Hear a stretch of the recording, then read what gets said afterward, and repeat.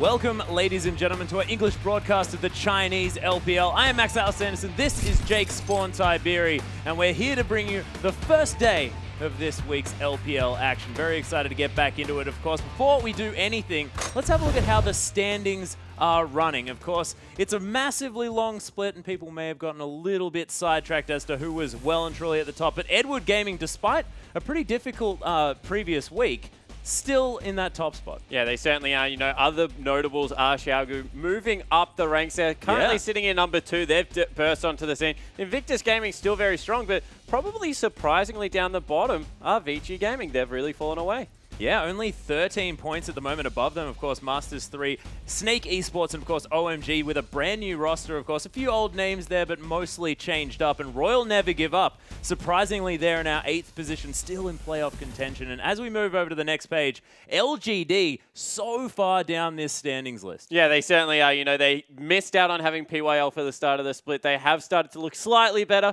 still running some crazy things, and we expect LGD to maybe tighten some screws and get back into it. Yeah, and of course, switching their icons there with Unlimited Potential, who are also looking relatively strong here coming into the LPL through that LSPL. But it's Xiaogu that I really want to talk about here, because these guys have really rocketed into the LPL, and it's a team that we weren't necessarily expecting fantastic things off, but Swift there from the jungle has been so strong. Yeah, Swift's been really great. Doinby has been fantastic. Even their bottom lane is incredibly versatile and does well with low resources. You know, they were a very team fight heavy team.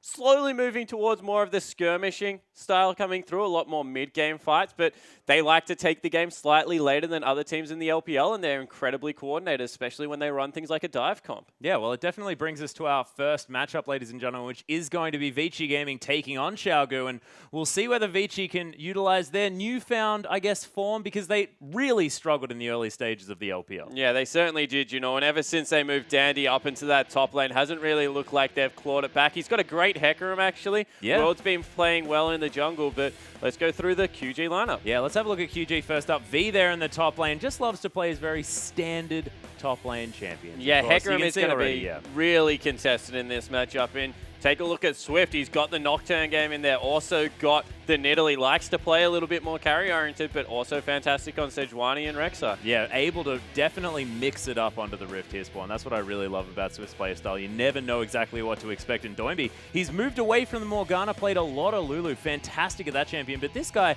his Victor is so aggressive. Yeah, Victor, Cassinan. The LeBlanc has been nerfed, which we have to hit on, and TNT, probably the person on the lineup that surprised me the most, able to be very versatile, plays a good Sivir. Tristana is the pick that you have to watch for, and teamed up with TCT, they're definitely a duo lane, and they're able to get a lot of work done without having to absorb the same amount of farms that other AD carries necessarily do. Yeah, and TNT always playing so incredibly aggressively, but they've really kept that synergy that they developed in earlier teams that they played together on. Of course, this is a duo lane that has been around for quite some time, of course. Spent a little bit of a hiatus away from each other, but they've come back together, and they're certainly looking strong. Yeah, Moore went over to NA.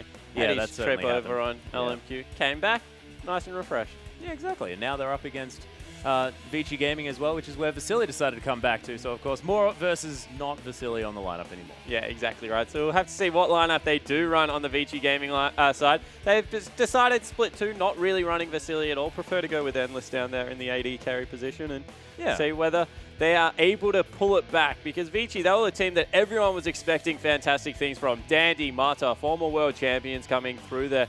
But without carry up there in the top lane, maybe they've been shaken a little bit. Yeah, potentially. But, I mean, Dandy does look fantastic there in the top lane. I mean, making the transition much like Insect did. Of course, hasn't been playing as much Yasuo there in the top lane, but certainly still looking strong. And Dandy's actually had a statement himself saying, look,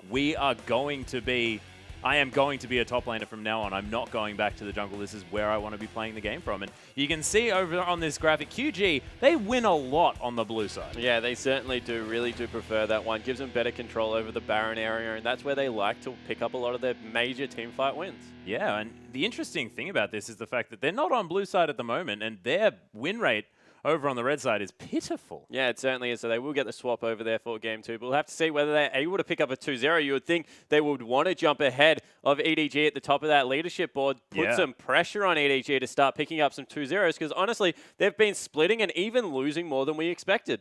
They certainly, I mean, losing 0-2 against World Elite especially, and this is a World Elite lineup that was looking a whole lot stronger. It wasn't based on the fact that EDG might have been falling behind necessarily, but that's definitely not going to weigh easily on the minds of our EDG EDG lineup. are falling behind. They dropped the deft winning streak. They even had a couple of wins on champions, losses that Koro hasn't lost on in a very long time. It nicely. No, they're not struggling, but, you know, 0-2 against UP, 0-2 against WE. They're both firmly towards the bottom of the ladder. Not great performances coming through.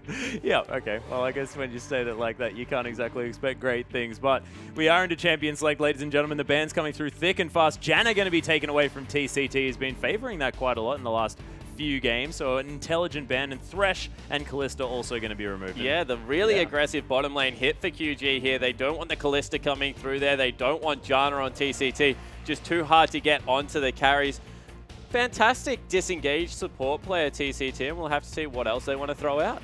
Yeah, well, of course, if he wants to stick to that disengage, Nami's still available, something like that, but we'll see what is going to come through. Dandy not looking at first picking that Hecarim. He's going to ban that away, and Hatong loses his Azir. I mean, Hatong, we can talk at length about this guy's Azir play and his play in the mid lane in general, but he is definitely fantastic on the Birdman. Yeah, he certainly is. You know, he likes Azir, he likes Victor at the moment. I think that will be the next thing to go. It is. So, in the end, going to see a new mid laner through from Hatong. Hasn't played much in the last couple of weeks apart from Victor Azir. Yeah, and leaving the jungle pool completely open for Swift and World 6. And I think that's intelligent from Vici. They know that Swift more than happy to pick up anything there in the jungle, so you may as well just leave all the bans out of there and make sure World 6 can get on something he's comfortable with. Yeah, so he's going to be either grab the Rek'Sai or the Gragas, and they seem to be the two big pickups that he likes to go with. But they go with a power pick first up. They've locked in Ryze. Escapes the ban list, and of course there are a lot of power picks at the moment, but as soon as you start sort of adding these targeted bans like the Janna, like the Victor and Azir here, you leave things like Ryze open. Yeah, exactly right. So you're going to have the lockdown CC in the top lane. See whether Dandy can make all that magic damage work, or maybe it's something they'll even look towards the mid. We've seen a little bit of mid Ryze, not as much as top lane. I think it is better up in top, but, you know, anything can happen. Yeah, well, when you've got the likes of Korn and especially Dade, in the mid lane, you expect Ryze to be heading over there, but some power picks as far as the bottom lane is concerned. Alistair and Sivir picked up for QG. Yeah, it's just such a good duo coming through there. A lot of engaged potential. They're both facilitators. We'll be able to get Doinby, V, and Swift into the team comp, and right now, looks like QG is setting up for another one of their dives. They like to play it. This is what they beat EDG with, able to get into Def's face and really shake him with a Nocturne pickup. Maybe they'll go for something similar. Well, Vici now considering some massive tanks over their side of the rift, and it is going to be Nautilus and Gragas locked in. So World 6 on a bit of a comfort pick here, wanting to make sure that he can move around the map early on. But Doinby now thinking about some assassin play, and QG really upping the ante as far as the aggression is concerned with the picks considered right now. Yeah, so we'll have to see whether they can make that big tanky front line work. That's what you generally see when you do lock in a mage top laner. You want to get your support nice and beefy there. Nautilus is one of the few that can fulfill that role, and looks very standard actually over on the side of QG if that is what they want to go with.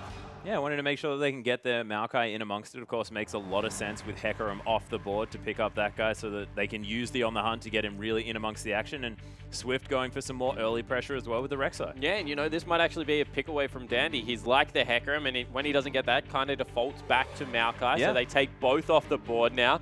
Have to see what Dandy pulls out. Things like, so he's probably going to be on the Ryze. Yeah, doesn't matter. Well, look, Tom could also play it, so I can understand you spitballing here a little bit. Yeah. You go for it. You know, there's no need to second guess yourself. Nah, Spot. I was going to say nah, but, you know, probably just going to pick a mid laner instead, you know. Yeah, I like the fact, okay, I'm not even going to go there as Marta is considering his final pick. Hatong looking to go with the LeBlanc here, but it is going to be looking at the Lulu, so still a bit undecided here. 2 seconds to go. Endless is going to lock away the Vayne, and it looks like Lulu in the mid lane here as well, so do they have enough protection for the Vayne, and is Dandy going to be that secondary carry that they need? Yeah, so they do have a little bit of peel coming through there. World's going to be able to keep him safe. Of course, Marta is going to be able to use that spammable E, peel back nicely with the Vayne, knock up a priority target. So, look, they've got some tools. They've also got Lulu, who's a great peeling mid laner, able to get the wild growth, the huge shields through. So I like what they've gone with here. Danny will be a legitimate second threat. Also means that they have to build majority MR early game because of Dandy and Hetong doing all that magic damage. They don't want to itemize just for the Vayne because everyone else will tear them apart. So a pretty well-balanced composition coming through from Vici. Yeah, that being said, over the other side, Xiaogu have actually locked in the Cassiopeia here for Doinby, so a lot of extra DPS for this lineup. And of course, moving that Snake Lady a whole lot faster with the On The Hunt is going to mean that this team's engage potential is going to be huge. Yeah, it's also going to be a rough lane for Lulu. Can't really trade against the Cassiopeia within poison range, so going to have to be careful there, Hetong. Once again, 2 damage threat coming out of QG. They are relying a lot on Sivir to get going, and then in the mid lane, Doinby has to have a good performance. Consistent damage, good engage, but we'll see whether they can make it work. Yeah, and we'll see whether they can get past the laning phase as well. Dandy here up with the Rise against the Maokai of V. We'll see how that lane goes. Whether or not we are going to get a swap is another question, as well as Gragas against Rek'Sai. Very standard jungle matchup coming into this game. We'll see whether they mix things up for the next one, but we want to talk about this mid lane, the Lulu versus the Cassiopeia. Yeah, and you know, Cassiopeia, it's kind of fallen away slightly just in favor of Victor and Azir being the 2 preferred control mages, but still does all of that damage, good sustain in the mid lane. Yeah, now we've got AoE versus single target Endless there, wanting to really tumble around the Rift, make sure he can get things happen and really scale into that late game, as well as Marta's trying to help him out on the Nautilus. 2 tanky supports now in Nautilus and the Alistar, and we'll see who's going to be able to come out ahead. And Alistar has just been such a massive threat on the Rift recently. Yeah, Nautilus is more of a peeling support. He does have some good catch potential with the hook and the ultimate coming through, whereas Alistar is just outright brute force engage. Like, he wants to get in there, mix it up, use his ultimate to live for a heck of a long time. You have to expend cooldowns to at least CC him up because he's relatively short on the cooldown for his Pulverize, so we'll have to see whether they're able to control what they're doing in the bottom lane. Yeah, that's exactly right, but let's waste no time, ladies and gentlemen. Let's get onto the Rift.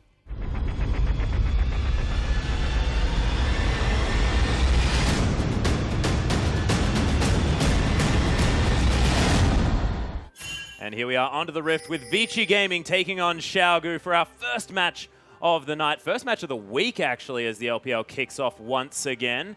TNT waiting on the bottom side, and it looks like we've got a 5-point defense system. No lane swap to come through for either side. Yeah, unless it's going to be blind, you know, they could just randomly guess to see if they can find it out. Vici probably want a lane swap at the start of the game, just so they don't have to deal with the fact that Sivir can push so hard. And then as soon as Endless gets 1 item, he would be very confident that he can take the Sivir in the duel. Vayne loves that matchup as soon as the Blade of the Ruined King comes through. Yeah, of course, the 1v1 definitely where Vayne is going to excel. Endless almost managing to kill that ward in the bottom side. And of course, 1 minute 20 seconds into this game, minions about to spawn. Looks like we are going to have standard lanes. Yeah, it certainly does. People taking a camp, going to be helping out World 6 on the red buff itself, it looks like. And Doinby, he's just chilling on a ward. Yep, hanging out there as well. They're setting something up here. Oh, no, he's not. Just going to wander over there. The dredge line lands, gets stunned up, and Doinby is going to flash, but it's not going to be enough. And Hetong nails the first blood. He might even be able to get back and pick up a Doran's ring. Actually decides not to, of course. The wave's already crashing there. It's already a great start. But he can just shove the wave as hard as possible, go back, get a free shot. Actually doesn't use the gold early. Wave will push into him slightly and just deny a little bit of farm away from Doinby. Yeah, and this is just a great start in a lane that you'd already illustrated was going to be tough here for Hetong. So already off to a good start of Vici. We'll see whether they can continue it as this game moves on. Yeah, that was just a really good catch coming through from Marta. I actually thought he would have to burn the flash if he wanted to secure the kill, but just wandered around the corner. Yeah.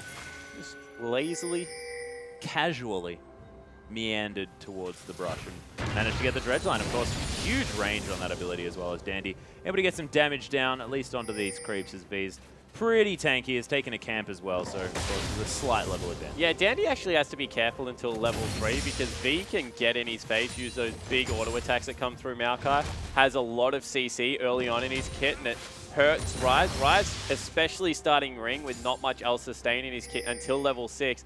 Needs to be careful till he has a point in every skill. From there, he just becomes that machine gun and is impossible to deal with. Yeah, and actually Dandy with 40 AP at level 2. A lot of ability perks.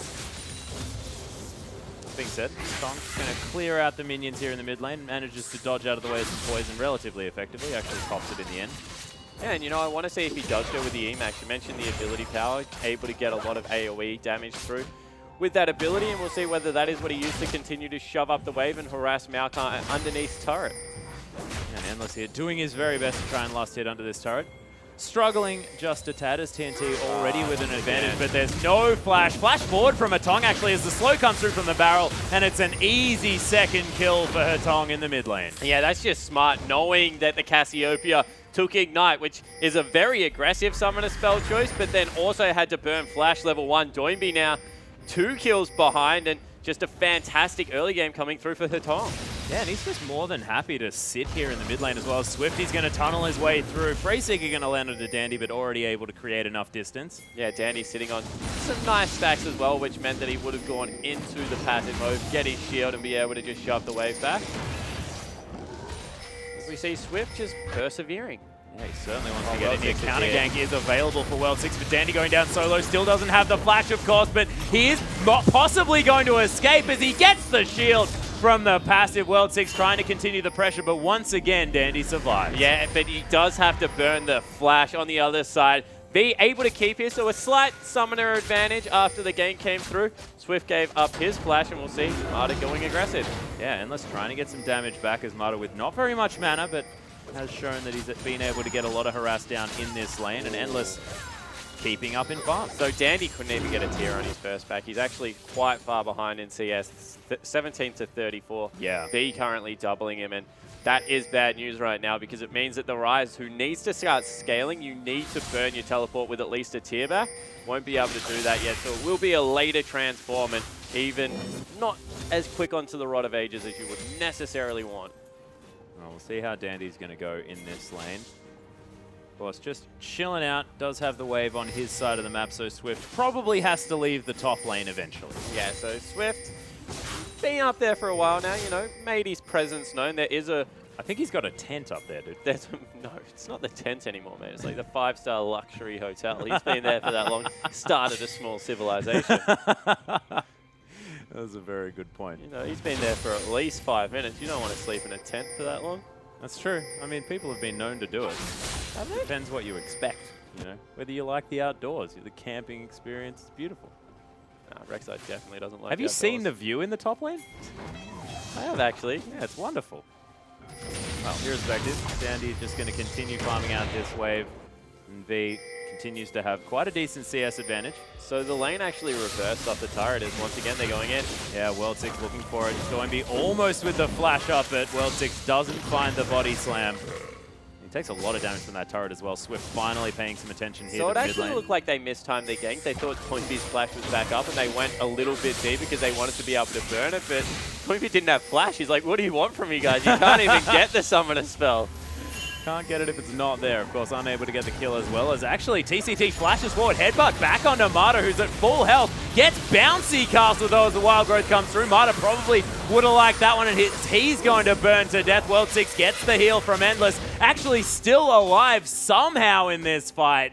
But Vici, they lose one, but they trade it for Swift. Yeah, trade 1 for 1, but a little bit better damage coming across onto the side of QG. They're skirmishing really well. Good catch coming out of TCT there, burning a summoner spell for the definite kill. And Mata had the wild growth, had the big shield, just wasn't tanky enough. Yeah, not quite able to get in amongst it as Hatong continues to try and fight Doinby here, but Doinby's still playing up very aggressively. Yeah, and in the top lane, you see both laners going incredibly low. V had some potions, also has some innate sustain in his kit. You see the ultimate was used from Danny. He's quite low in mana. Might have to go back and shop again. Yeah, well, hopefully he can pick up that tier as well at that stage, as he's farming under this turret very, very well. Actually, as I say, that misses a couple of creeps, but he will be fine. 7 CS now the lead for V, which is being closed off a little bit there by Danny. Yeah, it certainly has. The lane sat in his favor for a little bit. Will go back out to about the 15 CS mark, so still a good margin. Yeah, Swift actually picks up the blue buff as well, so Doinby not going to be able to grab that one. Actually very low on mana as well, so Vici mission successful there. Yeah, but World 6 is level 4 right now. He's had some good ganks, 3 of 3 kill participation, but generally you want to be level 5 on the way to level 6 at this point in the game. We'll be able to pick up his red buff, which will get him a little bit more experience, but needs to be careful that Swift doesn't get ahead of him, start counter jungling. Yeah, well, and it's true, and World 6, despite the fact that he is actually ahead in farm by just a little bit, still unable to pick up quite as much of that experience. Endless now just trying to zone away from these minions. This bottom lane from Vici, very aggressive. Yeah, Certainly is. You see Swift going a little bit low on his red. Probably burn the ultimate to get back into the jungle. And relatively equal game. Top lane has an advantage right now for VG Gaming, for QG, sorry, you'd have to say. And mid lane, definitely the focus area right now, you'd have to say, for VG. Yeah. World 6 given a lot of help to Hetong to see if he can get him going. Wow. Swift actually is able to take down those with crowds. death. Yeah. Most certainly is. Knows the limits of his champion, let's just say that. Mata hanging out on his pink ward, making sure that that's not going to fall down. And TNT's actually gone with an Avarice Blade, so recognizing that Endless probably has the advantaging item, just wants to stay relevant, farm up, has actually got a CS advantage, so the longer the lane goes equal or slightly in QG's favor, the better off it's going to be, because you shouldn't really be able to get away with Avarice Blade against a Vayne. Most definitely not. And I guess he just knows, TNT, that he's got a whole lot of extra wave clear as well. So I guess he can just kill the minions and move on. There is Dandy going to take a fair bit of damage here. Gets himself the shield back as he continues throwing out these spells. Look at the machine gun rise just smacking on V. There's the flash from World 6. Immediately gets it out of V. An aggressive play from Vici. Not going to find too much. Yeah, and all of a sudden the rise is has to go back, probably teleport back in. They're going to commit to it, but Rek'Sai is in the wings. Yeah, World 6 continues to tank this one up. There's the explosive cast because Dandy thinks that he's got the kill. Twisted advance from V is going to at least make himself sure that he's going to survive. Hetong, he's roaming around as well. They're going for the dive, and we'll see whether he manages to land the Glitterlance. There's the flash with the help picks, but he's not enough. Glitterlance comes through as well. They can't find the barrels. Mata pays himself a visit, gets the ignite onto V, but he may actually sacrifice himself. He does. They trade 1 for 1, but that's so many resources spent by Vici. Yeah, and just everyone in the top lane. That was 4 out of 5 members. They heard about Swift's resort. Yeah, TNT, yeah, they wanted to visit. Checked out really quickly because Swift, you know, he put his foot down. But that was really good for QG because, you know, they traded equally. Their jungler got the kill there. And they also got way more free farm, once again, onto an Avarice Blade Sivir. So yeah, somehow working out here as Hetong sort of pays tactic for it. Yeah, out of VG. Most certainly. 100% kill participation though for this Lulu at this stage of the game, so things going great for Hetong. We'll see whether he can transition. Of course, we've been seeing a lot of different sort of Lulu play with the fact that you can go a little bit more aggressive on what we normally associate with a utility type champion there in the mid lane. So we'll see whether Hetong's able to do that, pick up the likes of a, you know, Lich Bane or something exciting like that. Yeah, Lich Bane's a really good third item coming through on Lulu. Generally, you want to get as much AP as possible, however. Make sure you get some cooldown reduction, grab the boots as well, grab the death cap to just scale so well with both offensive and defensive spells. Makes you a lot more utility focused, but also better in the late game. Yeah, also powers up your Glitterlance, and of course that health picks as well, so you do a bit more burst damage, but you're exactly right, more health on that wild growth is a big deal. As Dandy, he doesn't have flash up anymore, but World 6 finds his way in here. Dandy actually using that shield very, very effectively. There's the explosive cast, immediately removing Swift from the map as Mata, of course he's here, gets the staggering blows, and V slowed down to high heaven, CC'd for days, and Vici, they pick up 2 kills. Yeah, they would love them to be going over to Dandy right now, but World 6 able to grab another double for himself. 5 out of 6 kill participation right now, and this is a problem with Ryze being on the map. You have to camp him because you know he's going to scale up well, but then when you do camp him, he's relatively tanky at this point in the game and just does a heck of a lot of damage.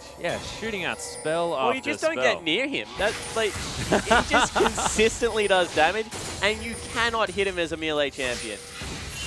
I certainly can't, even if you're untargetable on the way there. So you know that there's something wrong. Of course, turret is going to fall on the bottom side of the map, though. Endless sacrificed a little bit here, and it's made to show in the farm. 30 CS the advantage now for TNT. Yeah, he's been well and truly thrown under a bus in the bottom lane, Endless. Yeah. No one really being around to help him out. TCT just being that big zoning presence, of course, with Alistar. So easy to dive, and really has been made to pay for Mata roaming top lane a lot. Yeah, Mata is going to make his way down towards the bottom side. We'll see whether sort of the extra kill participation is going to help him out as far as those statistics that's going to help Endless in lane. But TCT possibly going to be heading back to base. Actually decides to cancel that recall, and we are going to have a 2v2. Swift going to pay a visit to the bottom side as well. Yeah, Swift coming in, just walked over a ward. Actually will back out as the whole lineup from Vici rotating very well as a unit. And this is bad for QG. We mentioned the fact that they like to skirmish a little bit more. Every skirmish right now, Vici is just responding to as a 4-man pack, leaving one member to farm a lane, either Dandy or Endless, and then everyone else is on their bike helping them out. Yeah, well, you can see the fact that Vici, they are up in the kills, but the goal's very, very even at this stage, considering the fact that QG managed to get that bottom lane tower. Doinby still doing well in this lane, actually manages to actually get ahead in that farm. So it's a big deal considering the fact that he died twice in lane very early on. Yeah, but Hetong was roaming top, trying to get Dandy going, really playing a selfless game of League of Legends. So you understand why Doinby, who's just sat there and farmed really the entirety of the game, able to get back in. Right now, Lulu's still a little bit more effective, has got the completed Morellos just against the tier and the cape coming through for Doinby, and he'll continue to scale into the late game, just needs to make sure that he's farming. In fact, the whole of QG, that's really what they're about right now. Looking to try and get to that point where they can use the On the Hunt to start these fights in their favor. We'll see whether Vici have got an answer for it in the late game. Of course, having Hetong on this Lulu really going to help facilitate possibly Dandy or even Endless when they're going towards these fights. The hyper scaling from these two carries is huge. Yeah, and all of a sudden they've moved the Sivir up into the top lane. Want to see if they can start denying Dandy some resources, because he's really got cracking on the rise. Well and truly through his tower drop as TCT gets chumped. You might even need to use the ultimate here. It's Hetong. Oh, Mata doesn't quite find the dredge line. Of course, trying to get it past those minions was a little bit difficult. Vici are going to have a lot of pressure here in the mid lane, despite Hetong missing that. Yeah, and they might even be able to pick up the first dragon of the game. No teleport on TNT, of course. He's the AD carry, so they're going to just move in, pick this one up for free. Yeah, a bit weird that TNT didn't take the teleport there on the AD carry, but not going to be happening this time around. That was, of course, a sarcasm, ladies and gentlemen, as this dragon is going to be falling low, and they are going to trade it for that top lane out of turret. So QG probably happy with the gold advantage that they'll gain. Yeah, if they can push in there, the ultimate's still available on Rise, able to shove that lane back relatively effectively. Now goes back, and they're going to be able to trade a turret in the bottom lane for the turret in the top. So I would say in favor of Vici overall. Yeah, still able to get the trade as Mata and Endless just clearing up the minions here. So that tower is going to fall down, zoning VOA as well. Yeah, in the end, TNT doesn't think he can take the Rise right now. Still sitting on the Avarice Blade. Hasn't finished up the Infinity Edge, and just honestly, better movement right now coming out of Vici Gaming. The proactive team winning out in the objective. Yeah, making sure that they're moving around as a unit. Of course, they sacrificed a little bit of what they were trying to do as far as getting around the map, so they lost out on some farm, but really has been gained back here by the Vici Gaming squad as we move towards the mid game. Yeah, and a little bit more prioritization going towards the top lane for Vici. So really, they've just traded farm. Dandy's been able to get back. You remember, he was 17 to 34 CS at the start of the game from the camp that came through from Swift. So Endless has fallen behind as a little bit of payback for Dandy being able to get ahead of V. And right now, there's no one that can go near Dandy, so you understand why they prioritize that really obnoxious Rise in the early game. Yeah, it's just throwing out Q after Q here.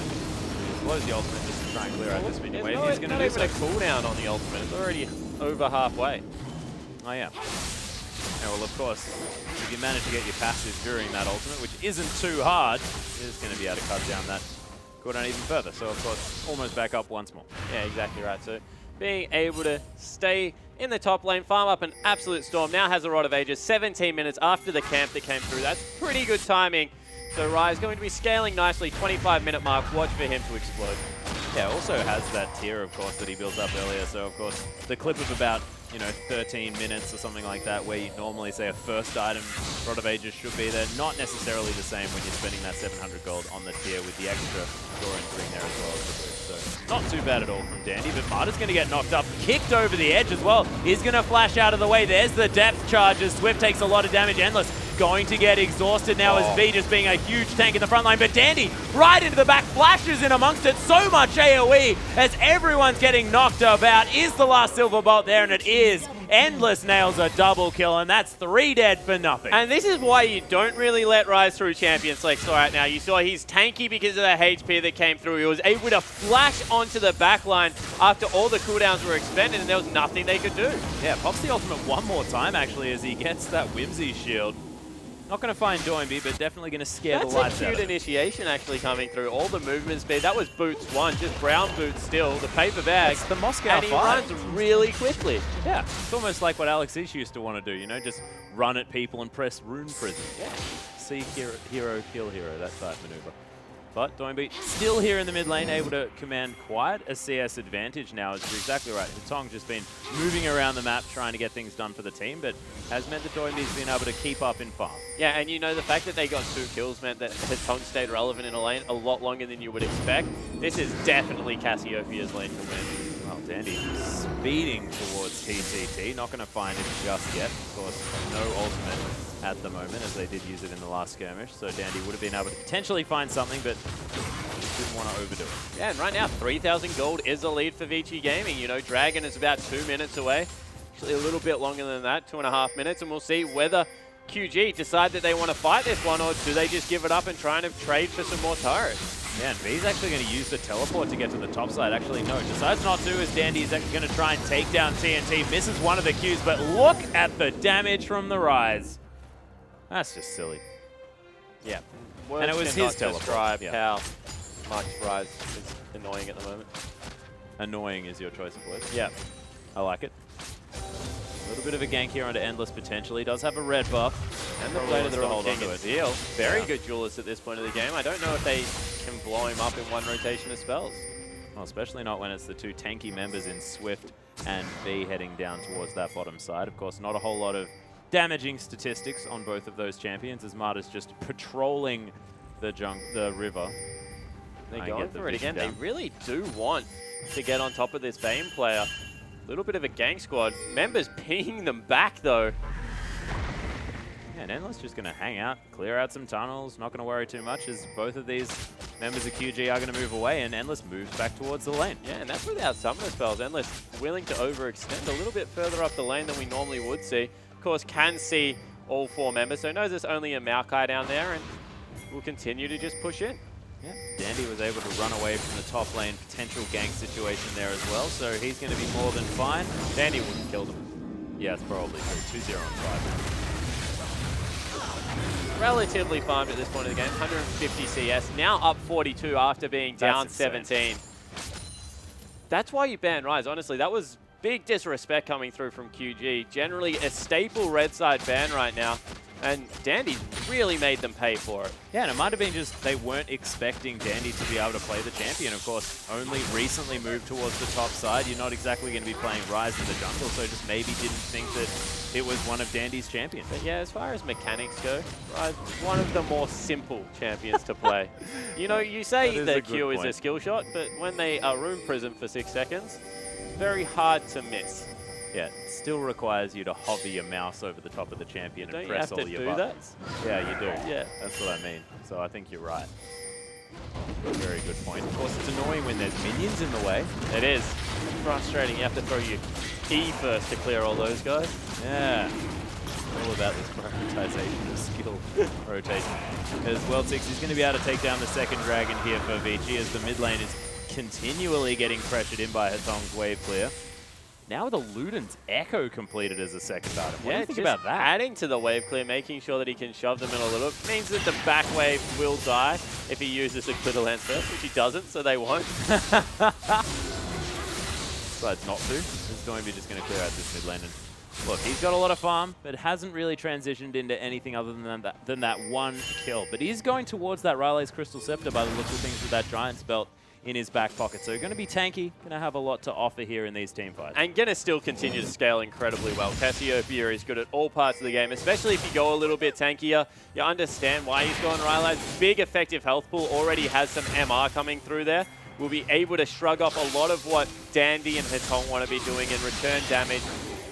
We talk about how Rise is a machine gun. If Doinby's able to keep the poison up, we'll be able to dish out very comparable damage. Yeah, and Hatong's actually taken the Ignite here as well, so no cleanse to get rid of that in any situation like that. And it sort of makes sense as far as how Hatong's been playing this lane, because he hasn't stayed there in order to get 1v1. Yeah, exactly right. He's been roaming around, never really in range of that Cryptic Gaze, means that he doesn't really need it in the laning phase.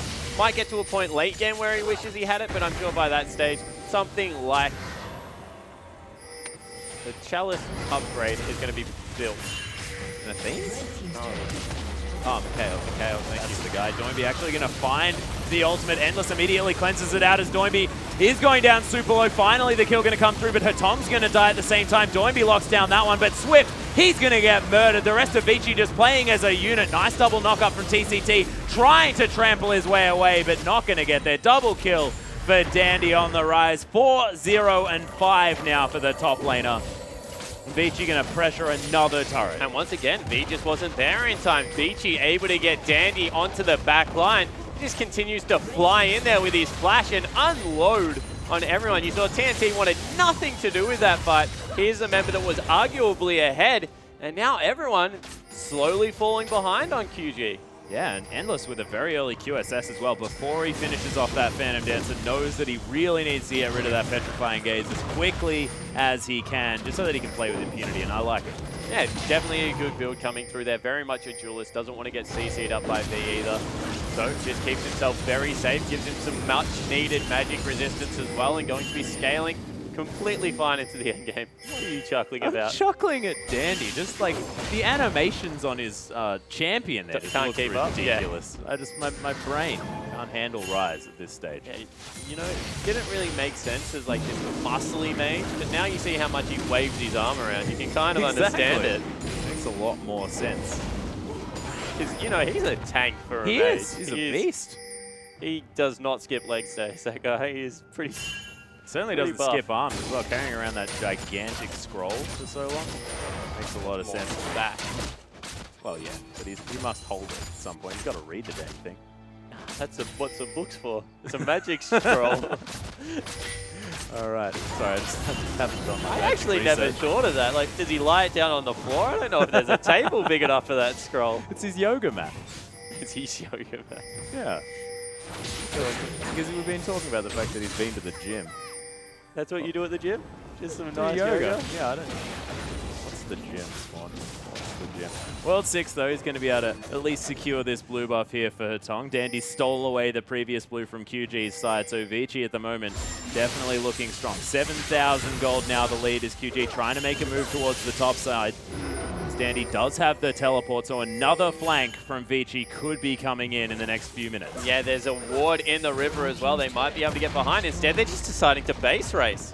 Yeah, well, Hetong split pushing in the mid lane, split pushing the bottom side for Dandy as well, and they can sacrifice. That was an outer turret, so they're not going to get towards the inhibitor in the next little while, but now pushing ahead very quickly. Doinby with a lot of wave clear, TNT as well, offering a lot of damage to these turrets.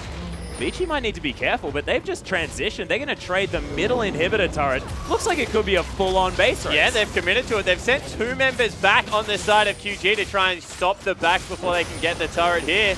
That will get 1 for 1. Probably a good trade for QG. Well, inhibitor does fall down in the mid lane. Inhibitor not quite able to die just yet as QG. They're trying to take this one down, but Dandy, even with the home guards, unable to get in there in time, and that's a trade. And, you know, fair trade coming through. All of a sudden, Baron the real objective, and they're collapsing very hard.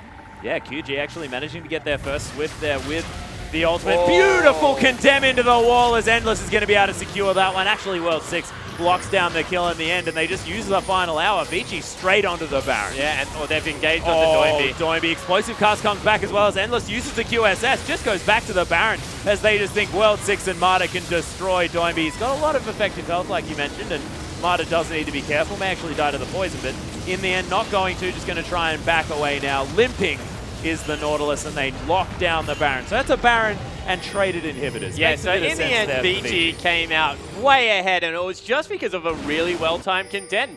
Knocked Swift out of his tunnel, was held until he chose to go through and caught him on the wrong side, able to blow him up, and Doinby followed very quickly. This isn't the coordinated effort we're used to seeing out of Swift and Doinby as well. Have been caught out a lot this game. 9 of the 15 kills between jungle and mid lane. And this might talk to the other teams as well about QG and how you're going to effectively remove their strategies, because a lot it looks like it's about Doinby not having the same level of impact this game, and it has a lot to do with the fact that he got camped early and figured out that he needed to sit in that lane and not move around and help the team. And you know, we talk about his assassin play all the time, the Cassid and the long coming through from Doinby. Picks up Lulu here to Hetong, and you can't really play assassin into it. Very hard to roam because you get shoved in all the time, and there's no kill potential because of the wild growth. Yeah, so it might have been just Vici knowing exactly how to play against this team, but on the other hand, they're also just grouping as a team beautifully. Dandy transitioning to this top lane role so fantastically as well. 4-0-5 on the rise.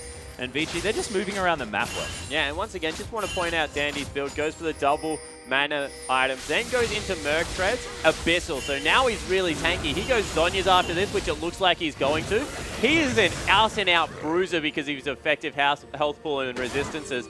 Not the old super tank rise with the Frozen Heart Banshee's Veil coming through, but like this pseudo, more think like Aurelia when she's got 2 items, stays in the back line, very, very tanky, able to trade effectively with HP, as well as the Spell Vamp that comes through. I'm going to call it Life Steal, it isn't. It's Spell Vamp. You still steal life. I like it. They're okay, but it is, of course, Spell Vamp. QG trying to defend this mid lane where the Super Creeps are heading forward. Dandy just happily clearing out this top lane, and looks like those Super Creeps aren't going to get anywhere near this tower, just especially considering the fact that that was another ultimate use. It's already almost off cooldown. Yeah, it's just no cooldown whatsoever in the late game. Really only gated by mana and the ability to regen it here. And Dandy, he's got teleport. They've got the Baron minions pushing against the Super Creeps, so smart tactic to try and shove in the top side of the map. Yeah, and he uses it again. Next wave. It's up every wave. Yep. It's up twice that way.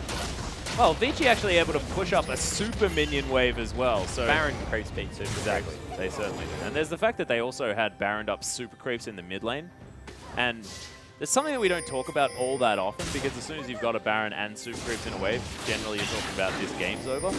But the extra attack speed on those super minions is gigantic. Yeah, it certainly is. They plow through the minion wave, make sure they're always pushing into the base. Another blue buff stolen away here by VG Gaming. 10,000 gold at 30 minutes. This has been a clinic, honestly, put on since the early game, because they were able to catch Doinby out. That's how this all started. Swift chose to camp top lane, and ever since then, VG's just made them pay. Yeah, and the camp onto Dandy just flat out didn't work. Well, Marta came up, so he legitimately swung that camp by himself by just sacrificing Endless, who has had an pretty decent game, 3-0 on 5, being the beneficiary of a lot of these later team fights. Is still down in CS and doesn't really seem to care.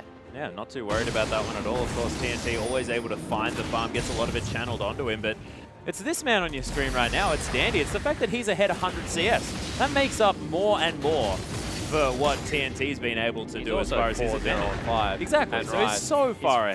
5,000 gold of their 10,000 gold advantage. Yeah, okay, that's a good point. So it's a little bit further than I otherwise anticipated. Words cannot describe how much that champion should have been banned. Well, maybe QG will realize for next time. Oh, no, that blue side V might get a shot at it. That might actually explain why QG have such a massive blue side victory rate as opposed to the red. So this is the only time in recent memory where they got very hardly rise. Yeah, severely rise. Not a great thing here as the Tongs is going to keep clearing out this minion wave. Inhibitors are going to respawn as Dandy has actually cleared out the final super minion wave. Now TCT going to get caught by a dredge line there, but actually going to knock up Marta just for a little bit. Half health now onto the cow. Does have the unbreakable will though, so potentially still engage something and utilize that 70% damage reduction. But Vici just moving into the base, take down half the health of the inhibitor. Yeah, right now QG do not want to fight. You know, they're going to have to deal with all this dive coming through. You can see Dandy already stacked it up. He's the one with the whimsy on him. It's not even Endless. Well, they just know that they can make this Rise run towards any member of QG and blow them up. Yeah, it's just so intimidating coming through there with Wild Growth. All the flat resistance he's been able to pick up does a lot of work. Here they go. Yeah, Marta with the whimsy now. Depth charge onto Doinby. Uses the Petrifying Gaze only onto World 6 though, as the explosive cast is going to knock TCT towards him. Max range dredge line. And Marta are able to start off this fight, but he might die for it. Actually, first death is going to be Marta as Dandy going down very low. Wild Growth onto the rise, but they're trying to focus him down. He is going to die. Doinby now going to follow as well as Endless getting taken down so low. The target prioritization from this QG lineup is huge as TNT still alive. Hatong does manage to take him down, and in the end, Vici just with a huge minion wave. The super creeps have found their way in. I thought QG could do that, but they don't manage to by the shred of their team. Yeah, they ran out of damage dealers in the end, and Hetong was just able to continue to get it done. You know, he's still a legitimate threat with that Luden's Echo. So they were able to get Dandy, then they moved on to Endless in very quick fashion, but they forgot about Hetong. And 3 threat versus 2 threat, the 3 threat wins out. Yeah, well, it's the fact that QG were able to actually manage to make a good thing out of a fight that looked like it was going to go entirely Vinci's way. I am impressed by how they played that one out, considering the fact that this game is still going. 10,000 gold behind, able to repel the, I guess, base invasion that came through there. Do lose out in the inhibitor in the end. Super Creep's going to be streaming into the base for longer, but maybe put another 3-4 minutes onto this game. Yeah, and of course, first death for Dandy there as well. Still on 11,000 gold lead, so like we were talking about, still definitely massive here for Vici. Waiting for their 4th dragon in 20 seconds. We'll see whether they are going to lock that one down. Of course, Endless in the area. He would easily be able to solo that one out. Hotong doesn't quite find the Glitter Lance. Marta's looking for a potential engagement. Yeah, TCT did the old I'm not going to move. Yeah. Juke by not juking. Beautiful. Dandy split pushing on the bottom side of the map, does have the teleport. Baron is up now as well as Hotong finds another Glitter Lance. TCT does need to be a bit careful.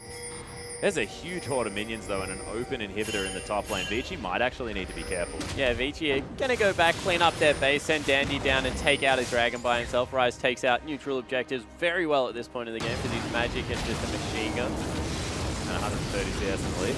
We need to stop talking about Dandy because, yes, he's ahead. Let's just leave it at that. I was talking about his neutral control. No, I was talking about me. I was about to just go on another rant about Dandy being ahead. No, not really necessary. It's probably just mean to V as Dandy's able to lock down that dragon. 4th now available. 6 minutes until that 5th dragon. Win conditions available for Vici, but I don't know whether they'll need it.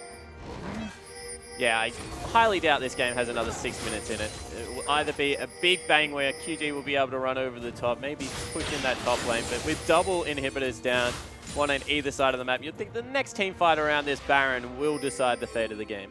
Now, cute little ward is going to spot Hotong out there, looking to try and start off this Baron. Lots of members around this area as Dandy does have the home guards waiting for a potential teleport. Marta's setting up position. Does land the dredge line onto Swift. He's very tanky though, tunnels his way out, so Vici continue to try and find a fight. There's the Whimsy onto World 6. They're looking to try and start this one off. There's the teleport in from V. Doimby looking for a petrifying gaze. Could be a possible one. That's a huge one as Endless is just going to QSS it. TCT is going to fall down as Endless just as an afterthought takes him down, and look at him right in amongst this fight, tumbling aggressively. He's going to take down TNT, and this could be the end of the QG lineup. Dandy locks down V. Doimby manages to get through a base gate, but he's one of 2 QG members still alive, and that's the last of his mana down. Marta looking to get in there. There's the dredge line. Staggering blow is going to land it. World 6 locks down the kill with a barrel. Dandy finds his way in as well as, whoop, the E not going to quite take down Swift, but he's the last man here. And the Nexus turret's now going to fall. Yeah, Nexus is going to be exposed. Game will be over, and Vici Gaming able to steal one against QG. Yeah, QG looking fantastic this split, but not so much this game. Vici really putting on, like you said, a clinic against this team. And we were talking about Vici finding their stride, finding their footing heading into this last week of the LPL, certainly continuing. Yeah, certainly, and 2 things really stood out to me there. Letting Rise through a champion select on the current patch is such a strong pick, and then not respecting the fact that World 6 prioritizes Gragas over everything. Really likes to play that jungle. They had the chance to pick it away, went for the Rek'Sai instead. World 6, 6-0-17, I think, or something in the end of the game. Played phenomenally. Yeah, had a fantastic performance. And the fact that he was up there for the 3rd, I think, counter gank onto Dandy really turned that whole game around. Marta paid a visit as well. Things really working out. It was fantastic. Fantastically done here by Vici. We'll see whether they can continue that on into the next game because, of course, switching the sides could be a big deal. Yeah, it certainly could. You'd think that they really would approach the next champion select completely anew, try and go for a different strategy because right now, V, who was a very good top laner, couldn't get onto something like FLICKR, and then Dandy really did have the run of the lane after about the 10-minute mark. Yeah, Dandy just looked so incredibly strong. We'll see whether he can continue that performance over into the next game as we are going to have a short break, but we'll be back for Game 2 between Vici and Xiaobu very soon.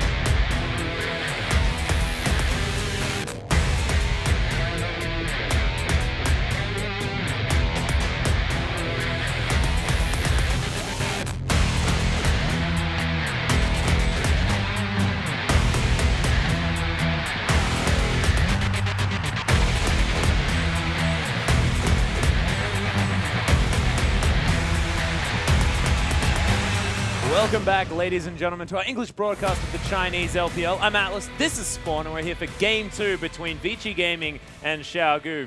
Vici Gaming really just putting on a clinic in that first one. Massive performance from those guys, but I have a feeling that Xiaogu probably would have preferred to ban that Rise. Yeah, it certainly was something that went against them, but at the start of the game, they were able to catch Doinby out, then revisit the lane for a couple of kills early. You know, that got Hutong going. From there, Swift really chose to camp out Dandy in the top lane, and didn't really work out. They got a couple of good things rolling. You know, they forced him back early before he could get a tier there in the top lane. It looked like V was going to build this insurmountable lead, but World 6 and Mata showed up in 4. So, you know, there were a few comical dives thrown in there for good measure, but the end result was this huge Rise that was able to take over the mid and late game and just destroy everything. Yeah, had a massive 140 CS lead towards the end there. There just wasn't anything that V could do. And Dandy, as soon as he was in a lane, you needed about 5 people to get him out of it. Yeah, exactly right. And, you know, V, he played the early game relatively well, had better, I guess, he was tankier, but he just wasn't able to do the things that Dandy was doing, flashing up the back lines, catching people out. He just played with reckless abandon because he had this Lulu behind him that was speeding him up, making him really tall and giving him a shield. Yeah, exactly. So much health under the Rise of the Wild Growth. And, of course, a lot of members being sacrificed on the side of Vici just to make sure that Dandy could carry them through the team fights. It made a whole lot of sense. But let's have a look at who managed to pick up the MVP. It was World 6, 7-0-14. Carried them through the early game. And Spawn celebrating here. He's the one that called it. Yeah, so called that one. World 6 had a great game, revisiting gank onto Doinby, got the mid lane in their favor. Then the counter ganks that were coming through in the top lane, making sure that Dandy was always going to be protected. You know, it's easy to look at the flashy members on the lineup, say, oh, Vayne had a great late game, Dandy was doing all this damage, but you have to take stock and figure out how they got there, and World 6 on Gragas performed really well. Yeah, he was the man that managed to make it happen, and look, this is a guy that's been on the lineup only for a short amount of time, taking Dandy's position in the jungle as well, and really looking fantastic, which is hard to do when you got those type of shoes to fill. He's looked fantastic on Gragas. Like, yeah, that's what he's looked fantastic He got Gragas. He got Gragas. Fantastic. He had a very good game, you know, but I think that this time around, QG will really make him play something else. Well, they're going to have to switch up all of their bans heading into this one. No, not necessarily. You know, I still think Rise is a red side ban. I'm sure V or Doinby can take it in top or mid. All they have to do is ban away the Gragas and just give up one of the others. Well, we'll see what that one's going to be. Of course, I believe last time round there was a bit of a ban away of Azir and, of course, Hutong's Victor there in the mid lane. So, of course, we'll see whether that is going to change. Is the Thresh ban all that necessary as well? Yeah, Mata had a relatively good game still on the Nautilus coming through there. Thresh is by far away, like, his legacy champion. Yeah, well, he's very good at it. So he's got his own skin on the champion. He certainly does. I guess that means you're kind of good on it. Yeah, it must mean something about that. I don't know. Pinnacle of worlds? I can't remember. But yeah, so he's a very good Thresh player, so I think it is a worthwhile ban is what I'm trying to say. Yeah, so saying that the MVP of Worlds probably should have a ban thrown at him. Probably. Maybe. That sort of makes a little bit of sense there. But as we move into this next game, we'll see whether Xiaogu can turn it around and at least pick up 1 point for themselves. But the massive thing here is whether Vici can grab the 3 points because they're sort of sitting towards the lower end of the standings here. They're really looking to try and make a triumphant go at getting towards the top end, and you need to start getting the 2-0s. Yeah, you definitely do. You know, one of the points goes somewhere. If you split, it's just not a good situation for either team.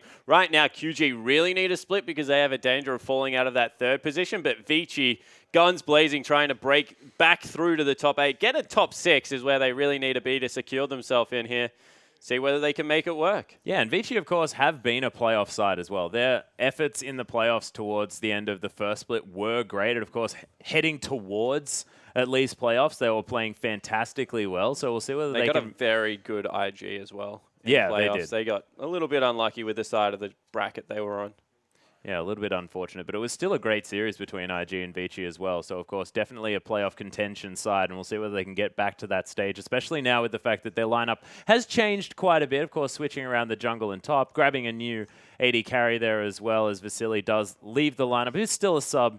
Haven't seen him play just yet, though, as Endless has firmly sat into that role. Yeah, and Endless, you know, had a very good last game. Played safe, didn't die, was getting 2v1'd a lot. Mata, obviously, put out the command that he was going to be everywhere else on the map but next to his Vayne, who is a good 1v1 duelist, but always was against 2 people. Yeah, not exactly the best 1v2, especially when one of them's an Alistair. doesn't really help you out all that much. But at the moment, the bans coming through very similar. Thresh and Azir being taken away from QG, and it is going to be the Hecarim and Kalista. So far, no change-ups. Yeah, and you know, QG, they paused on the last one because they're like, oh, are they going to ban Ryze? Like, we actually don't know now. Yeah, well, do they just hover over the Ryze? Ryze? Yeah, V, can you please play that Ryze? I really need this one to happen. And we'll see whether it is going to be the Ryze. Could be the Gragas here as well from QG to make a lot of sense. As you mentioned, an MVP performance from World 6 definitely deserves a ban of that Gragas because, look, you may not be able to get an MVP performance on a different champion. Yeah, it definitely is his best champion right now, and it is the Ryze that they take away. Whoa, so no confidence in playing it themselves. Ban that one out. Yeah, and we'll see what Vici decide to ban away. Is it a throwaway ban time? Do they try and make sure that they can get as many power picks on the red side as possible, or do they try and get rid of something high priority here, possibly aimed at Doinby? Yeah, there's just so many good picks right now that you can't really afford throwaways. Victor is taken away. Yeah, Doinby's played it a lot lately. You know, Azir, Victor, they were happy forcing Doinby on a different control mage and taking the Lulu themselves. You would think they will try and do something similar. Well, no Azir to be picked up first up here, and of course no Ryze, so we'll see what QG decide to grab. Of course, one of the bans was that Janna towards TCT, so we'll see whether TCT is going to be able to pick that one up first, but I wouldn't be surprised if it was the Gragas here for QG. Yeah, I'm really expecting Gragas to come through as the first pick, but Maokai, once again the hover. Interesting. It looks like the Janna's being considered as well. That is going to be picked away first. We did suggest it. I'm not exactly sure whether I was all that serious about that particular first pick. We'll see how it goes, as Sivir is now going to be potentially locked in for Endless as well as World 6. No-brainer here to pick up the Gragas. Yeah, it certainly is. You know, World just had a great game on it.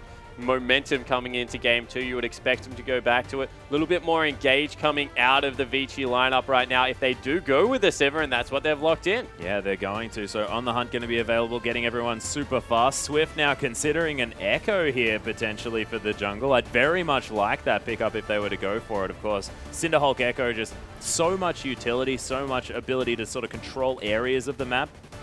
It's actually Doinby considering a Maokai as well for V. You know, probably going to be the jungle Echo coming through, the Gecko. Gecko? Yeah. Gecko, oh wow.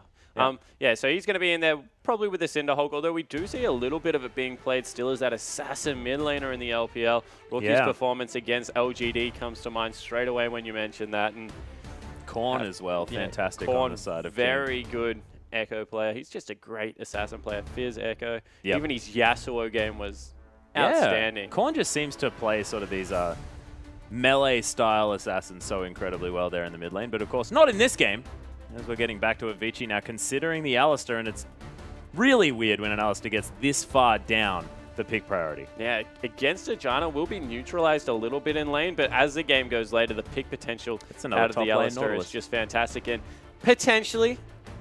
Where else is it going to go? I have no idea. I just don't like talking about top lane Nautilus, so I'm going to ignore it for now. Right, got it. It could be just the double bruiser bot lane. Double bruiser bot lane, mid Sivir. Yeah, I like it.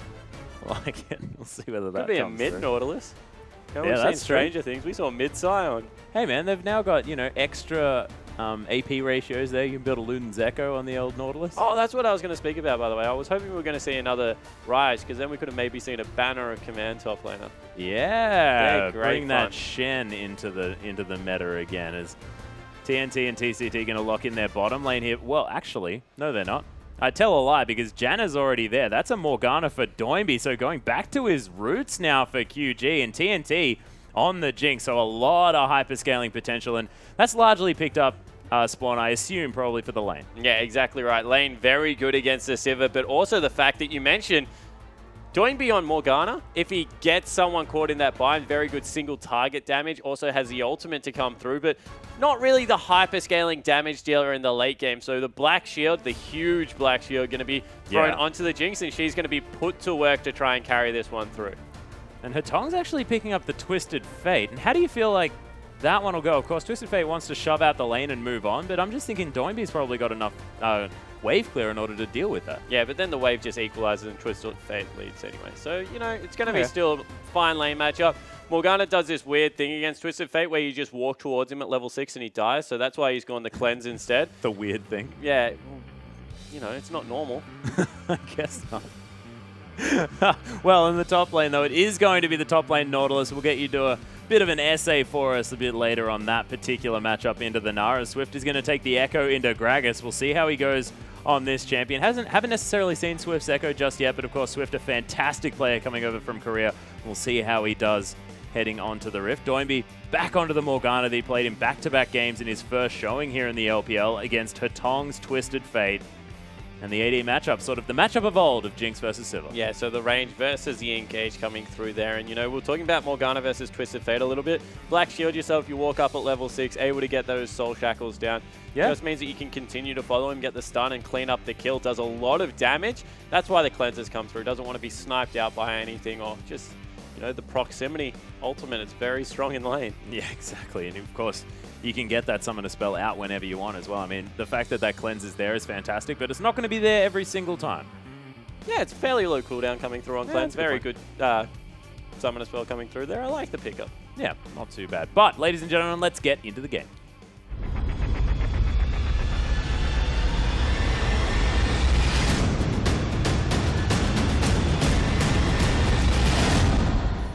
And here we are, ladies and gentlemen, QG taking on Vici for our second game of the day. Of course, QG looking to try and pick up a victory against the Vici squad that have looked fantastic. Twisted Fate. Hatong looks glorious. He does. Actually, one of my personal favorite skins, apart from Pax TF. Have you got that one, Spawn? Pax, yeah. All right, cool. I actually thought that that was one that you were salty over. I apologize. Was trying to bait you, and you'd already had it anyway, so we're absolutely fine. 5-man stack of Vici Gaming heading towards the top side of this map. Not going to find anyone here from QG, but they are going to get a lot of deep vision down, scoping out that lane swap. Yeah, my salty skin for a while, guys, was Pax Jax. Big Jax player, and I never had it. Didn't you? Wow, I had that one. Thank you.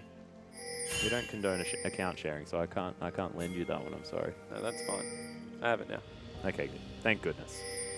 Well, QG are going to answer these lane swap wards. They're going to be able to get the deepest one here. Although V, a little bit later. Oh, doesn't find them either.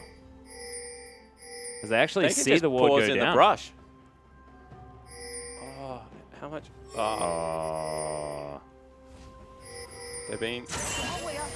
Oh, there's a parallel convergence, actually. Might get the double stun. No, not going to find either of them, as they may have come out a little bit too soon. Swift actually forced a flash. I'm not sure whether he was actually forced, as World 6 actually was coming around. There's a 3-man knockback from the body slam. Swift gets exhausted as well as Hatong. They're trying to turn on him. He's going to flash out of the way as Swift still trying to run as World 6 gets the body slam. First blood for the jungler. He now tries to escape as the Dark Binding lands. They will be able to answer this kill, and that's onto TNT, so possibly a big deal for QG trading those kills. Yeah, so QG able to get it done.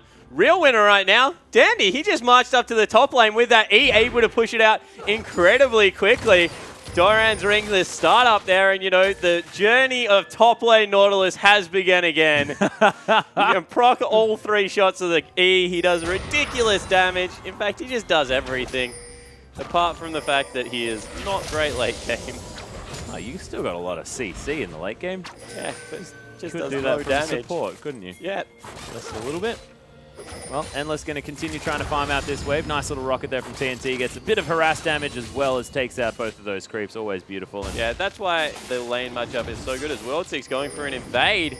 Yeah, Swift's already smoked. Yeah, he's in trouble here. Parallel Convergence looking to try and pick up a stun as World 6 is going to get stunned for it. Swift makes his way around, grabs the red buff, but World 6 thinks it's probably a free one for me as Marta comes through, does get a pulverize onto TCT. Well. He may be in trouble. Headbutted back as Endless gets the boomerang. TCT forced to walk over it, did still have the flash.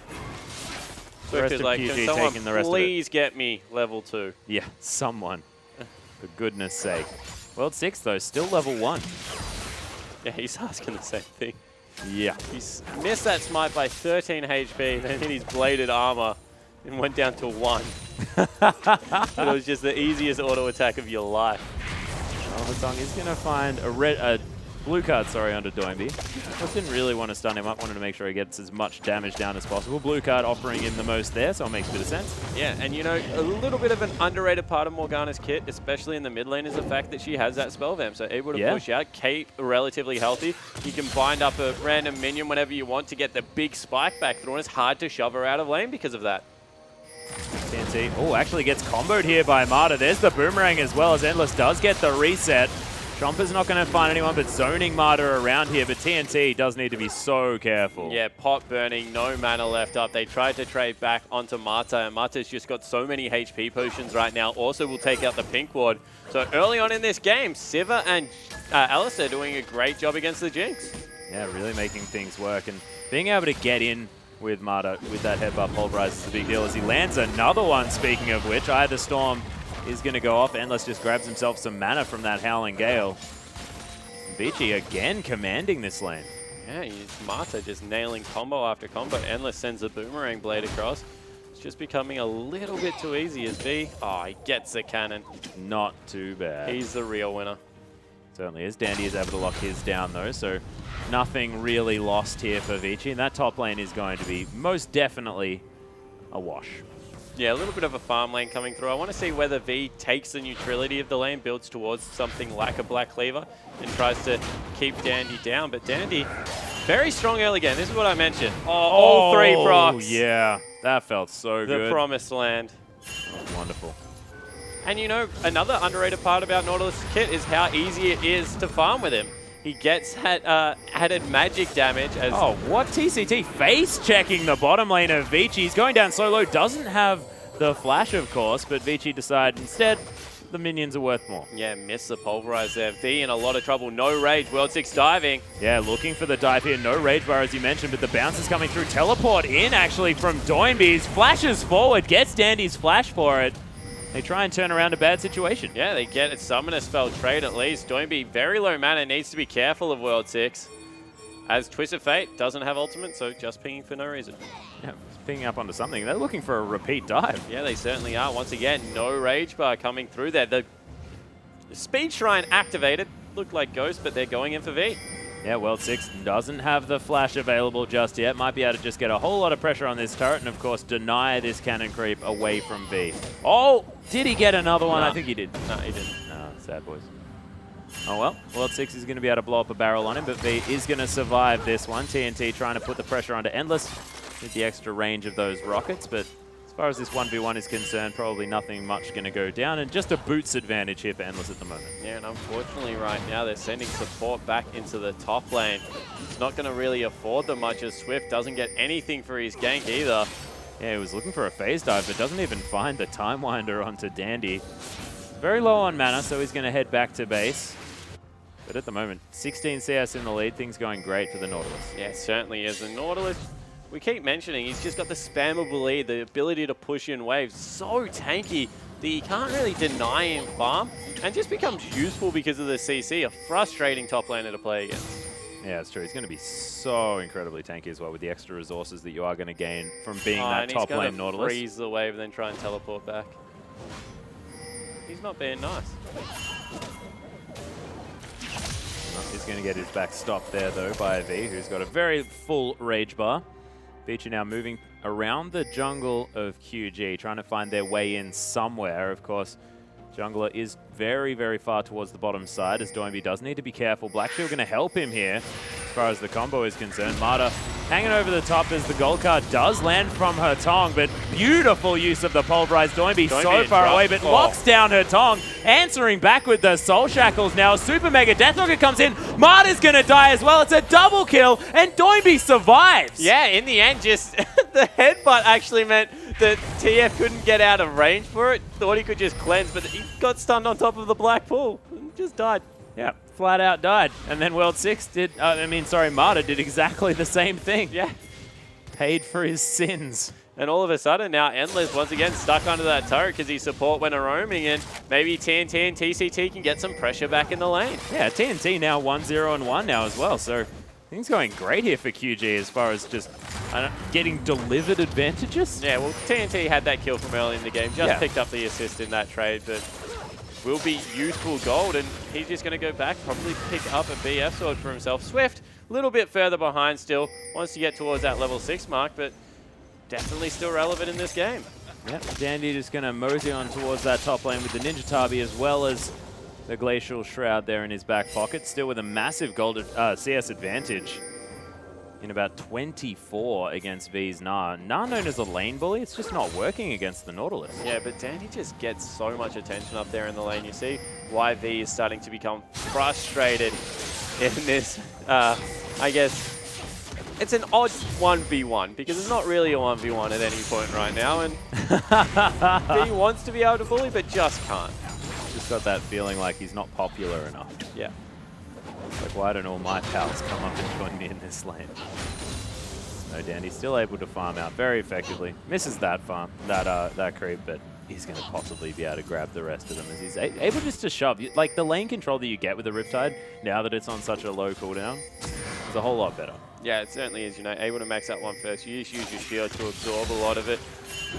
Has a good zap, spots out World 6 in the bottom lane, and a little bit more of a lull coming through here. With that double kill, QG got back a lot of the momentum. They most certainly did. Of course, Vici a little bit more hesitant to make a whole lot of these aggressive plays after that went so horribly wrong. And it's hard to dive a Morgana, but it's also hard to gank her. What really with the black smart shield, play coming else. through here from Vici Gaming. Recognize that Morgana getting the blue handed off, automatically go towards the dragon. We talk about those cooldowns coinciding much too often, especially on the blue side of the map, and nothing QG can do about it.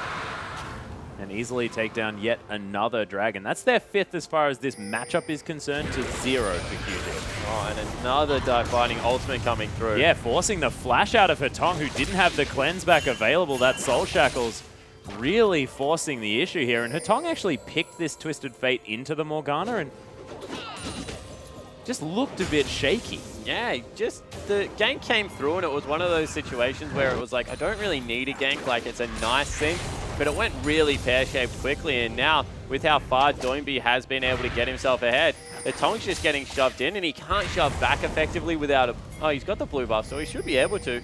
Right now is when he just needs to get the heck out of the lane, try and gank someone else. Yeah, really needs to start using that Destiny to get things affected around this map for Vici Gaming. Of course, we talk about Twisted Fates, we talk about the fact that they need to be able to use that Destiny effectively, but at the moment, Swift looking to try and get something down onto Hatong. Yeah, got the cleanse back up here. We'll just be able to throw wild cards from range. That's a good thing about Twisted Fate, able to just farm from any part of the lane.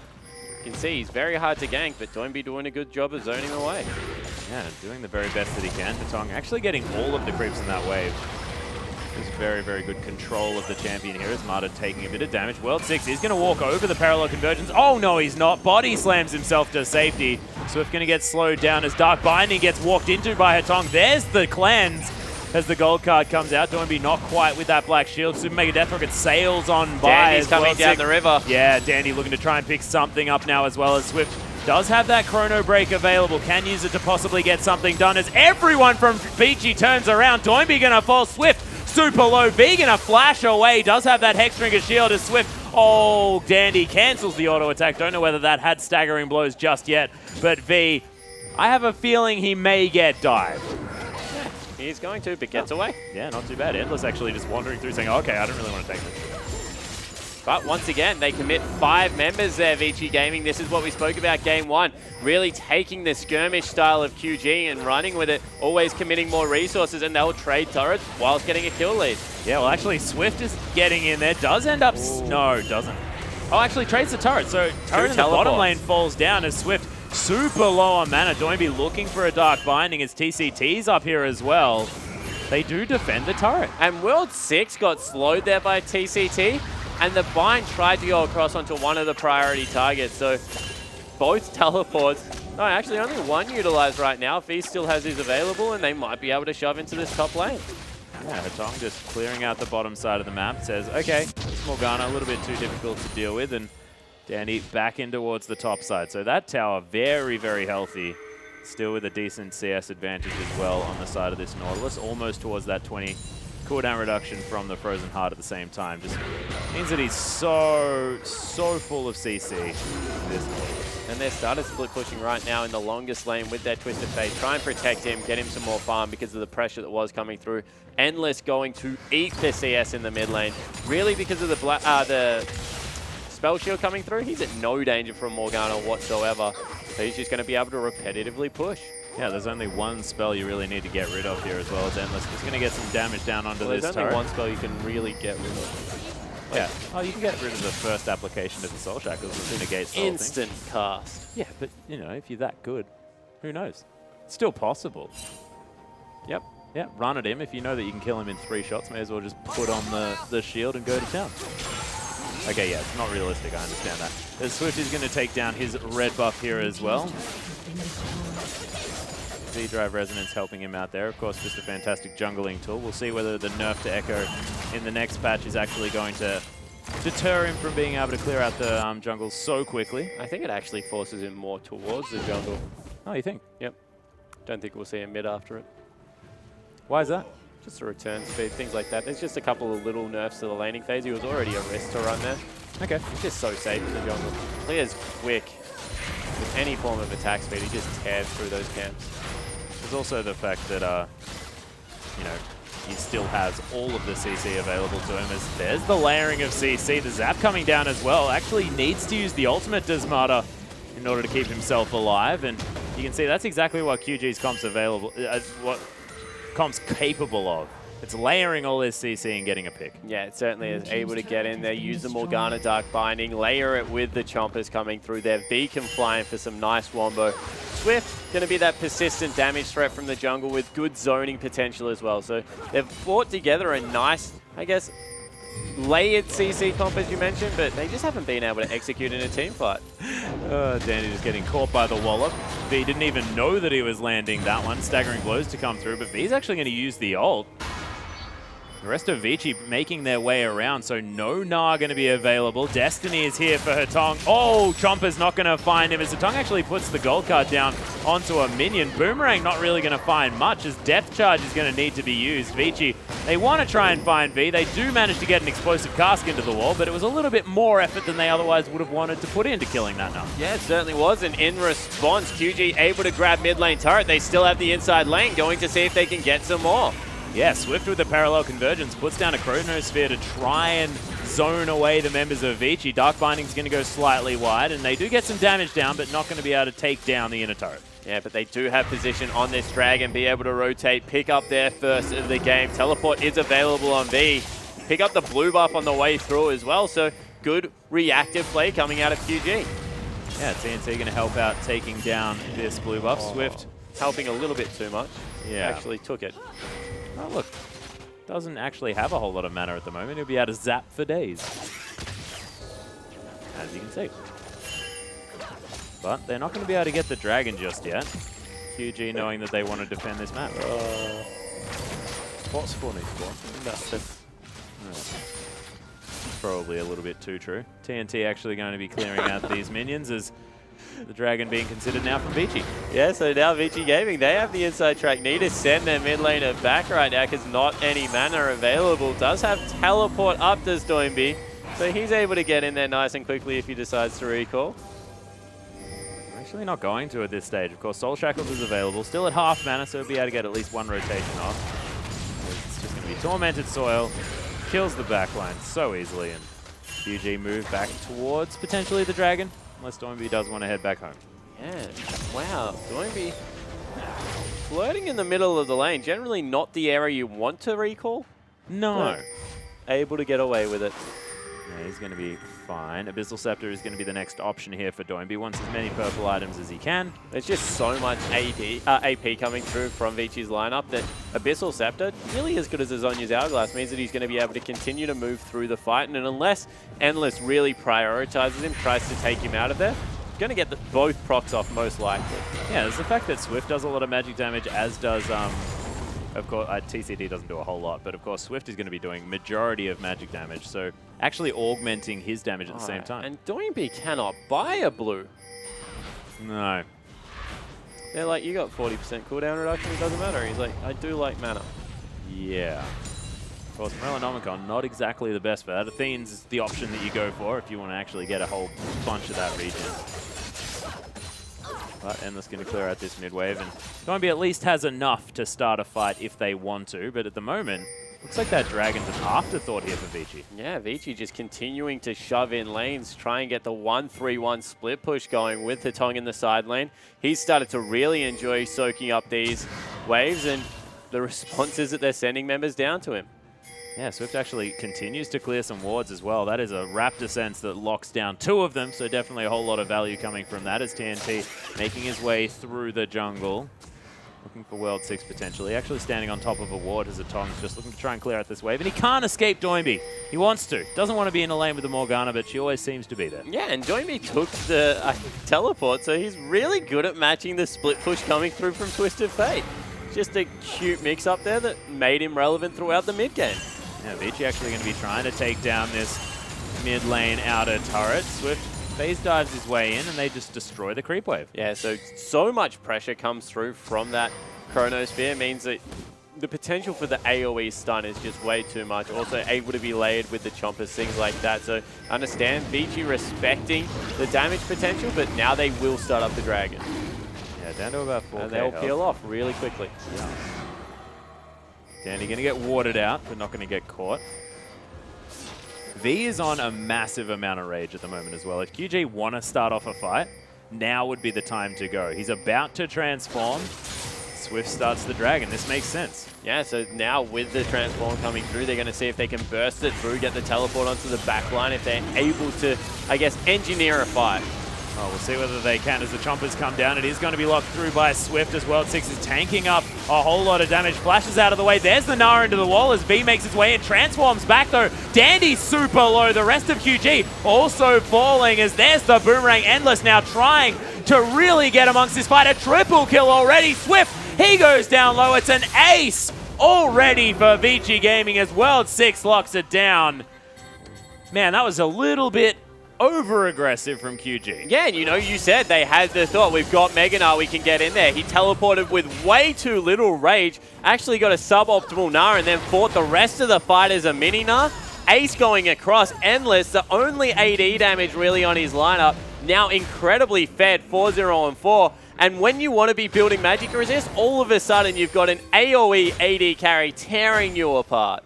Yeah, and that Ricochet going over the entire team now just finishes that static shift completely from an Avarice Blade. That's ridiculous amounts of gold that he just picked up. Longsword now in his back pocket going towards what could only really be that last Whisper as that I third honestly 80 think he item. can go for a Bloodthirst, and no Hey, one that's is true. even Not on a their lot of way armor. to armor at the moment. And actually Swift looks like he's building a locket and he's nowhere near it at this stage, so you're exactly right. Thought it probably would be that last Whisper considering the tanky members on the side of QG, but they're just not building that way. Yeah, they are way too worried about Dandy and what... sorry, not Dandy. They're way too worried... Yeah, QG are way too worried about what Dandy and Hetong are bringing to the lineup, but realistically, it's just all about this Sivir in the bottom lane. Yeah, and doesn't matter where this Sivir is as well, just really getting the work done. As is up by about 20 CS, and look, we were talking about TNT. He managed to grab, cheeky assist to kill very early on, but nothing now compared to what Endless is able to bring to these team fights. Yeah, just off the back of that one fight, always going to be relevant, Sivir, throughout the mid-game because of the ultimate. Now, with some kills, going to be a meaningful damage source as well. And Doinby has just continued to frustrate Hetong out of this lane. Yeah. That's the one shining light right now, the fact that Doinby, with his ultimate, is still able to do a lot of work.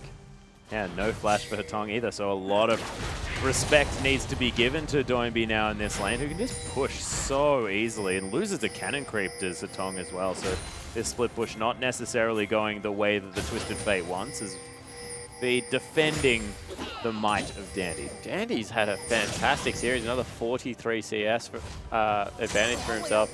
Can make a very good case for being the MVP of this game because 0-0 and 6, that huge tanky member, he's got dual resistances already. No one is chunking him out. Most definitely not, and he got himself super low in the last fight, and if you're a tank, exactly what you want to be doing. The Titan's Wrath allowing him to AoE clear this wave. V continuing to try and get the work done. Endless with a nice spell shield. Going to save him from the zap, as now it is going to be a blue steal for Vici. Yeah, and Dandy just walking forward. Zero cares in the world. They're going to fight. Yeah, they're trying to turn it around. Swift locks down the blue buff, but the fight is on. There's a big Gnar back onto Dandy and World 6. They're the tanky members, but World 6 getting melted in this one. There's the knockoffs from Marta, though. Doinby gets exhausted. The Soul Shackle's not going to find the stuns as the rest of Vici trying to regroup. It's a nice knockback there as Dandy trying to get in amongst it. He's going down super low. Endless falls down, and this could be QG's time to shine. Wow. The excited Jinx is looking for Marta, but they only lose Swift for 4 members of Vici. Yeah, so the reverse happening here and now. All of a sudden, QG taking a look at Baron. Decide not to go with it. Still relatively low death timers coming through on the side of Vici Gaming. Instead, maybe they're just going to get some deep wards, try and push a turret. Yeah, Marta just casually strolled out of the jungle as well, so he's going to be fine. Heads back to base. TNT now looking to try and get some damage down to this turret. What QG needs to do is transition these winning fights into objectives. Yeah, they certainly do, but let's take another look at it. They were able to dive in there, huge Gnar back onto those chompers, and World 6 just got locked down and was a non-factor in the fight. After that, Marta went very deep, but that black shield was huge from Doinby, made sure that he was zoning everyone away. And the Chronosphere is just way too much of a zoning tool. Hetong burnt a premature Zhonya's there, had to back away out of the fight. Huge crit came through from the Rockets and the Static Shiv, and they were able to get the top lane turret afterwards, all of a sudden go back to relatively even.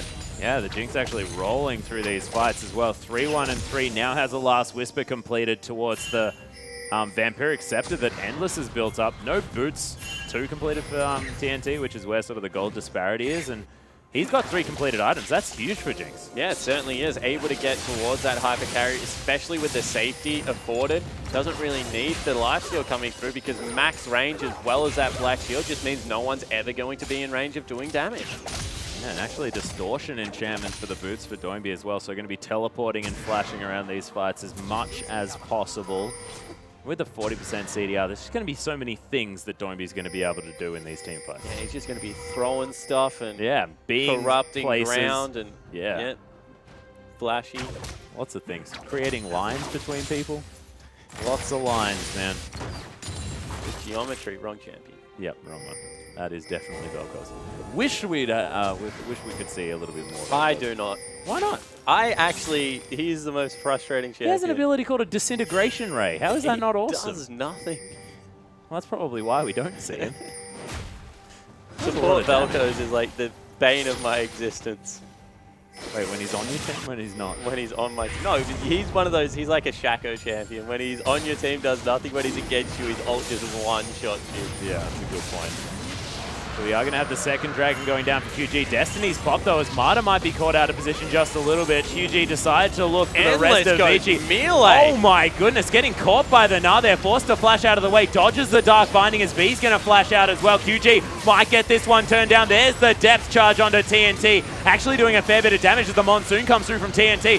Hetong now waiting on the backside. The members of Vici are so incredibly low. QG as well falling flat, but V tanking everyone up. Sacrifices, doesn't even need to. World 6 the only man standing. QG, their aggro control was wonderful in that team fight. Yeah, but it all goes back to how it started. Endless went melee Sivamo, just face-checked a brush. Had to flash out straight away, burn both summoner spells, and from there, QG were just never in danger. You can't engage onto the likes of a Janna or Morgana. Everyone in their face just means they have all these tools to shove them back off, and TNT can go to work.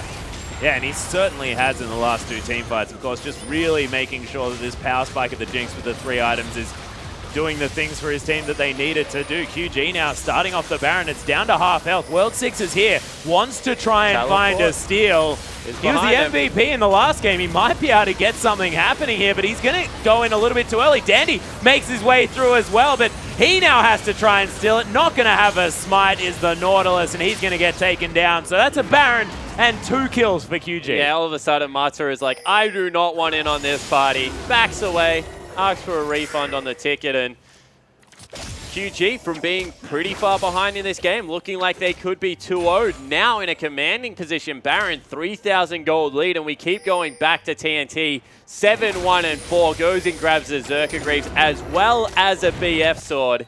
He is well and truly on his way to carrying this game. He certainly is. Still behind in farm by about 40, but it doesn't matter at this stage. 7-1 and 4, such a huge scoreline.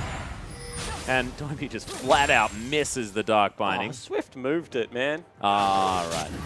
You're bad, Swift. TNT going to take down a red buff. Now looking towards the Krugs, just picking up as much gold as he possibly can. Hetong taking down himself a blue buff. He's going to be able to grab that for himself. And what do Vici do now? Now that they've sort of put themselves in a bit of a hole, how do they move back out of it? Well, you have a look at the build that came through from Hetong, and the one thing you notice is it just lacks damage. Morella Nomicon more aggressive than what the Athenes is, doesn't have source boots. Currently no penetration coming through at all to get rid of all of their 4 AP lineup, essentially. And he just cannot get any damage done. He's a stun bot right now, so honestly, they need to stall this out until he can at least pick up a Void Staff and a Death Cap to be able to do relevant damage. Because right now, the Morgana is just outperforming through utility because there's not a damage fight against the APs. Not to mention the fact that this Morgana has an extra item as well. The Baron buff easily going to secure QG. This inner turret. Rockets coming through as well as TNT gets excited. Doesn't have the lifesteal though. Does still need to be careful as Wildcard's trying to poke the members of QG. So you're not quite able to get into range as the Wildcard's not going to find the cannon there in the back. There's the one. Locks it. So a lot of long-range wave clear here by Vici is going to help them out. Dandy going to use that Banshee's Vow to lock up that Dark Binding.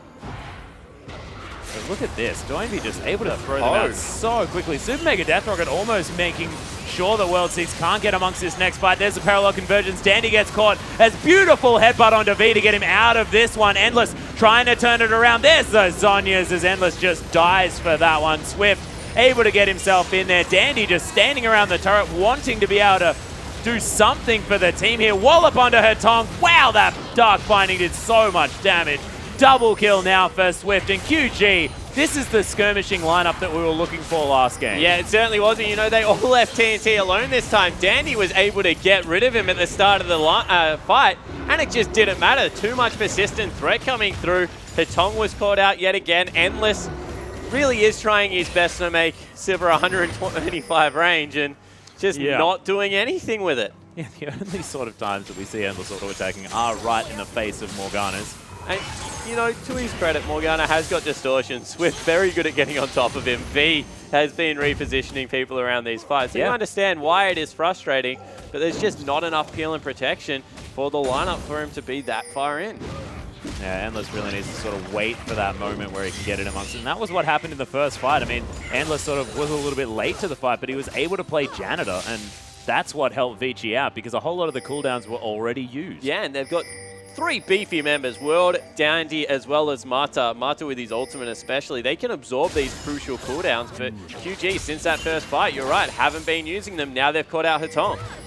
Yeah, looking to try and find him. There's the gold card. Is Destiny going to be used from Hetong just to try and get himself to safety, but Chompers are going to be there as he comes back up, and actually, most definitely dead. Yeah, he was not going anywhere. At the end of the tornado broke the ultimate, otherwise he might have been able to get out, but very good catch coming through from TCT and TNT, and they're going to push in, take another part of the base. Yeah, they don't have the Baron anymore, but this inner turret definitely indefensible now for Vici, especially with 4 members. Yeah, these rockets as well doing so much damage. Now TNT has that Vamp Scepter as well. Actually going to use the explosive cast just to try and clear out the minion wave, but Teleport going to come in. That's going to make sure that the minion doesn't die, and they lose another inhibitor on the side of Vici Gaming. Yeah, 2 inhibitors down. Dragon back up in 6 seconds. QG will just be able to go pick that one up, rotate into the top lane that is slow pushing already. V had set that one up earlier. And after what was a scary series, QG look like they've pegged it back to 1-1, which is quite an effort, but Vici not out of it yet. Probably one last roll of the dice. Yeah, they really need to try and consolidate these games as well. I mean, that mid lane inhibitor is about to respawn, but it's definitely not a good news story this game around. Yeah, it certainly isn't. You know, now Lichbane coming through for Hetong. We mentioned the fact that really is in dire need of any form of magic resistant, but not able to get it into his build, prioritizing a little bit more offense in the form. Some split pushing maybe to deal with all these creeps, but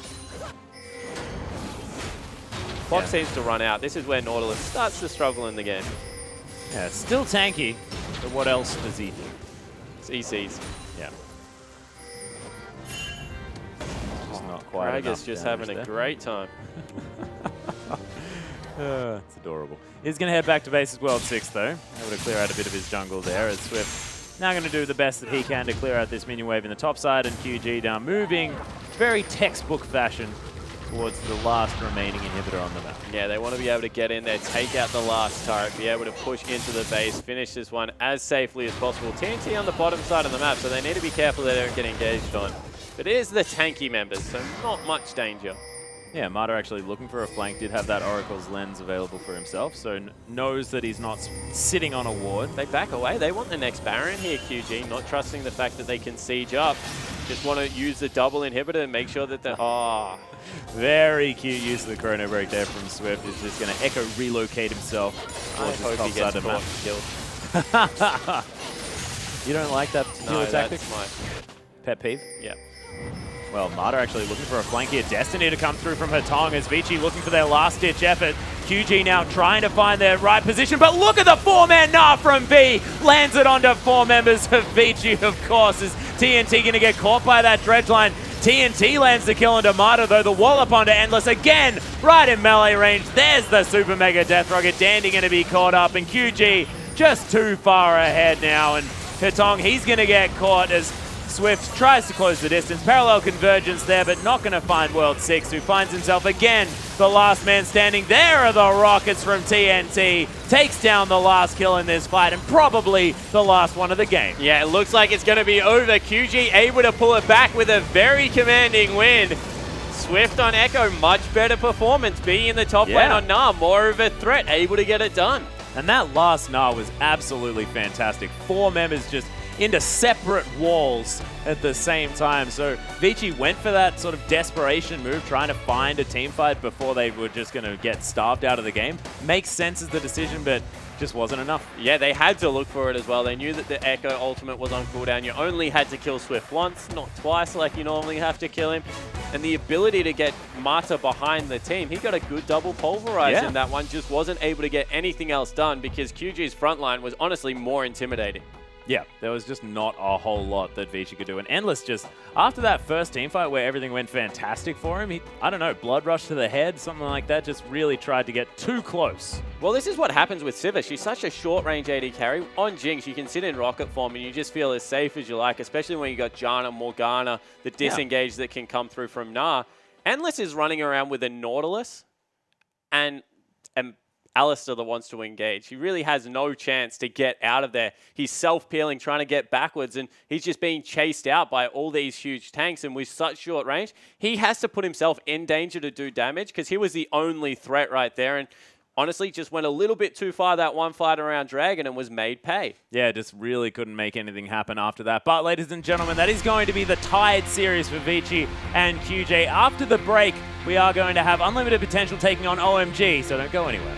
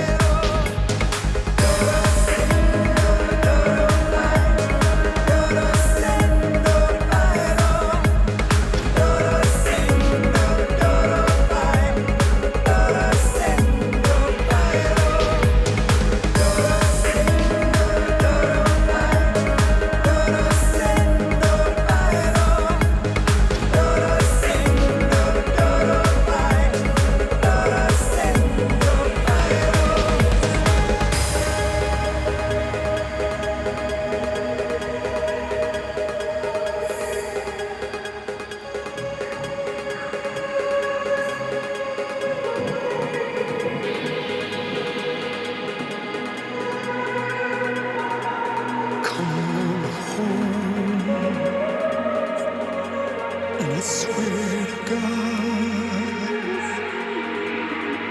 I will hold you in my arms.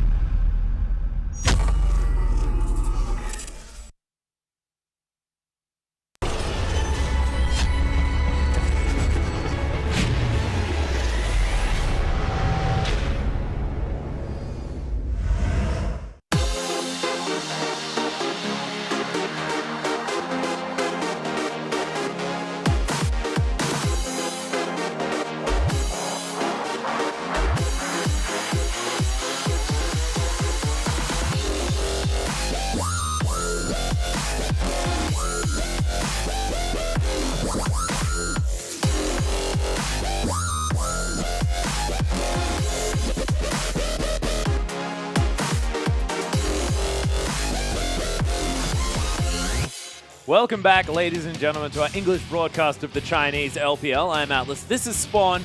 And of course, just then you witnessed, QG taking a victory over Vici, who had a fantastic performance in their first game. We are going to be revealing the MVP for that last series in a few moments, but we are going to be heading towards our next matchup, which is going to be Unlimited Potential versus OMG and Spawn.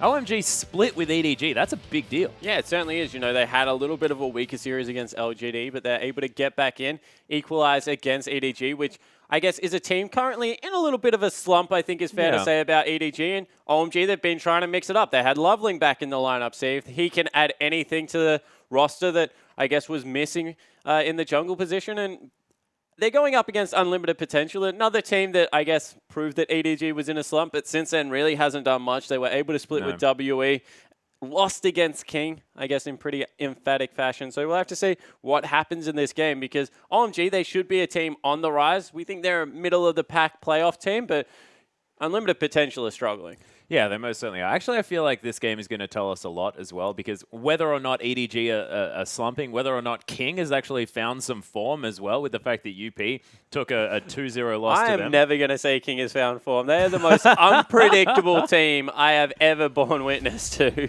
That is a very good point. But as we mentioned before, we are going to head back and have a look at that previous series. QG really storming through towards that mid to late game. As soon as TNT could start getting the ball rolling with his Jinx, things looked very over for Vici. And speaking of which, he's going to pick up an MVP. Yeah, certainly well-deserved. In the jungle, was able to turn that game around. I'm sure that'll be the first replay we see, because they overcommitted. TNT was 1-1-1 going into that team fight. And right here is where he just got everything going, staying nice and safe, able to just free hit with those rockets, jumping between minigun form, getting excited, and the luxury of playing with a Janna Morgana, huh? No one can ever reach you, and he was just sitting on the back end. Everyone else had to build MR because there was, like, as we said, Morgana in the mid lane, a lot of AP threat, and he was just running rampant. Yeah, there just wasn't a whole lot that the rest of Vici could do at that stage. And I mean, of course, they split up, especially in that last fight. You just didn't see the coordination that Vici demonstrated in the first game. And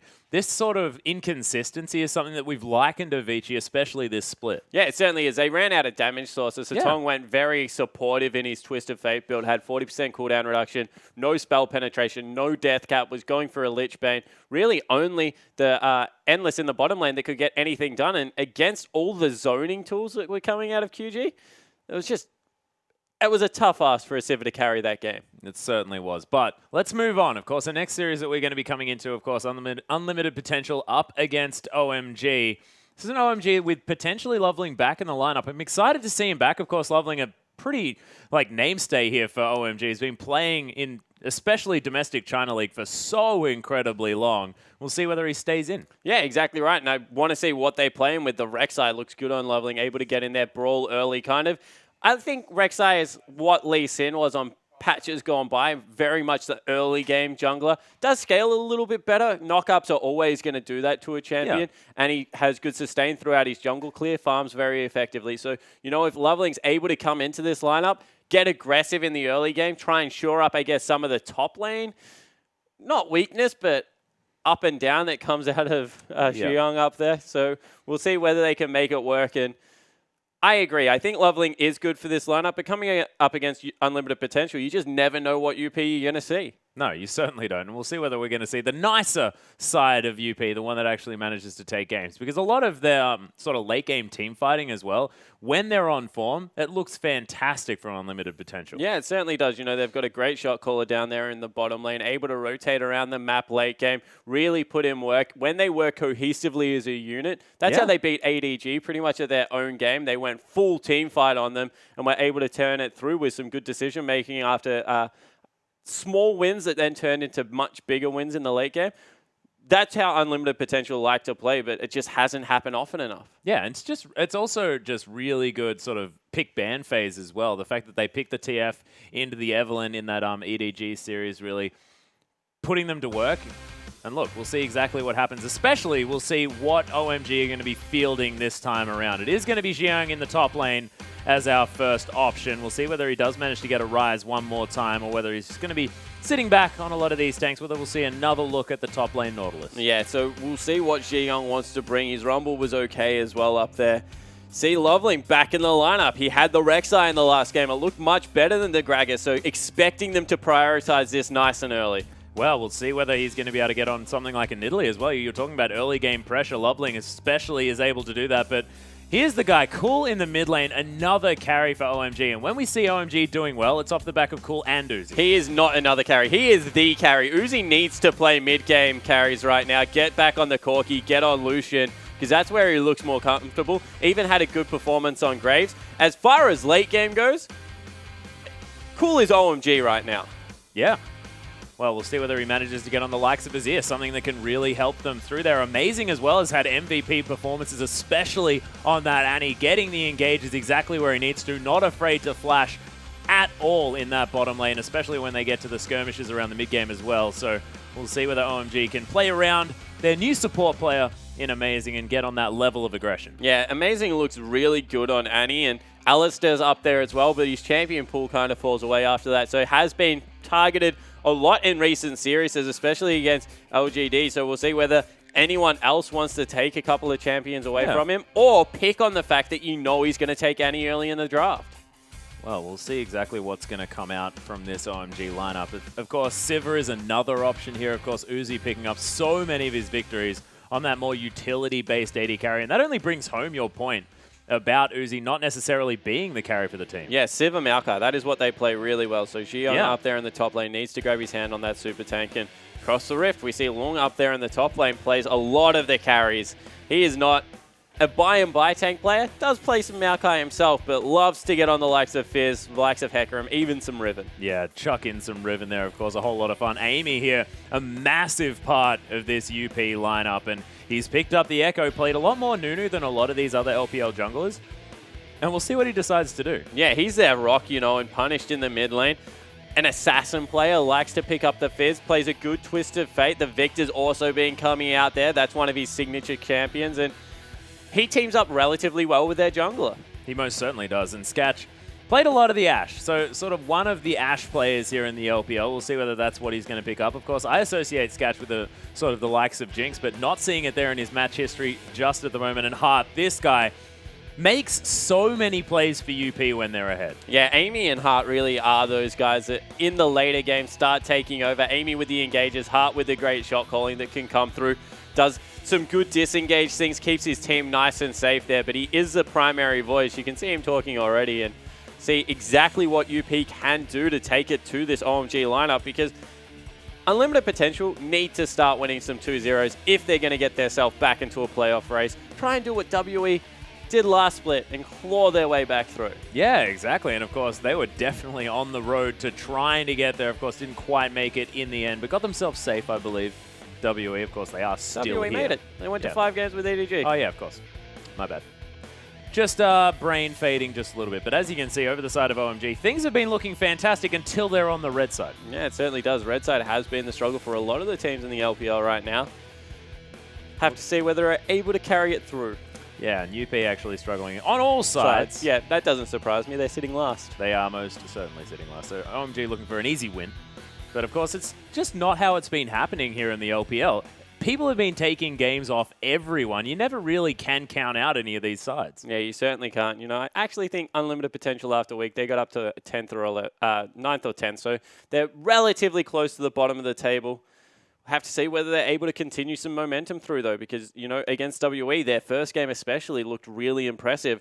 Since then, they really have started to fall away. But we've seen, I dare say it, a lot of good games coming out of these guys. They can play very cohesive League of Legends when they are all on the same page. It just hasn't happened very often. Yeah, that's true. And you can see Loveling on your screen. They're happy to be back on his OMG squad. Not going to see Shui Shui this time around.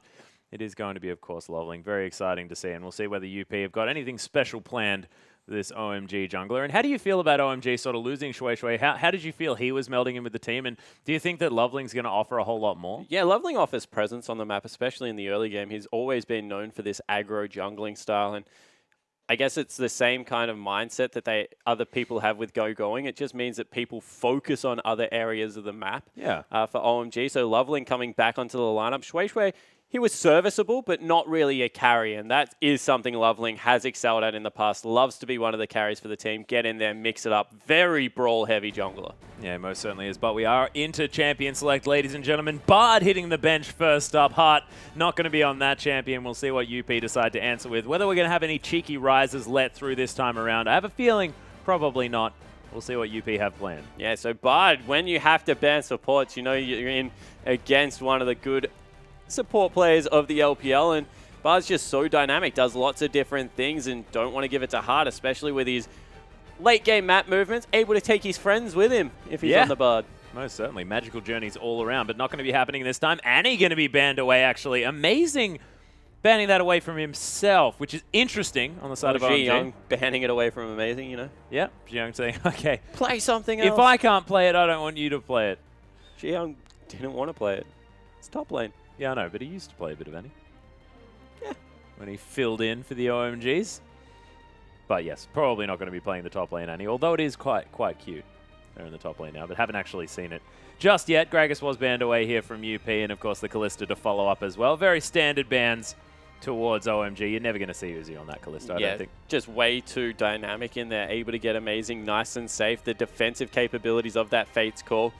Also able to get nice and aggressive in the lane.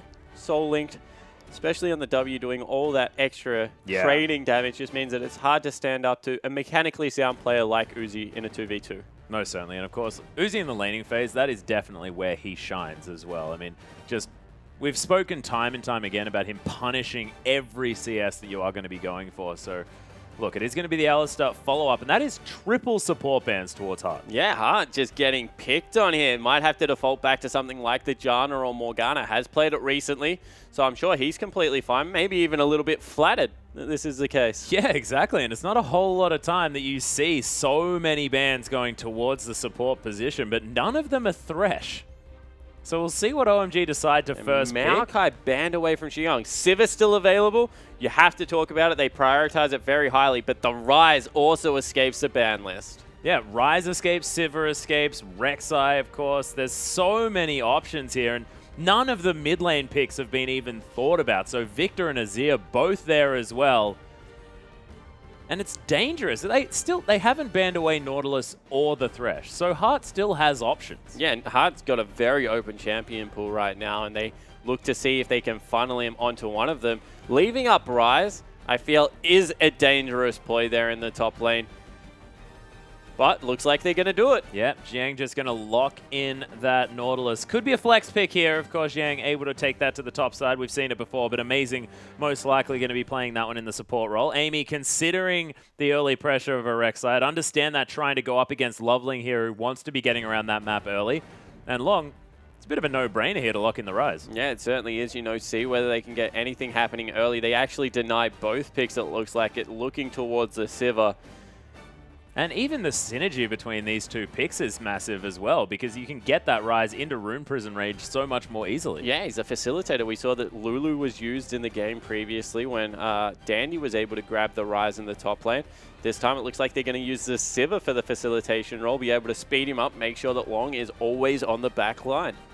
Yeah, and OMG, we'll see whether they've got any plans here. Of course, they must have gone into this with some sort of idea of what to do next. You don't just throw 3 support bans away and then not really have an idea of what to get done afterwards. But Echo's been locked in from Cool, and Loveling has locked away the Rek'Sai. Still potentially flex picks available here, as Jiang could take that Rek'Sai to the top side and Cool could give him the Echo there. So not necessarily lock things in stone, but it looks like this could be the arrangement here for OMG. Yeah, so Cool is the Loveling player. Cool is the Echo player on the lineup for OMG. Already picked it up once against LGD. Didn't manage to come through with a win there, but we'll see whether he has a little bit more success this time around. And high damage potential right now out of Echo. Such an assassin in that mid lane. Can dive on you from very far range. Able to get both of the Time Winder procs across afterwards. And on the return, does a lot of burst damage if he's that full AP build. Well, Amy actually going to take a very aggressive choice into the jungle here with the Nidalee lockdown. Sketch locking that one away. Punished is going to lock in the Thresh for Heart, and that makes a whole lot of sense. Some of Heart's most impressive performances have, of course, been on that Thresh. So OMG now having to choose very carefully as to what they're going to take next, and especially Uzi. We'll see what they decide to put him on. Yeah, so right now, when you look at the supports, it seems like OMG banned all the kill lane supports. So they're trying to keep Uzi nice and safe versus Heart. Don't want him to get picked off during the mid game or really heavily engaged on in one of those team fights. So, and it looks like they're running even further disengaged for Amazing. He's picked up Vayne, as well as the Janna, the Vayne Janna lane, you know, the old classic. Yeah, do you want to take us through that one, Spawn? Really powerful lane in the 2v2, am I right? As soon as it gets past 25 minutes, incredibly strong towards the late game. Yeah, okay. Doesn't really do much in the laning phase portion, but, you know, Vayne doesn't really either, so... That's a very good point. So you're sort of just sacking that lane. We'll see whether OMG are going to try and pick up any form of lane swap or anything like that. But at the moment, OMG's lineup, of course, if Uzi goes off on Vayne, we've seen him do it before, but it just hasn't been very much recently. Yeah, it certainly hasn't. It's very hard to do against tanky lineups. But right now, unlimited potential, relatively squishy. Yeah. There are some members that can lock Uzi down, you know, playing it into a Ryze. Someone with a point-click CC is going to be dangerous, especially without a cleanse. Heal very important at the moment, but that's what they're running into, and it will be the top lane terrifying Nautilus. Yeah, the top lane terror of Nautilus. I'm glad that you spoke about it like that. Of course, it was a Luca showing us exactly how powerful it can be. But before that, Jiang actually picked that one up and took them to at least one victory, I believe. So Jiang playing well on that Nautilus, and it has pioneered it. We'll have to see how it does against the Ryze in the top lane, though. So yeah, that's a good point. Just a lot of consistent damage comes through there. No sustain in the Nautilus lane. Does have the shield, though. And that is the matchup. Jiang back on Nautilus, and Long, he's been able to grab Ryze. Nautilus was prioritized as first pick, so OMG must have a plan. They most certainly must. And we'll see whether it involves moving around the map as a unit very early on, or whether they're going to try and sort of make sure that they fight away from Long as best as they can. But this is the Echo into Jace matchup, and how does this one work, Spawn? I actually haven't seen it in competitive play at the highest level, but just speaking on how the kits interact, Jace able to poke from a long distance. Echo doesn't really like that, but if ever an all-in comes through, Echo is incredibly sticky and should be able to keep up with him.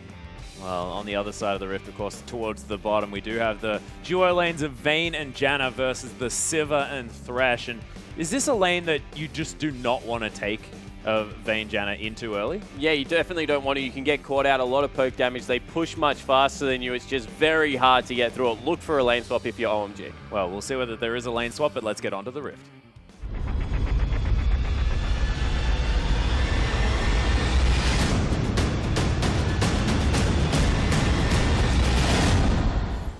And here we are onto the Rift, ladies and gentlemen, for OMG versus Unlimited Potential. Our second matchup of the night, of course, third game.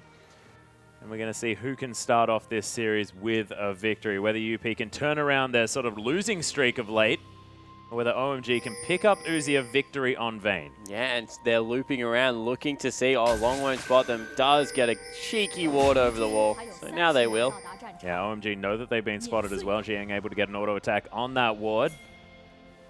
Cute little trap there from Amy as well, just to make sure that OMG not going to be able to stand on the Krugs. I love that Jace skin, by the way. Do you? Yeah, I think it's really cool. Not a fan of Jace in general, but do like that skin.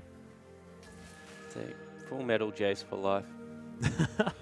I always thought he was a bit blocky. You know? I don't know, something about it. How dare you talk about the glorious leader of the revolution like that? No, that's Victor. Sorry, wrong side of the law. Creator Victor actually looks very similar to that that particular J skin that we're witnessing right now. And lane swap has been accomplished right now for OMG, so they get Uzi up in there, freeze the lane early, and it's going to just be a 1v0 with the junglers getting the follow from both the top laners and the supports. Yeah, and UP are just allowing this lane swap to happen as well. Yeah, and, you know, we'll see whether they can really push down structures, make it work early, secure an early dragon for themselves, or if Uzi gets to a free Blade of the Ruined King and is just able to assassinate people around the map. Fantastic duelist is Uzi, especially when he's got something like Vayne, and we'll have to see whether he can make it work. Yeah, Amy just going to pounce around these minions as well, able to get a whole lot of work done early. Of course, the clear of Nidalee is still ridiculous. It's cool. Aiming for an early level 2 if you can get it. So you start trap on Nidalee, it means that they get rooted in place. You're able to CC peeps, the creeps into range and get the reset onto your pop, although that time Amy missed both of them, unfortunately. That's a sad story. Yeah, it was a bit unfortunate because Lung started off the Raptors a little bit too soon and Amy didn't manage to actually get the stuff. Oh, blaming the top lane. Yep, that's just how it works. All right, so look at it. So you get some auto attacks. Generally what you want to do is you want to trap, auto attack twice, spear, auto attack twice, get you a little bit more before the red buff starts wailing on you. With a jungle follow, maybe not as necessary because you're not really going to go as low as you will solo, but Nidalee is one of the few junglers that can stay close to 100% life with one potion and then go into a ganking lane with the other one available. Yeah, the Primal Surge also helping out a whole lot as far as keeping you healthy. Also gives you a little bit more clear time as well, the extra attack speed. Sketch just allowing all of these creeps to die. Has a nice freeze here on the bottom side of the map. Azuzi pretty happy with his in the top side as well. Yeah, certainly is. That cannon creep so healthy. And this is the other reason Jungle Nidalee still very popular. Scuttle crab control throughout the entirety of the game is unrivaled. No one does Scuttle Crabs like Nidalee. Yeah, the fact that you can stun up that Scuttle Crab, get all of the extra bonus damage from the CC so easily is really important. OMG going to try and clear out a ward here. They do manage to grab it, do have to sacrifice a pink ward for it there as Hart was making a visit here to the mid lane, but Punish is going to survive. Yeah, both teams were actually on the respected side of the mid lane. Of course, Unlimited Potential controlling that bottom side of the jungle. OMG, they have the entirety of top side cleared out, and their lane is, of course, cheating towards that edge of the map. Well, cool.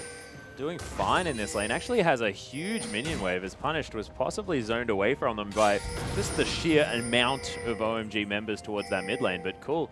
Definitely having a fine time here against the ranged champion that is Jay. Yeah, and right now it looks like OMG want to be able to get back down to that turret. They have bumped into Hart, though. We'll continue to zone him away. Yep, there are a few members of OMG available. Gigung missed it. Yeah, misses the dredge line. There's the stun as well as Amy's going to get a whole lot of damage down. Punish picks up the kill with the accelerated shock blast, and that's first blood. Yeah, and just a little bit of a misplay coming through there. Amy now on Loveling as well. Yeah, Loveling needs to be very careful, actually. Already taken down to half health, and this is the power of Nidalee. I mean, you hit level 3, you have all of your spells, and she just does so much damage in Cougar form. Yeah, has the execute available as well. So just, yeah, strong all-around duelist, very good jungler. A little bit squishier than the popular junglers right now. That's why we don't see Nidalee played as much. Do need that tanky support, but this time they've run a poke kind of counter-engage composition. They've got the Jace, they've got Nidalee, they've got all the CC coming through in their top laner. If they ever chunk someone out, they're going to be on them in a flash.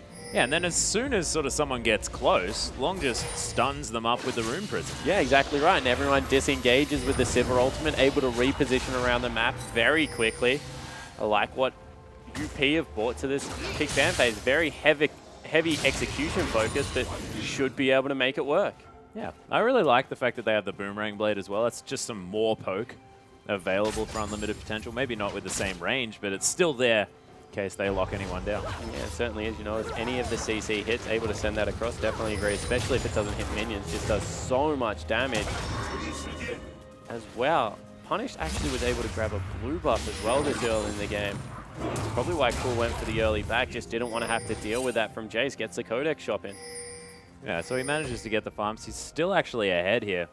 5 CS in the lead. Amy making his way around the enemy jungle, able to get some wards down as well. That Trailblazer is in his back pocket.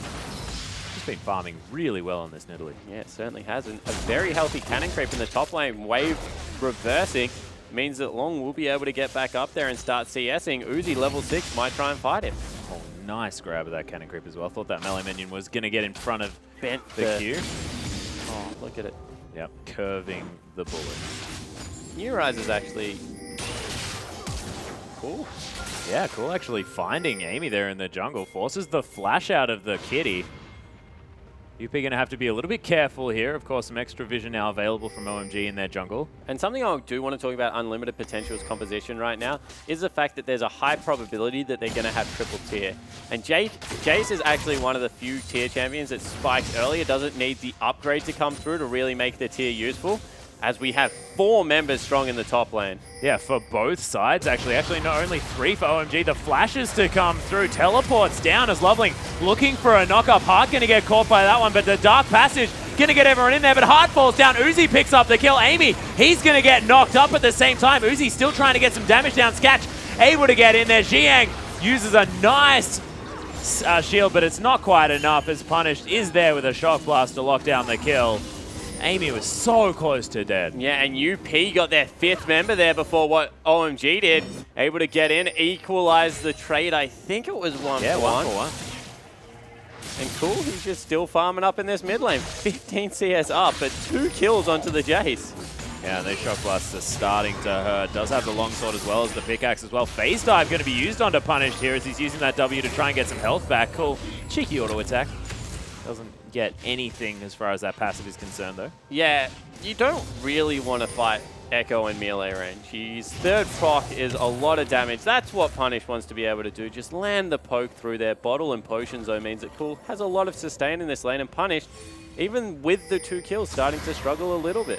Yeah, he's got the exhaust here for Cool, I guess, so if he does get all in, then he does have that option. I do like that.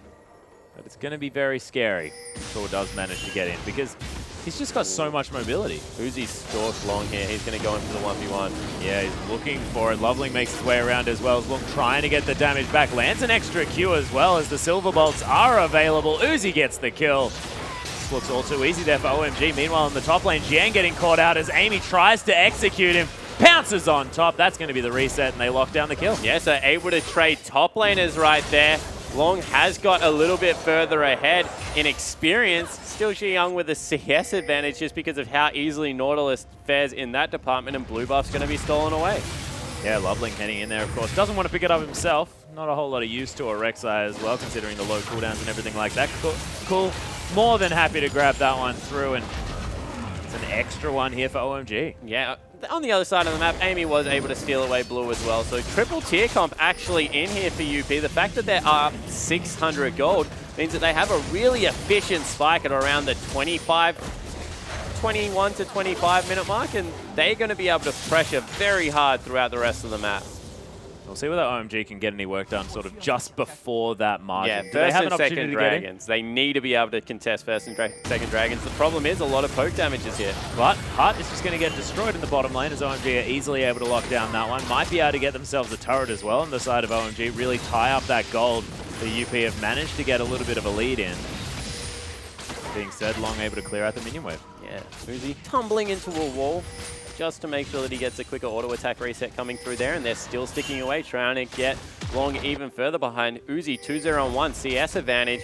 OMG putting a lot of resources into their star AD carry. Yeah, Uzi almost with that Blade of the Ruined King completed as well. Builds Water Cutlass and, of course, the dagger are already done. Just needs that recurve bow and the combine recipe.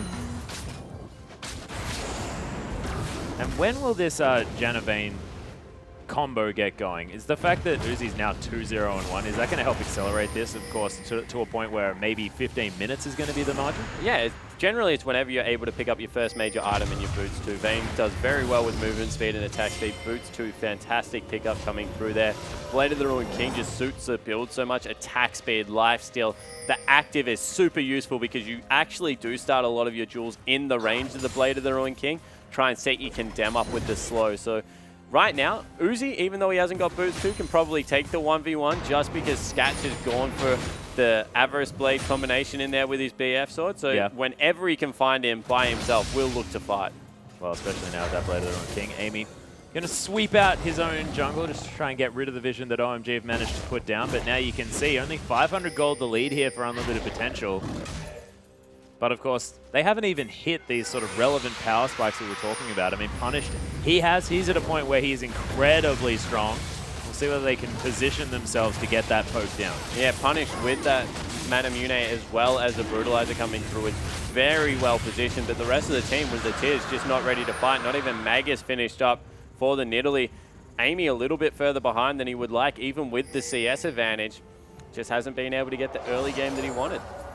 Yeah, OMG just moving back towards this bottom lane in a turret, now getting pressured from Uzi, who misses some cannon creep, very unfortunate. Takes a couple of ticks of that boomerang as well as he just tries to clear that wave towards the turret. Yeah, just trying to shove it in, get it back off the tower. Of course, now that it's on UP's lane, it will start stacking up and pushing out. So expect Skatch to just push that one through as quickly as possible. And Xiang, he's got a freeze here. Rai's going to be forced to go elsewhere on the map. He's hanging around in his base at the moment. Catalyst and Tier now completed as Timewinder going to do some work on these minions. Cool making his way towards the inner turret. Yeah, but Cool took a huge shock blast, and all of a sudden, OMG, they're looking to siege this one down. Yeah, Uzi with the Eye of the Storm, able to get a few extra auto attacks in while the turret wails on him, but he's going to be fine in the end. Excel, whoa, amazing. Takes the majority of his health bar from that shock blast. This is exactly what Jace is wanting to do, and this is exactly when he wants to do it. Yeah, exactly. Jace is really strange with a Tier because, as I said, doesn't need the transformation. One of the only Tier champions that doesn't rely on it stacking up a lot. As long as he's got that combined and he's able to spam out the spells, really happy to do so. And you saw how much damage he just did with just the Brutalizer. Also chunking out Uzi now. They need to be careful that they don't let Punish go unchecked for much longer. Yeah, Uzi pretty happy to have a little bit more sustain here as well with that Blade of the Ruined King. So as long as he's auto-attacking these minion waves, he's going to be feeling okay. Cool not, though. He's almost down to half health one more time from Punish. There's the parallel convergence. Heart doesn't want to stand around there as they're trying to zone away the UP members from this outer turret. Death Sentence not going to find Uzi as he just gets the last couple of auto attacks in. They take down the outer turret in the mid lane. Yeah, that was really cute coming through from Cool, actually.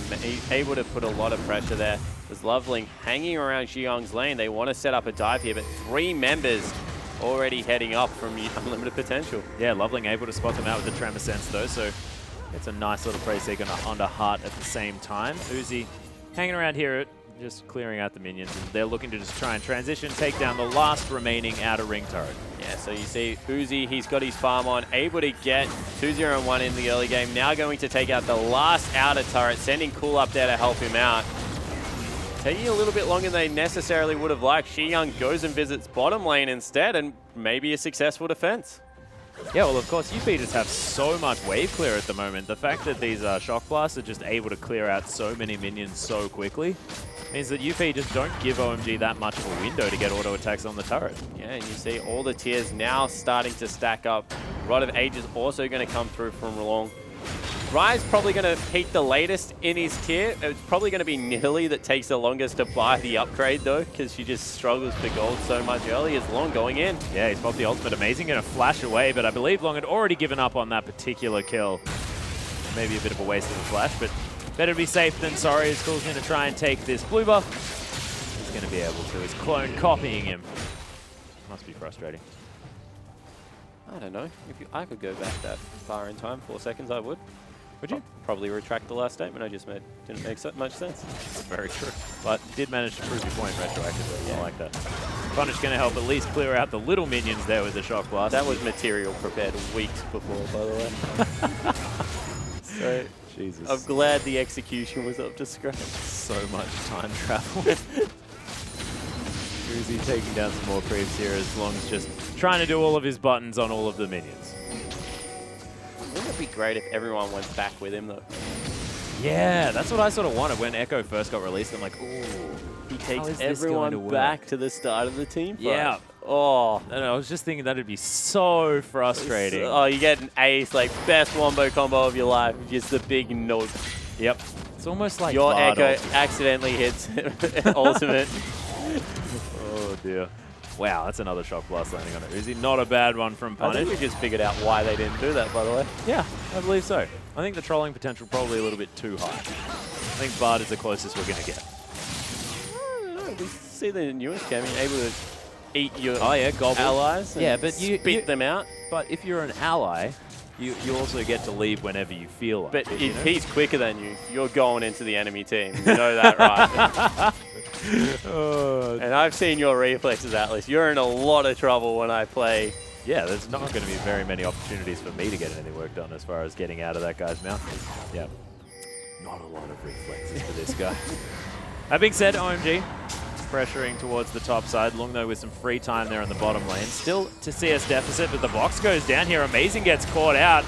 Shock blast for so much damage. Sketch just cuts him down with a boomerang. Yeah, you talked about how much upfront burst comes through. You saw the shock blast followed by the boomerang. No minions in the way for that one. And Sketch able to take him out. All of a sudden, Long being collapsed on. Yeah, he is able to take down the outer turret, so he's going to try and back in this brush. I don't think that's going to be good enough. Yeah, Jiang's able to get in there. Depth charge used. Might have been overkill, but he's going to get stunned up here as well. So Cool easily locks down the kill, but they still lose the turret. Yeah, they certainly do. So, you know, overall win in the top lane. Unlimited potential, continue to push through. They're going to be able to take a second one for themselves. That was just superior map movement coming through. Actually, oh, what the wow. Shock blast and just the tip of the boomerang blade, able to chunk Uzi to half. Yeah, and Amy not able to get a spear in there as well. Probably would have been the death of Uzi. I want to see all of this poke landing at exactly the same time. That's what I want to see, because it would just be disgusting. Then I want Echo to rewind everything. Sorry, I'm just stuck on that ability now. Oh, I like it. It's not. It's even a. It's a chrono break. It's not even a rewind. I guess it is actually a rewind, isn't it? How is it not a rewind? He goes backwards. Just not what it's called. That was my only point. Rewind, I believe, is owned by the old Zillion. Killian the Zillion. Well, you can, because we haven't seen him in competitive play. I'm pretty sure. Yeah, he's dead. we did. Yeah, that's a good point. Oh dear. Well, cool. He's just going to continue clearing out this mid wave. Sounded a little bit like I was talking about the state of the game being cool. But it's not. That's just him. Amazing. Yeah. Amazing amounts of damage onto that support player as well. Oh, wow. Okay. Yeah, now we've gone deep. Super deep. Things are getting a little bit too much now as UP have started off the Dragon, but given up on it immediately. Great wave management actually through the OMG lineup. Bottom wave pushing in nice and heavily, as well as mid being repetitively shoved. They will fight for it. Yeah, Loveling looking to try and grab it, but doesn't get there. Lung's actually the one that secures it as Amy super low. Needs to be very careful. Pounces his way up over the wall. Takes a dark passage towards the bottom side of the map as Loveling is taking a bit of damage. UP trying to get the work done as far as the poke is concerned. Get them soft enough, but phase dive gets Cool in amongst it. Chrono break out, and he'll be fine as Hart now gets a heal as well as Uzi just gets exploded. I don't know what he was doing over that side as the depth charge comes through onto Long.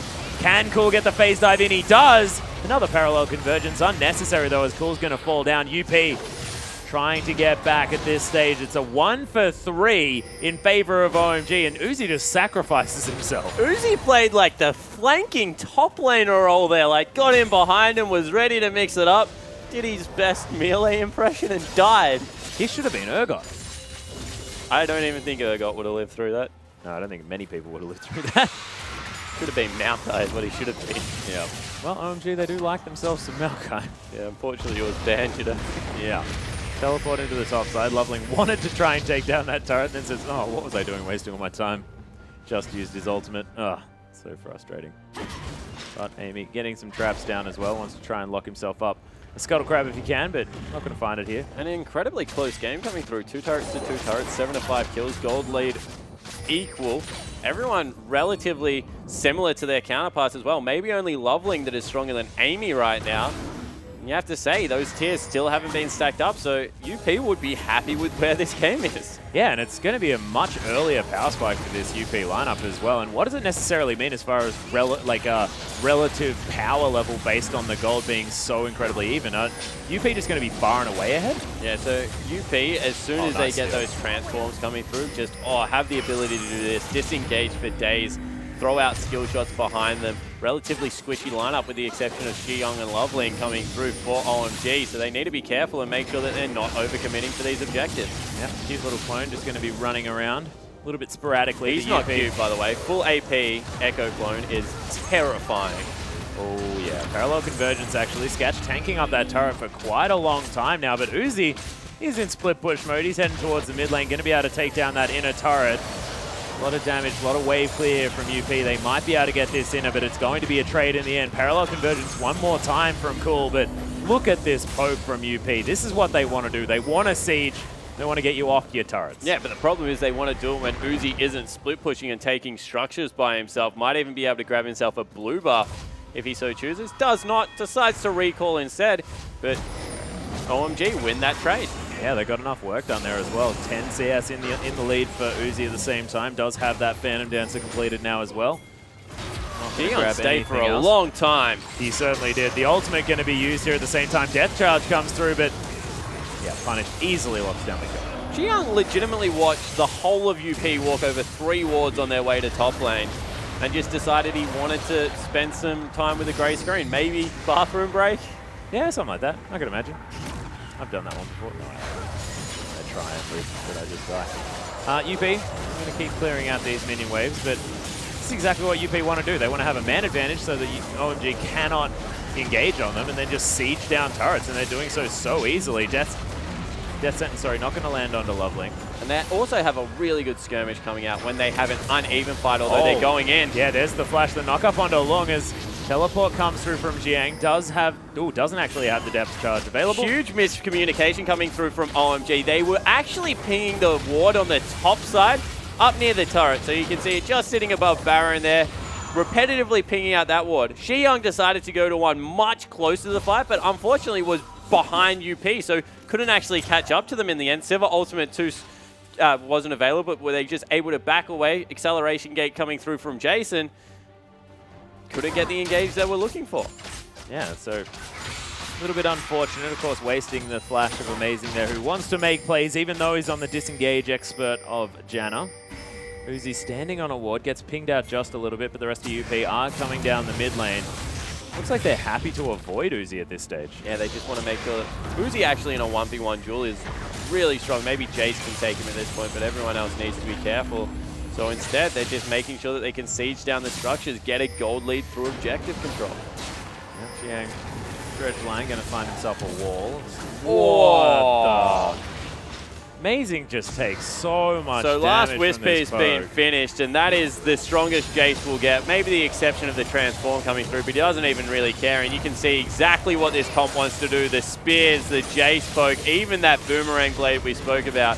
They're clearing out waves for now, but have to see how long they can survive this onslaught for. Yeah, and Uzi wants nothing to do with it. He's like, nah, I'm going to be in the bottom lane. I'm going to be as far away from everyone as possible. Yeah, I'm going to be as far away from Punished as I humanly can be. Seems to be working, though. We'll see you at 6 items. Yeah, exactly. Or maybe. I'll see you when I'm killing their Nexus. You can have a look at me on your screen. I won't be anywhere near you. Right, another shock blast comes through from Punish. That's a cool sound effect, actually, through from Jay. Yeah. I don't like the sped up one. No, Loveling as well. Doesn't like anything about it. Doesn't like the sound, doesn't like how it feels. So he's going to have to potentially back away. He is going to, as UP now with 4 members strong heading towards the mid lane. Away, they force Loveling away all of a sudden. Mid lane opening up. Going to be able to pressure this turret. Yeah, Jiang is here, but of course, Riptide not going to be able to get through these minions quite fast enough. Death Sentence not going to find him. Still able to tank up a lot of this damage. Going in. Yeah, Depth Charge is there. Loveling looking for it as well. Punish gets caught. There's the staggering blows. Beautiful use of the lantern, and he's going to be safe here as OMG again thwarted in their engage. And it's so hard to chase them. Look at how low Amazing in. They've got the flank potential coming through from Arise as well. And objectives, honestly, are so hard because of the poke that will still come out of Punish. Yeah, what I do like is the fact that OMG have now decided to go for this dragon immediately. Not going to wait for any poke or anything like that. Spear not going to find the mark as it is going to be Loveling locking down the dragon. Parallel convergence from Cool. Not going to find the stun just yet as OMG continue to get poked out. Amy nails the spear onto Amazing as Punish now thinks this is the go button. Looking for boomerangs, looking for spears, but Cool. He's got the phase dive back off cooldown and he might be able to turn this one around. But in the end, it is going to be Dragon going to OMG, and that's number 2. Yeah, and we'll see what UP can force off the back end of it. Sketch wants the bottom turret. Everyone else headed mid. Actually, it was a bottom minion wave. Everyone else headed mid for the turret, wrong side of the map, and looks like they're going to be able to trade objective for objective. Yeah, of course. All of that tower damage that Rise is going to give to your team. Doesn't actually matter. Punish was, of course, there, so he's going to be able to get that work done. Amy steals away another blue buff here as well. And this is really important. Double blue buff on a composition that is so poke reliant. Kind of want one on Amy as well as Punish, and they'll be able to do that the longer they steal these away. Yeah, and they've just got so much more map control as well. Extra vision. Cool doesn't have any life, so that's important as well. So he's going to have to head back to base one more time. He's got the Zhonya's Hourglass, so a whole lot more ability to sort of get around these fights and make sure he gets the stuns from these parallel convergences. Yeah, so the reason Zhonya's so important is you dive in there with the parallel convergence, able to Zhonya's up, and people kind of meander around. Yeah, waiting for your Zhonya's. Waiting for it, and then you stun everyone, hit your ultimate, everyone dies, and it's just good feelings for all. Yeah, well punished and Heart. Still hanging around this top side. Uzi just looks at the turret and it dies. He's an intimidating player. I didn't think that he actually did damage with just all 3 staring transformations have just come through right now, so they didn't have them last time. They had a little bit of a skirmish in the mid lane, but all of a sudden, Amy's gone back, picked up that Seraph's Embrace.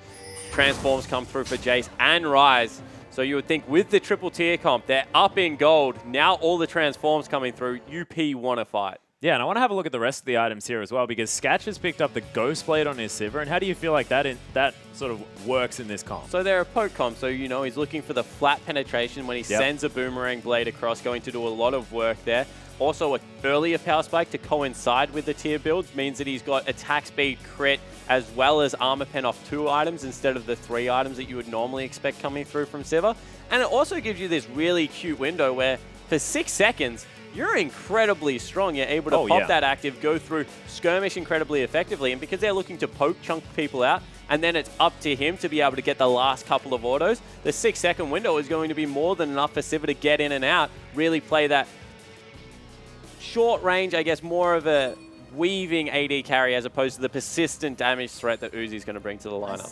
Yeah, well, let's hope that it's not exactly sort of like how how Endless played the Sivir, which is mostly like a melee AD carry. But we want to talk about this team comp, of course. Now they've got all those transformations. How much of a timing window do they have now before they could potentially get outscaled by the OMG lineup? So Jace is really the only person that falls off. Nidalee is relatively good late game as well, always able to assassinate those squishies. Rise is a great late game carry, That's a very good point. Able to go more of that bruiser build as we've been speaking about tonight and still do relevant damage and good CC in the late game. So Jace, even when we talk about Jace falling off, he goes like Infinity Edge now in the modern meta and is just able, like with a Ghost Blade Infinity Edge, to burst people down in hammer form.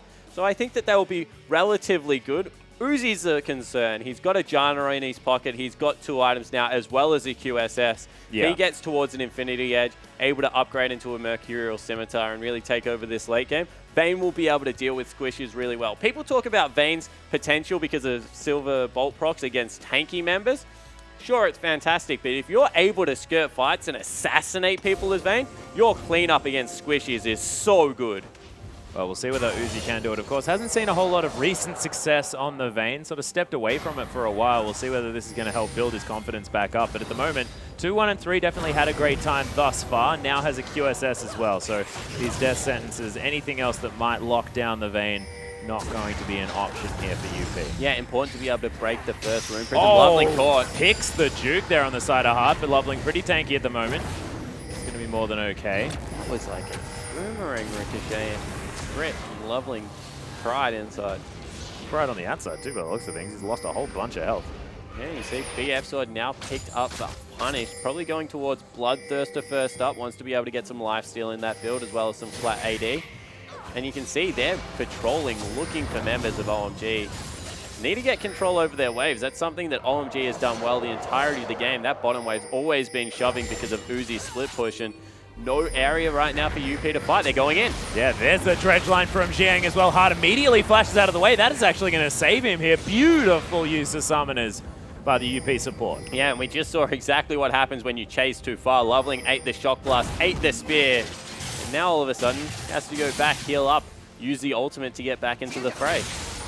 Yeah, and cool now with so much cooldown reduction with those Lucidity boots and of course a Morellonomicon. He's able to use 2 Time Winders as the wave's heading down and easily clears out those minions. So Uzi continues even more farming on the top side. And does it look to me, well, it looks a bit to me like OMG is sort of settling for a bit of a split push style. Is that going to work here? Wow. Oh, Long's going to get caught out by the Time Winder and everything from Cool. The Howling Gales are there, but Long just so tanky at the moment. He's going to have to use the ultimate to get back. He's able to dash himself to safety, but Sacrifice is amazing for him. Time Winder doing some work here to the UP lineup as Cool is going to proc his passive and get to safety. Especially against Heart there. Cool had to use the ultimate to get out. Uzi in the meanwhile, be able to take another objective. So they're sacrificing kills for movement around the map right now, and OMG come out slightly ahead again. Yeah, it's actually going to work out for them here as Uzi with so much attack speed able to easily take down that turret. Loveling's here to help out as well. Just going to take some cheeky crocs. Yeah, so in the end, looks like Siege will be set up again in the mid lane, and their only option right now, OMG, is to split push. You cannot fight against their Siege comp. They kite back so incredibly well. Ji-Young's really the only hard engage that's going to come through. As long as they're able to clear out some of the minion waves and continue to get the outer turrets, there's only one left up. Eventually, Uzi's going to be knocking on the front door. He is, and does OMG have sort of another opportunity of potentially getting a flank here to try and get things done, or are UP just so good at disengaging that it's not going to work either way?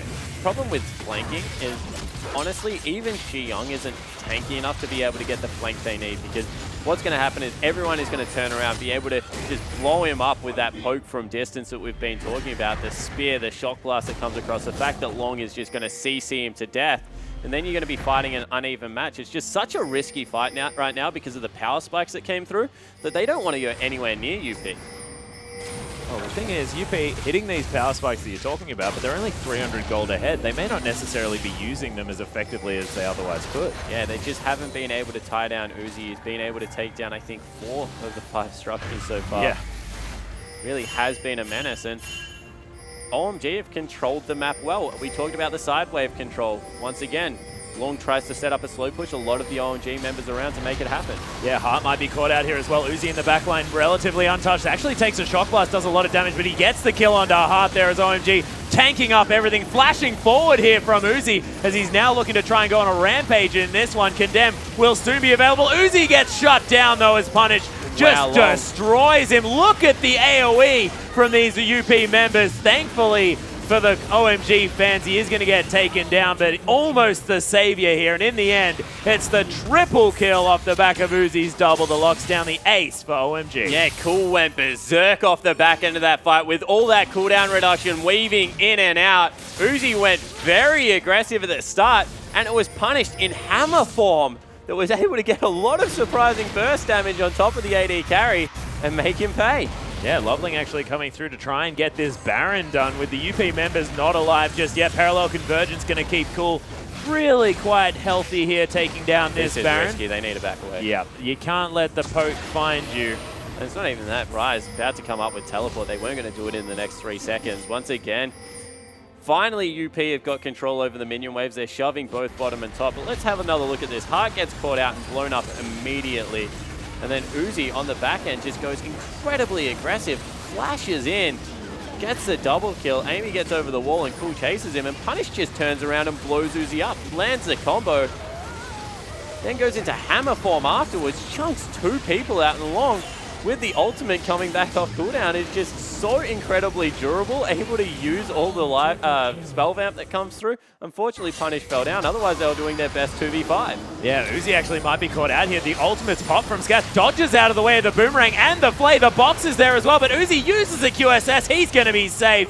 And UP, they don't find it after blowing everything. Yeah, and instead they actually lose a member. Uzi saunters back to base. putting on an impressive display of the mechanics, and Hart looks a little bit sheepish right now. Most definitely. And look, a lot of people probably might be discounting Uzi's ability to play Vayne. He hasn't had that much of a fantastic performance on it recently, but this game looking very different, especially that last series of play. Yeah, it certainly has been. He's now picked up the Infinity Edge to cap off trio of very expensive attack speed, lifesteal, and now the big crit item to come through on top of that. As Lovely needs to be careful still. Yeah, still manages to take down both of the Crocs, so a success. 3-0 and 8 for Loveling. Had a very impressive performance so far this game. Ji-Young, even after a slow start, has turned into a fairly tanky member, now going towards that Righteous Glory. And they just haven't been able to set up around structures here, UP. No, Poke seems to be very difficult to execute in the current meta, although Uzi, half his health. Yeah, it seems to be still working, but they're just not quite getting the poke into any engage on the side of UP. Yeah, so not just able to get the team fights that they're looking for. Amy sweeping out Baron. That's another objective they do really quickly. And you see this poke definitely shoving the OMG side around, but they're just not able to grab anything for it. The map's already been opened up enough that OMG can just get the recalls in. Yeah, and they're still able to clear out a whole lot of this vision, as well as Hart making his way up the river. Along with the teleport, he's going to be backing away, looking to finish off the Void Staff. He does add that to his repertoire here. As Amy looking for some Merc Treads as his next item, maybe even with a Death Cap alongside, and these spears are going to be really hurting. But if anyone gets on top of Amy ever, he just gets 3. Yeah, it certainly does. Very easy to blow him up. Has a little bit of deceptive health because of the shield that will come through, but Lung and Amy are in the same boat. They're just all shield and HP, no resistances right now, and they're going to die so quick. Well, Amy actually decides instead to go for those Lucidity Boots, so just wants to throw more spears. OMG starting off the Baron one more time. Silver Bolt's, of course, a fantastic option for taking this one down. It is so low already down to half health. OMG might actually commit to this one as no. Looks like they are peeling off. A little bit of indecision here as the Baron's only at 2,000 health. They are going back in. Amy wants to get in. Not going to find it as Loveling locks it down. Parallel convergence from Cool. He flashes forward, actually, uses the Chrono Break. Actually, the Zhonya's was there as well. Chrono Break not used just yet. Amazing going to tank up a spear as Jiang. I think that OMG probably just wants to disengage. Yeah, they're trying to, but there's the flash into the Rune Prison. Lung's going to be able to lock down Amazing. Sketch picks up the kill credit. But that's a support traded for Baron. I'd still take it if I was OMG. Yeah, definitely, especially because of the fact that right now UP want to be sieging these turrets. Against Baron buff minions, they might be able to grab one, but after that, going to be a difficult ask. Now, there's the Primal Surge there onto the Sivir, making sure that he can get as much work done as possible. As there's actually Hart getting caught out. Uzi wants to go aggressive now as well as Punished, taking so much damage, but the spear's good. Amy locks down that kill, and he's going to be okay. Punished now at half health. Cool uses a Chrono Break to get himself back to health, but Loveling doesn't have many options now sitting in that Raptor pit. Parallel convergence for a bit more of a shield onto Cool. Boomerang going to find him though. UP, they do have 2 dead on their side, but it's even with OMG. It's just the Baron buff that separates these teams. But we spoke about how it's going to be difficult, and then OMG decides to fight, pull the trigger. They really wanted to secure that red buff, and it backfired in a bad way. UP probably get more than they were bargaining for off the back of it. Yeah, Cool actually lands the parallel convergence, but if any more poke lands onto this guy, he's so dead. Amazing. Yeah, he was expecting to have some backup. Cool said, I'm missing a whole bunch of my health bar. Sorry. They hit me twice. I'm out. Yep. No more. Thank you very much. He's just not quite tricksy enough on this Echo. But 6-0 and 2. He's definitely had a great time. The Abyssal Scepter now completed, as well as the Rabbidan's Death Cap. That's a 5-item Echo. He just needs a Void Staff, and he's going to be tearing holes in people. Yeah, don't even... Void Staff would be a great item, but you just look across the line, there's not really all that much MR coming through right now, so... Yeah, maybe he builds a Luden's Echo or something, goes all in. Lich Bane, really good one-shot item for the Sivir. See what he does decide to go with. UP dealing with the Baron relatively well, though, just putting the pressure on themselves, making sure that OMG can't push forward. Luden's Echo typically is a bad last item in your build. You want to get it second or third to make full use of, I guess, the flat scaling, but Lich Bane gets better as you get more AP, so generally why you go that one, but Amy caught out. Yeah, Death Charge to come through onto the Nidalee. We've mentioned how squishy he is, able to pounce himself a little bit further away, but he is eventually going to fall down. Hart also in a whole lot of trouble. Slowed down to high heaven. Cool locks down the kill. And Uzi now fighting with Lung and Punish. He's trying to tumble his way to safety. That crit was disgusting. Punish now trying to accelerate himself away. Loveling not going to find the Randuins, but OMG, they're going to be able to take down this inner turret. Yeah, and just going to point out something little on the lineup. No upgraded sweeper on the top lane or the mid lane means that Uzi is invisible. They can't get the CC down onto him. They had an upgraded sweeper. Lung just would have been able to chain CC him. Punish would have come over the top, cleaned him up, but instead, Uzi just dances circle around them, gets another outplay. Yeah, Xiang with the flash dredge line looking for Punish. Finds the Nexus as parallel convergence comes through as well. They get a Nexus turret, but OMG not wanting to push their luck. Yeah, so they do back away. Punish still respectable, 5-1 and 6. Going towards a GA as his last item, it looks like, and it will be Dragon number 3, picked up by OMG on the way out.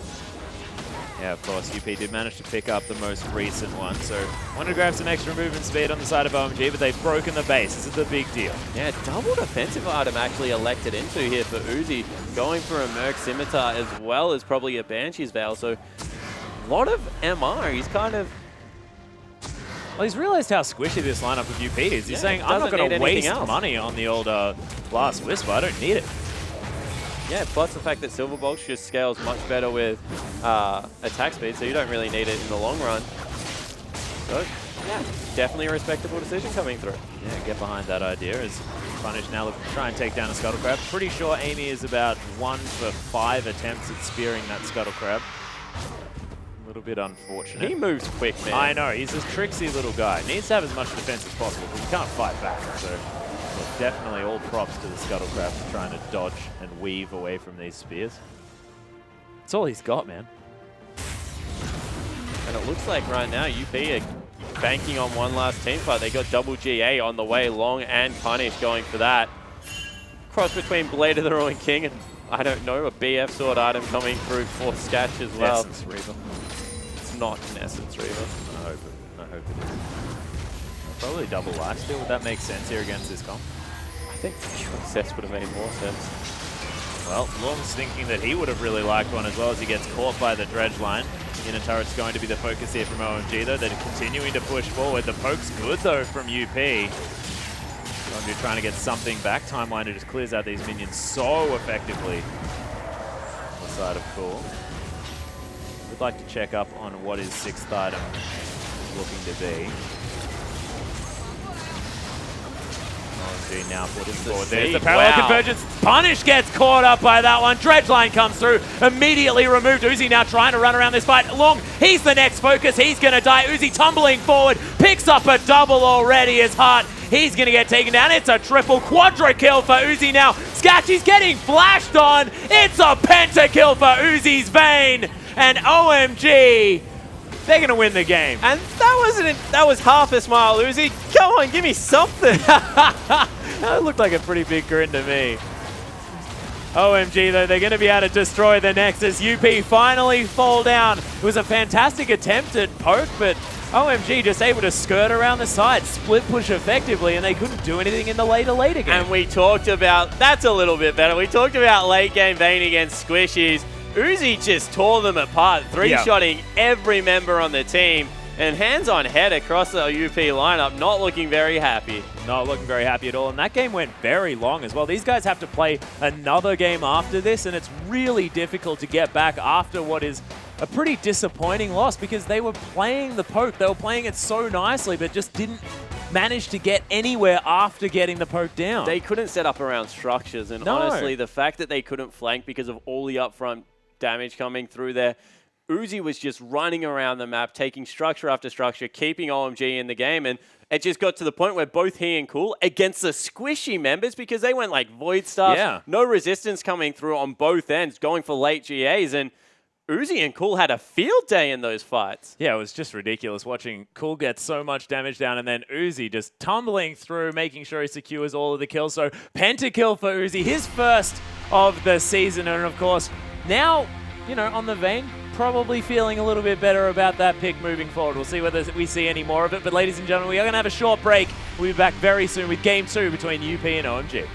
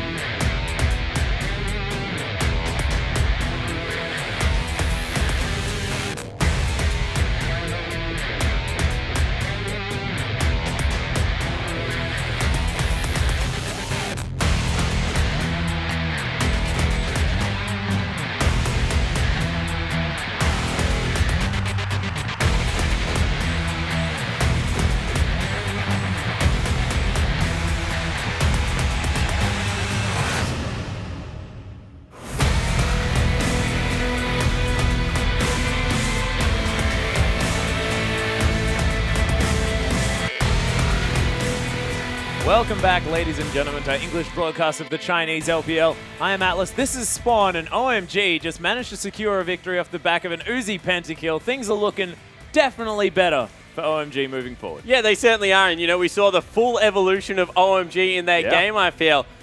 Lovely and Cool starting it off very nicely together. Uzi going for risky flanks, got caught, blown up, did his best Maokai impression on Vayne. Then it got to the point where Uzi flashing forward for kills, outplaying in the bottom lane. The end of the game comes up with a huge pentakill. Definitely was a worthwhile and entertaining performance, but Uzi seems to be back on Vayne. Yeah, back on form on the Vayne as well. Haven't necessarily seen it from him for quite some time, but it's fantastic. And especially just gets to demonstrate just how mechanically gifted this player is. Yeah, he certainly does. And, you know, OMG did well rotating around the map. They made sure that they were getting CS away from the Rise up there, and they flicked the switch. They rode through the power spike that Unlimited Potential had with their poke comp, and then from there just never looked back. Yeah, it's a good point. And, of course, finished the game with a 9,000 gold lead, but no surprises. 13-3-4. Uzi picks up MVP. Makes a whole lot of sense considering that pentakill at the end. You're disappointed. I am actually surprised. 60% kill participation filled a very necessary role in the team. I actually thought a lot of credit should be given to Loveling for that performance. Yeah. He was my MVP. But Uzi, you see the mechanics in the bottom lane comes through here, able to dodge out, use the stealth incredibly well, make sure that he's got the shield coming through from Amazing, skirts the edge of the box, and then walks away in style. Unfortunately, tumbled a little bit early, picked up some boomerang on the way back, but look at this. It's just so good. Yeah, he certainly is able to cleanse out of the first one. No one has a trinket right there to be able to spot him while he is stealth, and he's just able to hunt people down. And this is the epitome of when Vayne shines, you know. When everyone's squishy on the map, you can see next to no auto attacks needed to take people out. The damage onto Hard is actually only 3 autos with 2 crits in there, and then Scatch gets taken down as well off the back. Team makes sure they secure it for him, and that was an impressive game, don't get me wrong. Uzi definitely rising to the occasion. He most certainly was. But is this sort of off the back of UP sort of trying this poke strategy that has been proven to not necessarily work in this meta? You know, we've seen a couple of variations of the poke strategy. Jace is returning to favor, so we'll see a little bit more of him on the Rift. We've seen Varus has run into things like Azir to try and cut that matchup out. So poke has a certain area, but all out, like 5 members committed to a poke comp, like what UP just put together, with maybe the exception of Rise, just means that you have a very small window of error, and it's always been the same. You get your transforms through on your tiers, you need to make something happen in that 5 minutes, or otherwise you get outscaled and people run over the top of you, and you saw exactly that. Vayne, we mentioned that she's a late game hyper scaling carry, and you just saw really good evidence of that there. Yeah, that's exactly right. Didn't even need to waste an item slot on that last Whisper as well. Able to pick up the double magic resist items meant that those spears not hurting as much. Able to get himself out of all sorts of trouble with the QSS. But we'll see whether UP can answer with a different strategy moving into this next game. Because, look, they're going to take Punished one more time. It's not going to be Jiaying actually taking that role there in the mid. So still sticking with a little bit more aggression. And we'll see whether they change up their playstyle, especially now that they're on the blue side. Might be able to get a pick away from this OMG squad. Yeah, and you know, I think that match showed that Xiang really prefers the tanky top laners. They even prioritize the Nautilus over the Rise. Yeah. So maybe just get rid of both of them. Get rid of the Nautilus, get rid of the Maokai, force him onto something he's not comfortable with. Camp the heck out of the guy. Don't let him hide in the jungle follow and just be extremely safe for the first couple of minutes of the game. Yeah, we'll see exactly what happens here. Xiang is sort of somewhere that you can focus on the OMG squad. Of course, it's not going up there in the top lane, just that rock that you can never dive. A lot of people making the mistakes of diving going. But now is Xiang up there, of course, different champion pool, but also might be a little bit more able to be taken advantage of. Yeah, it's definitely something that teams are looking towards when they look at the OMG lineup. It's just inexperience more than anything. You pick on players that haven't played that kind of role for a long time, and Xiang is definitely a new top laner, and we'll have to see whether it's something UP looked towards. Long didn't really have the best performance there on Rise. Definitely wasn't what Dandy had the series before. Going into this pick ban phase, I think we will see a big switch up coming through from Unlimited Potential. Yeah, we are going to be getting into Champion Select very, very soon. And I'd be interested to see the ban, see who's going to be taken away first off here, as it is going to be Echo removed. UP just do not want to see that in the hands of Cool. Yeah, Echo just does a heck of a lot of damage as AP right now. You know, the Time Winder hitting on the way back, has that dash that just gets the third proc so easily. And if you ever get hit by the ultimate, it's 1.3 AP. Let's talk about that more. 130%. It's ridiculous amounts of damage. I thought we'd removed it from the game. I didn't think you could go over 1. Well, with Echo, you most certainly can. At least it now has a mana cost. Yeah, 100. So that's it's a big deal. Well, Bard's going to be taken away as well. OMG sticking with that ban. His heart not going to be, I guess, focused for the Kalista ban. OMG not want to let that go into the hands of Sketch as well. This is something that OMG do a lot. You know, they're very happy to first pick Kalista if they're on the blue side, and they're also really happy to ban it away if they're on the red side. Give a lot of respect to that AD carry. Yeah, of course, just a powerful pick at the moment there on the bottom side. And of course, being on a team with Uzi, you know exactly what that champion is capable of, so you don't want to see it in the hands of your opponent as well. Alistair going to be removed. UP locking down that ban. Ryze still making his way through.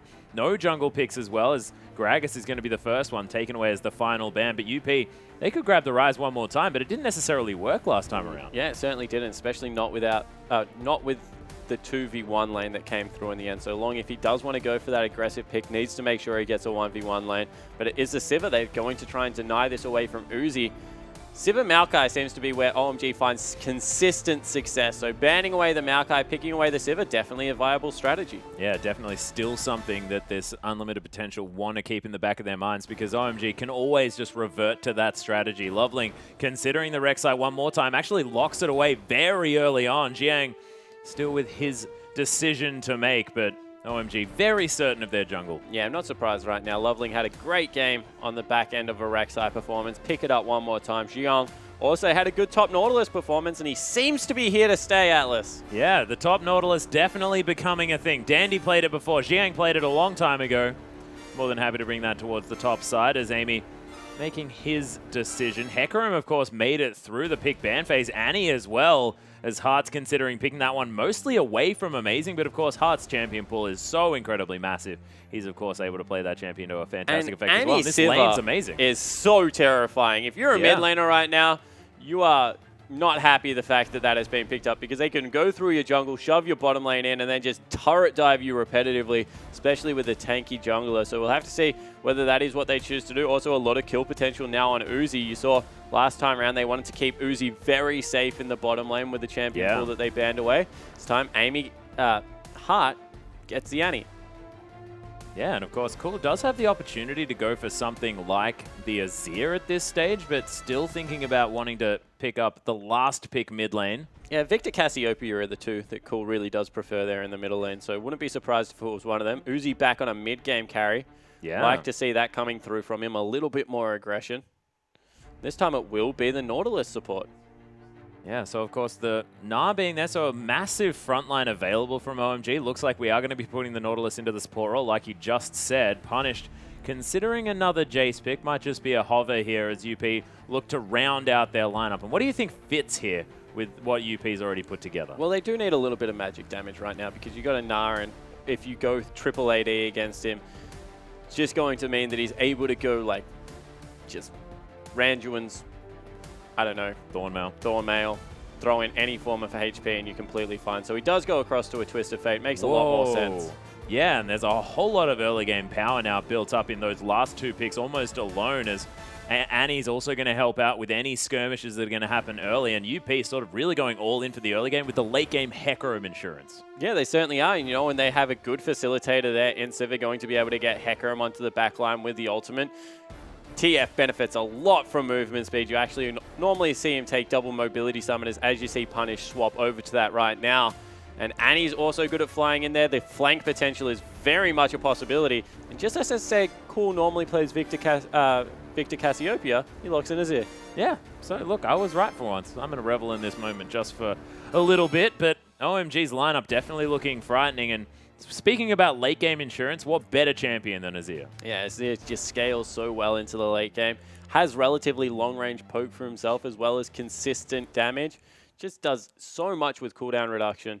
Able to get going relatively early on as well. Yeah. Only really needs 2 items, so I like the pickup coming through there from Cool. Yeah, I also really like it in conjunction with the Gnar as well. If you get a really nice Gnar ultimate and then you get an Azir wall right up against it as well, you can really lock people in place for large amounts of time. But Jiang able to take the Gnar into the Hecarim matchup. Pretty decent for a Gnar. We've seen it go both ways though, of course, as Lee Sin is going to be taken against Loveling's Rek'Sai. So wanted to answer the early game power and now punished. He needs to be able to get these Destinies off early because this team wants to get things happening straight away. Yeah, he just wants to shove in early game. Sketch is on Sivir against the Uzi's Corki, and Annie versus Nautilus in the bottom lane. Amazing. Going to have to go up against the support that he's nearly single-handedly, along with Mako, keeping in the meta. Yeah, well, exactly. So, of course, knows exactly how the Annie works, knows exactly what she's capable of. But, of course, Nautilus as well with a whole lot of engaged potential. This is definitely more in the wheelhouse of Amazing. Of course, looked a little bit interesting when he was flashing forward on the Janna.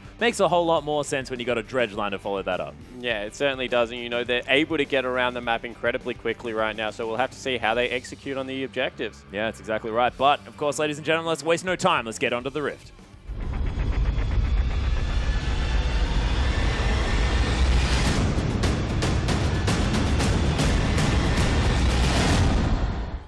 And here we are, ladies and gentlemen. UP looking for revenge after OMG took them down in Game 1. To take us to the middle of our LPL Day 1 for this week. UP, see whether they can do it. Of course, already a 5-point defense system. Looking to try and answer this one. OMG setting up for the potential invade towards the top side. But they're not going to find any.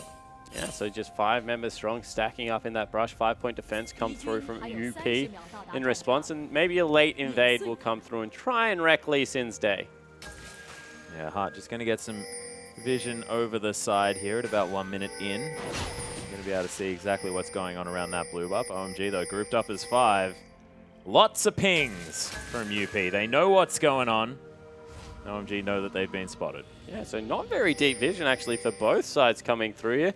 And the defense has come up. UP look like they might want to scuffle. Yeah. Well, we have mentioned they're going to late invade it themselves. Yeah, and they've got the early game comp, so we'll see whether they can get anything done. That being said, level 1's very different to early game. How do they go as far as the level 1 is concerned? Of course, Heart's going to be fantastic. Yeah, so see whether Hart is able to fly in there. He's got the stun fully charged up there. Looking to wreck Cool's. Oh, actually, no, they're going for the top side of the map. Thought they were just going to kill Cool. Yeah, well, actually, Cool pushing up very, very far here. They do have a ward over the side, and they're going to start on the red buff. Hart making his way through as the jungle follow is on here for OMG, but couple of people stunned here from Hart as well. The ignite down straight away as Loveling flashes over the wall, trying to get himself to safety. Amy gets the kick over the side, and he's going to be able to lock down the kill. Not going to be enough there with the hyper proc, and that was fantastic, threading the needle. Yeah, able to get the flash to clear himself of the Naj. Yeong was doing his best to body block, but wasn't able to absorb it there. Threads the needle through, as you said, and they're going to be able to steal away the red.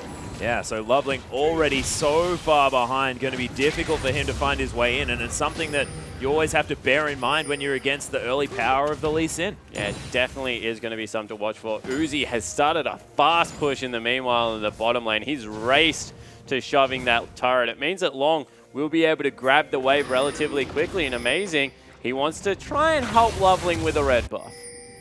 Yeah, well, Loveling actually going to be starting on the Grump over here. They want to be able to find that level 2 as quickly as possible. Uzi hanging around here, just continuing to shove this one in. Long can't actually go too far forward. Is aware that there is no Nautilus on the map just yet.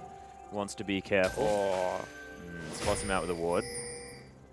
But invade will come through successfully. They've still got the Lee Sin up towards the top side of the map. And Loveling, he picked up half the Krog camp as well as the Grom, so level 2, Jiyoung also at level 2, so not in a horrible position right now, with the exception of First Blood going over to Amy. Yeah, so 400 gold is the lead at the end of that one at 3.5 minutes, so that is decent for this stage of the game. The other thing worth pointing out is the fact that Nar is the best jungle follow with Hyper in the game. He is so incredibly good at jungling, able to chunk through percentage health damage, just is a great boon, and magic damage against creep always does good things. That's why we like magic damage junglers.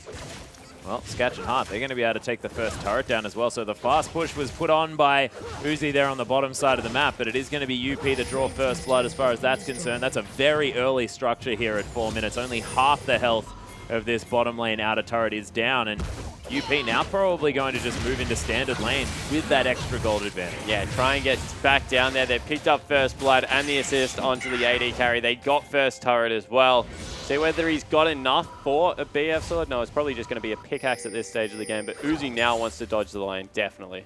Yeah, they're both heading back here. The bottom lane of OMG looking frozen. to relocate. Sketch has done a really good job. That lane will shove back in towards him. He can actually stay up there. No danger. Interesting. Uzi actually cancelled his back as well, so wanted to just turn his lane into a freeze as well. Yeah, so both lanes, after an early advantage goes over to UP, both AD carries decide that they're not done farming yet, want to stick to it. Yep, Cool just continues to farm here in the mid lane as well. Haven't touched on this one just yet. An advantage for Cool at the moment. But of course, Punish probably wanting to move around the map a little bit more. This is what happens in a lot of TF matchups, actually. You just sit there and throw cards from that far back because they don't clear out the wave early on in the game. You miss a lot of silly CS. Yeah. So 7 CS, it's not a huge deal right now. As soon as he gets the first shot in there, expect it to be maybe double ring so he can just clear that out a little bit more effectively. Yeah, just not an indication necessarily of how much extra pressure Cool is putting on, I guess. Yeah, and you know, Azir is that middle lane bully that he likes to get ahead early. TF's range isn't incredibly long, and right now it looks like Amy going to try and skew the numbers, although level 3 is still relatively squishy at this point, so decides against it. Yeah, it does have a Balmy Cinder there as well, so a little bit of extra health, but you're exactly right. Probably needs a few extra levels before that is going to be relevant. Yeah, so Balmy Cinder means it will be a Cinderhulk Lee Sin jungle coming through here. Hasn't gone for the upgraded jungle item, which means that he doesn't get the extra gold coming across. Loveling going to find him out. Yeah, actually gets the knock up here as well. Level 3 for both of these junglers as Amy's actually going to take a whole bunch of damage. Cool gets in with the Q, but doesn't quite find the knock up now as well as OMG looking to try and get some more. There's another knock up. The slow comes down. Nice bounce from Jiang, but Safeguard's going to get into safety. Yeah, Destiny was available. Cool was The rotation was coming through in the bottom lane. That being said, now some action here on the bottom side of the map as Long and Hart get engaged on by OMG. Yeah, and Long wanted nothing to do with that. He got the heck out of dodge. Yeah, Long actually just heading back towards these Krogs one more time. Really does like killing these ones away as Lucidity Boot super quickly from Punished. Tell me about that build, Spawn. That means he wants to win other lanes, not even concerned about mid lane. It's pretty much the build that Pawn made popular when he was falling behind. It's like I'm going to push out my lane as quickly as possible, and Destiny all over the map. Try and get towards that 40% max CDR as quickly as possible. We'll see whether he can do it. Of course, it is going to be Merlinomcon, all the likes of the Athenes that we saw earlier from this Twisted Fate. We'll see what he does decide to opt for here, as Cool's actually going to miss a little bit of farm as he's shoved it right into this turret very quickly. Side of UP. We'll be able to get these backline minions and, of course, one of those melees. So he's going to be A-OK, still sporting that 5 CS advantage there in the mid lane, almost with his Merlinomcon completed. Blue buffs available for both of our junglers as well very, very soon. As UP just continue to push out this top wave. But 6 CS on Jiang, that is nothing. Good ward coverage coming through on the bottom side by Amazing as well to make sure they know when TF goes towards picking up that blue buff. We'll be able to maybe sneak a dragon in that time. Rek'Sai very good at early dragons coming through here. Chilling Smite has been picked up right now for Amy, so he wants to get even busier in the early game. Most definitely. It's going to be the Phage pick up first here for Uzi as well, so looking to be able to move a little bit quicker. There's no backs to come in from Sketch. Actually still behind on farm just a little bit, but wants to be able to grab that BF sword when he can. Level 3 for Jiang. This is the big deal. The fact that he can't enter that lane just based on the level 3 versus difference. level 7. Sketch can nearly dive him right now, and everyone is setting up for that. You see OMG trying to get up there to help their top laner out. Need to be careful that they're not caught in transit. Yeah, Cool actually does manage to get the Sand Soldier over the top. Cool level 7 against 2 level 4s as well. Very heavily in Cool's favor. Yeah, level 4 is going to be level 5 very soon. Hard actually takes so much damage as you just reacted to there, as red buff going to be contested by UP. Just spawned on the other side of the map here as well. It is going to be an opportunity for Loveling to just enter the enemy jungle, pick that one up. They have a lot of vision around there as well. Loveling just going to be able to take down some Raptors. He's happy to concede that particular one. Krogs toe down as well. A lot of pressure on the top side of the map right now, committed by UP. They want to try and keep Jiang down even further. Uzi doing a great job of farming in the bottom lane, though, and Heart level 4 means that Uzi, because he's level 7, nearly level 8, is going to be able to put a lot of upfront burst damage as soon as he goes back and gets that Sheen. Might even equalize the turrets, which means OMG done a really good job, even though their top laner is behind, to equalize the early game. Yeah, and is this about UP not quite rotating towards that bottom lane just yet to answer this after the top lane turret went down? I think that was the right choice because Uzi was stronger, but the problem was that it actually did the opposite. It allowed Uzi to just stay down there by himself. He wasn't forced to rotate, although now he's being gang teleport as well. Yeah, he's fighting Sketch here, but Starheart manages to get the stun. Long's here at the same time. There's the Valkyrie, tries to get the extra damage down, but doesn't land the last rocket. Wouldn't have even mattered as the ultimate comes through from Long to lock down the kill. But that was a heal, ignite, ultimate coming through from Hecarim. That was a lot expended to just take Uzi down. They didn't use any summoners. Yeah, that's probably what they were looking to do earlier, you know, try and make sure they control that part of the map. All of a sudden, Xiyang, he's got himself triple the CS of what he has. He's level 6 and looking to dive Amy. Yeah, when you're on a very small amount of CS, triple isn't exactly as amazing as it sounds, but it's definitely good news here for OMG. Loveling looking for the dive onto Amy, of course, does have, oh, actually no wards available here for this Lee Sin. Can't safeguard himself to anywhere interesting, but no dive to come through from OMG. Yeah, had the ultimate available. Actually does surprising amount of early game damage as Pool goes in. Yep, looking for something. Managed to curve his way around, but nothing exciting. Able to deny a cannon creep, and you see that 10 CS still is the advantage right now. So Pool doing a good job on his ear to keep Punish down. Still no successful Destiny available. No, that's very important. They've stuck with the lane swap yet again. It's like they went down there to kill Uzi and then said, okay, that's enough. Let's not push our luck. Yeah, move on. Destiny lights up the map there. Decides he doesn't really want too much from it. Is that because UP may not have had Dragon Vision? I think they were actually looking towards red buff. They didn't want Amy to have that one stolen away. They're trying to keep... The game plan right now is keep Loveling and Xiyang down and see what they can get with those two advantages. Long's got a 20 CS advantage. Amy absorbed a lot of CS up in the top lane, so he has a slight advantage over Loveling right now as well. So see how long they can keep this going for, because Loveling, he started to ramp up and Xiyang won't be held down for much longer on Nah. Yeah, Loveling as well. Now with a slight monster count score, a little bit higher. But apart from that, Amy's been able to get around, pick up a few more of those major buffs in the jungle, stealing away the red buff. Actually, something go in. Oh, actually, it was UP trying to destroy a tunnel, but it is going to be the kickback onto Loveling into the wall here as well. He's going to die super easily, and Sketch picks it up with the reset, transitions immediately into this dragon. I just don't know what Loveling was trying to do. Yeah, it looked like a little bit of a misclick maybe, or just an overcommitment because he didn't know where all the members were. Instead, UP, they pick up the first dragon of the game. They've got themselves a solid 1,000 gold advantage and going to be able to rotate back into their lanes and see if they can continue this pressure. Uzi is scary though. 32 CS. Phage and Sheen finished up right now. Corky in a great position. And another Avarice Blade picked up from Sketch as well, so not a lot of sort of optimal statistics from that particular item, more sort of conceding the lane just a little bit. Boomerang not going to be so good, as Uzi's looking for some rockets, doesn't find those either. Amazing able to use that Relic Shield though, gets himself some at least guaranteed farm. Sketch just can't stay in this lane. Yeah, Uzi scouts out the fact that Amy was still in the bottom lane as well, so Amy has to recall back into the jungle, and all of a sudden, Xiyang has caught up on CS. He was really far behind, 48 now to 53, goes back, grabs some Tabi, grabs a Giant's Belt, much better off than he was 6 minutes ago, and all of the pressure that UP was building on that side of the map has now dissipated.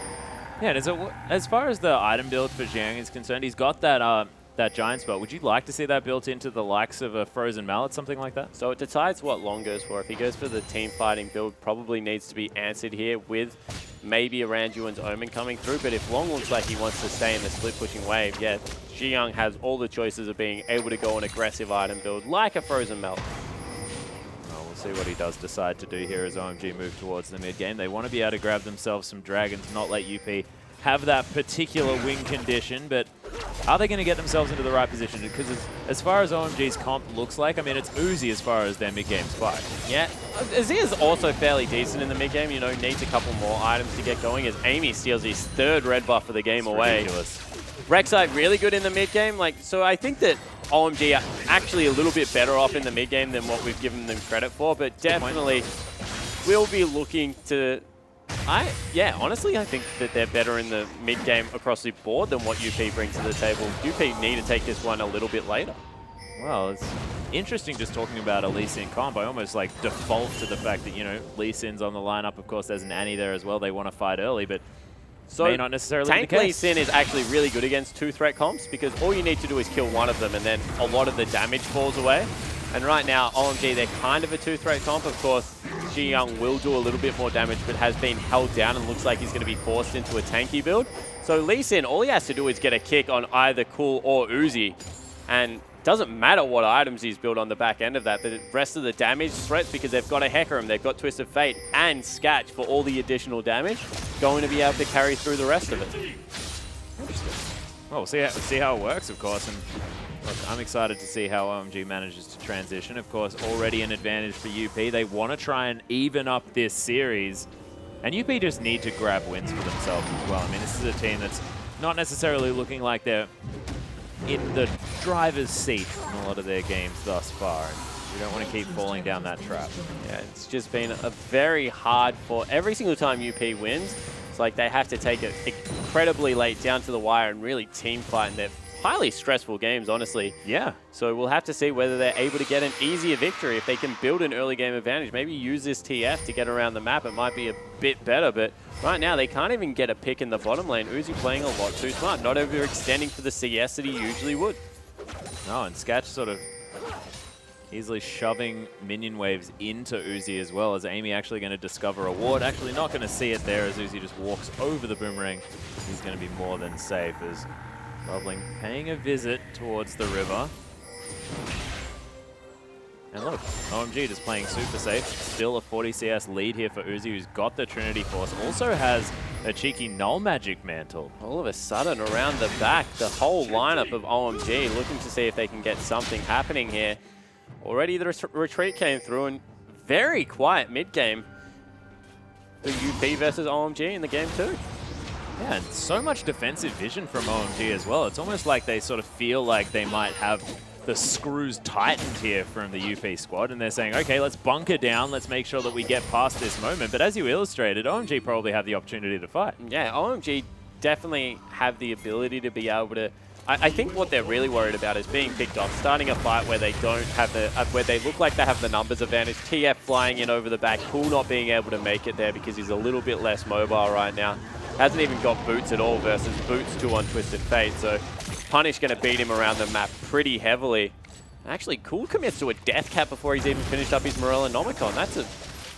He wants damage. Different build. Certainly wants damage. So, of course, when you go back and you've got that 1,700 gold after the needlessly large rod, you're pretty much going to buy a hat, aren't you? Like, it's in the shop. It's the item that you really want. May as well pick that one up hard, actually, in a bunch of trouble. Look at the damage from that death cap. See, that's why. Yeah, definitely understand what Death Cap does in the game.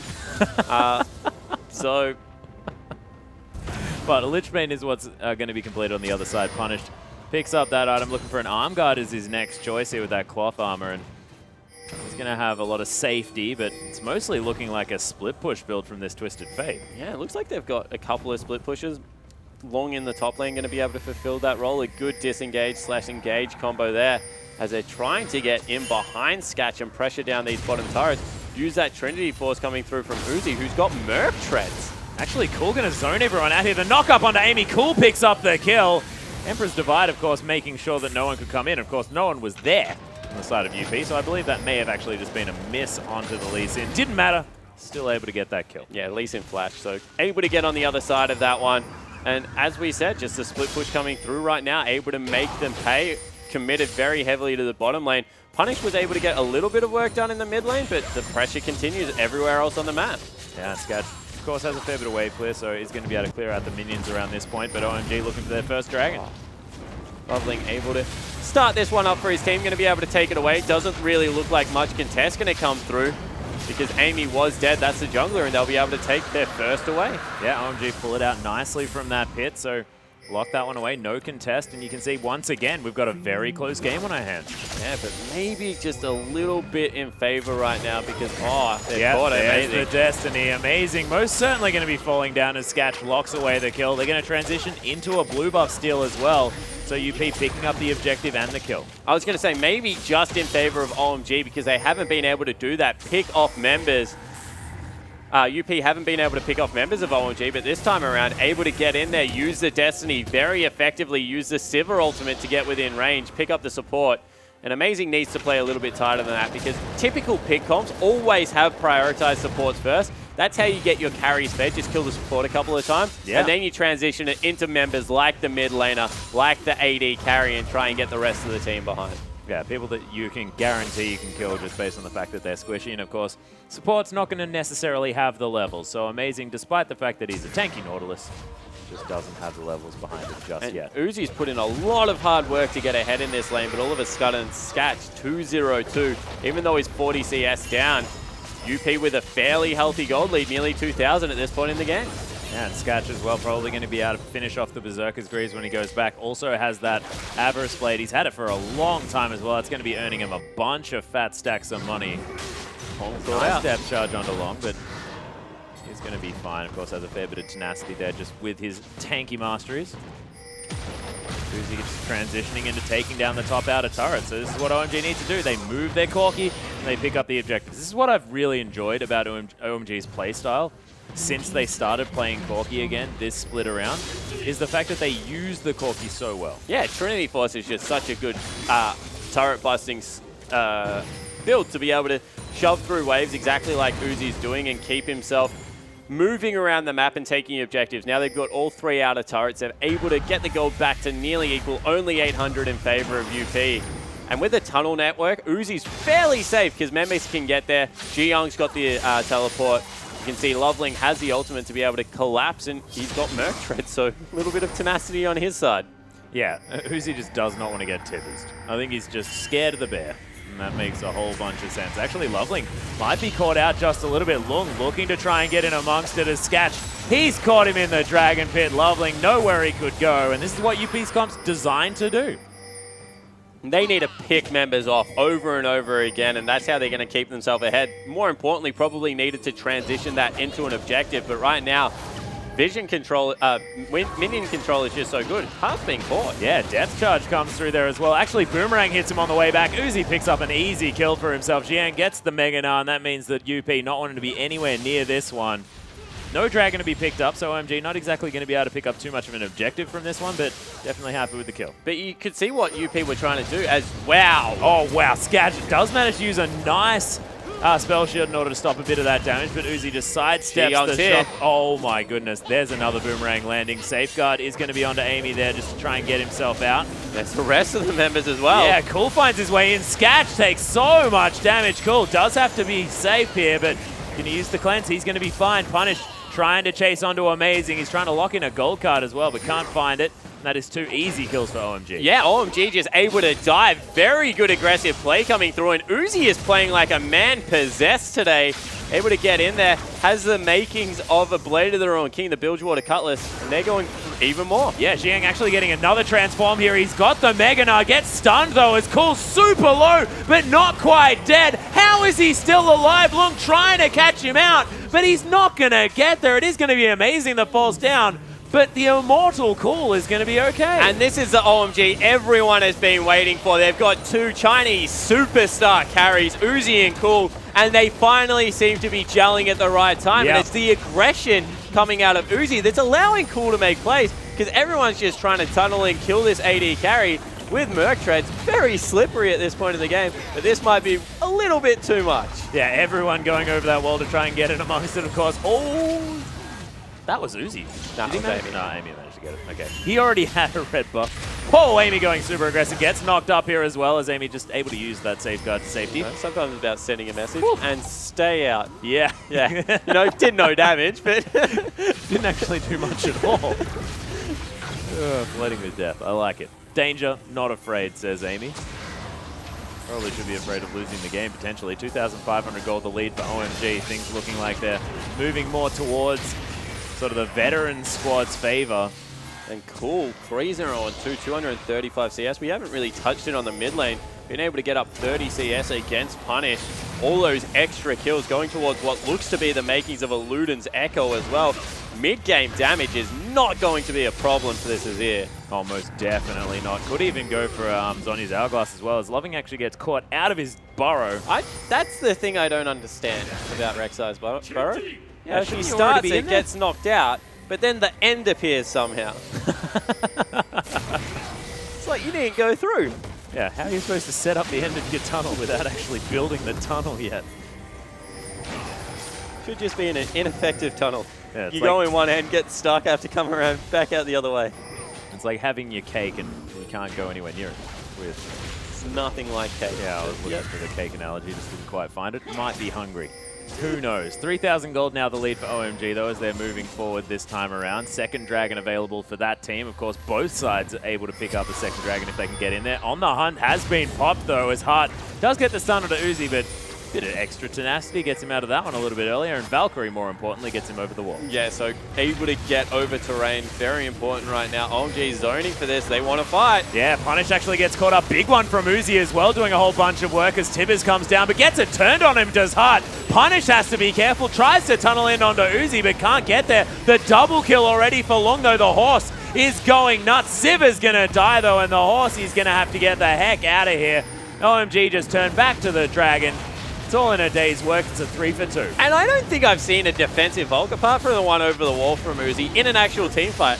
Uzi just volked on top of Sketch again, got away from all the members, knew that his tanks were still available, and just able to put on so much damage. Yeah, it's his Rumble impression. Tries to set up the red carpet that the Equalizer would do. Long actually going to get slowed down just a little bit. Loveling looking for the knock-up. Does actually find it here as Amy's going to try and make this one a 2v2. He's going to get in there in time as Loveling forced to flash away. Sonic Wave did connect, but doesn't want to get back in. There is a Mega Gnar threatening, and UP got to be scared of that. Yeah, certainly does. Transform coming through. They recognize that Long was too tanky, especially with that challenging smite coming through. Amy not as tanky right now, so he was taking a load of hurt, and they just back away.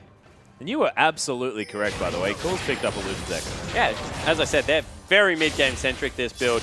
Late game, UP might be able to get back into it. Twisted Fate's damage, very underrated in the late game. He blows squishies up. Oh, yeah. But right now, OMG are running highs on every one of their carries. Incredibly tanky top lane and jungle coming through. And the burst damage that will come out of Uzi and Cool means that if anyone is isolated, they are going down.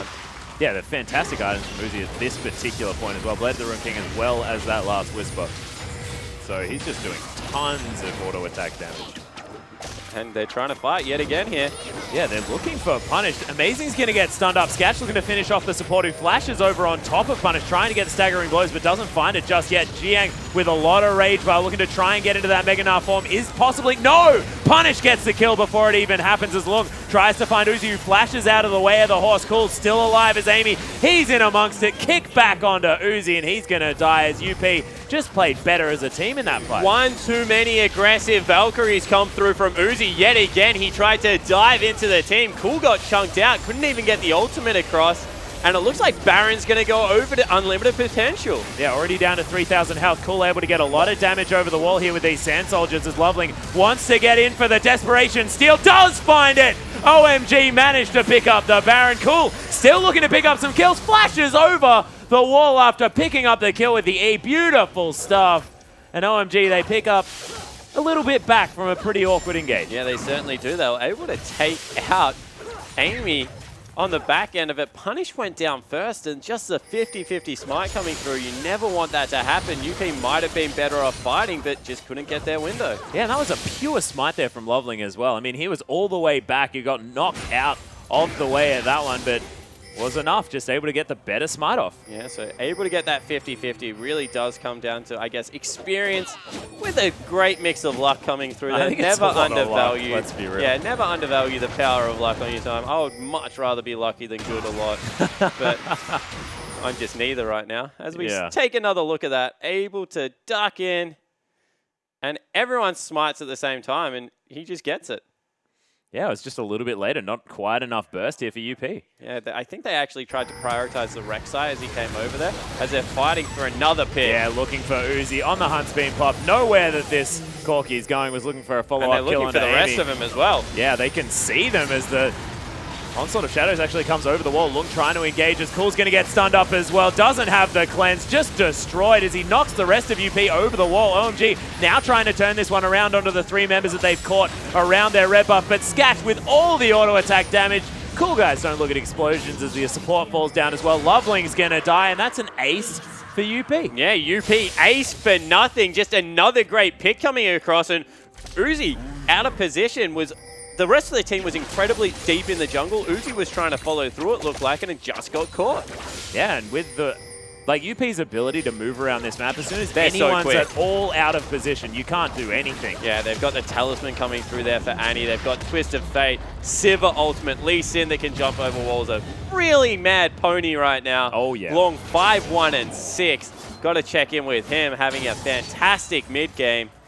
And this is a full tank Hecarim as well. When he decides to pick up that Trinity Force after this Spirit Visage is done, which is going to be right now, he'll just be able to destroy Uzi. Yeah, he'll be able to get in there, really make Uzi's life miserable. Punished is the real anti-carry right now. He's gone for the Lich Bane as well as that Zhonya's Hourglass. Anything after that just means that he can dive onto the backline and just get repetitive stun cards out. Yeah. Well, it is going to be the Phage now completed for Lung as well, so he's third of the way towards that Trinity Force. When it just gets Time more and bomb more. now on. Yeah, exactly. 3 damage threat comps generally beat out 2 damage threat comps, especially if they're able to get on the back line with the ease of what Twisted Fate and Hecarim are able to do. Needs to be good vision control coming through from OMG, and currently it's just lacking a little bit on the bottom side of the map. A lot of defensive wards still, but they can't really go past River without the threat of being picked off by Twisted Fate. Yeah, OMG also have a Mega Gnar in the bottom lane without a teleport as well, so UP sort of freely able to move through this jungle even as only a 4-man unit, even as potentially a 3-man unit considering Punished has the Destiny available. He can turn up in the nick of time. I've always wanted to see this base race. They're not going to go for it, but Azir versus Twisted Fate. I just want to know who wins. That's a really good point. Sun Turret is actually going to go up here for OMG. It seems like they may have got the inside track on this inner turret. They are going to take that one down. He's going to be traded for the top lane inner turret, so Long not going to let them get away with it for nothing. No teleports, as we mentioned before, going to be available. Dragon going to be up in another 13 seconds. OMG clinging to that for a win condition. Long going to be late to it, definitely. Pinging actually top turret. They're going to commit to this. And OMG, they're probably going to get a free Dragon, but at what cost? Well, can they get back in time to defend this top lane turret? Destiny's going to be used They're going here. for it. Yeah, they're going to be able to take this one down. That's an easy inhibitor here for UP. They tear through these structures, and they knew that they wanted to be doing this very early on. Lich Bane was the first item for Punish. He knew that he wanted to be split pushing and creating bad situations for OMG. But they might have caught the other 2 members out. Sketch and Hart in trouble. Yeah, they've got so much movement speed. The flash to the knock-up. Hart is going to super die there as OMG lock down the kill. Can they transition into any more, though? That is the real question. The inhibitor turret is what's being pinged down for OMG. Loveling wants to be able to tank that one up. He's got the Randuin's Omen. Actually wants to take down Wolves. What are you doing, Loveling? OMG, they've got so much tower damage, though. Yeah, they certainly do. They've got Trinity Force, a very strong Uzi right now. 5, 3, and 5. Actually transitioning into the bottom lane. The wave is a little bit bigger down there. Feel like they can get more work done, but Heart's up in 9 seconds. This is a little bit too late. Yeah, it's a bit of indecisive play here for OMG. I would have liked to see Loveling just try and tank out the mid lane turret because they've got so much burst damage. They get any free time on this turret, they can take it down. That's one auto attack from Uzi. Amy's behind them looking for the flank. They back straight away. They do not want to get picked off by this lineup.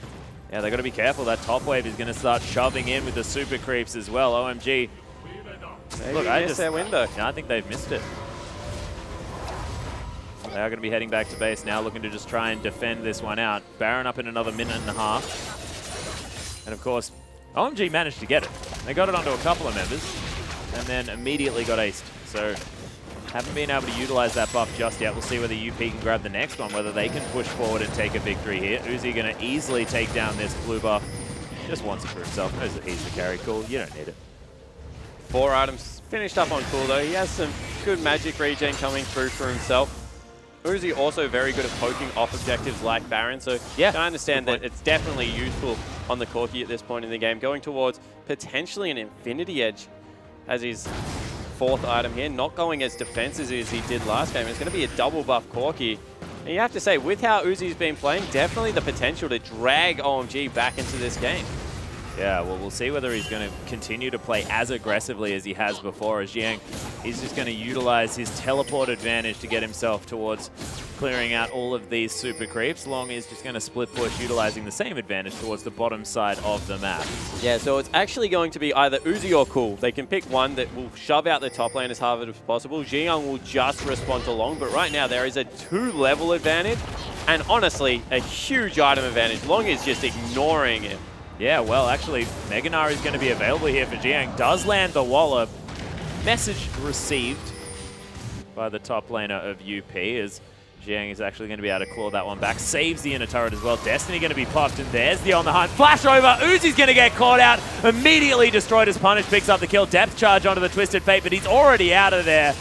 And OMG just seem to never have any time with their AD carry alive. And right now I'm looking at that BF sword and pickaxe and thinking, why has he not got a QSS? Just a flash over the wall, able to get out of the first one, but then gets picked off by the gold card. All of a sudden they just have all the advantage around Baron right now. Uzi's dead. Wasn't even able to flash. That is how quickly that happened.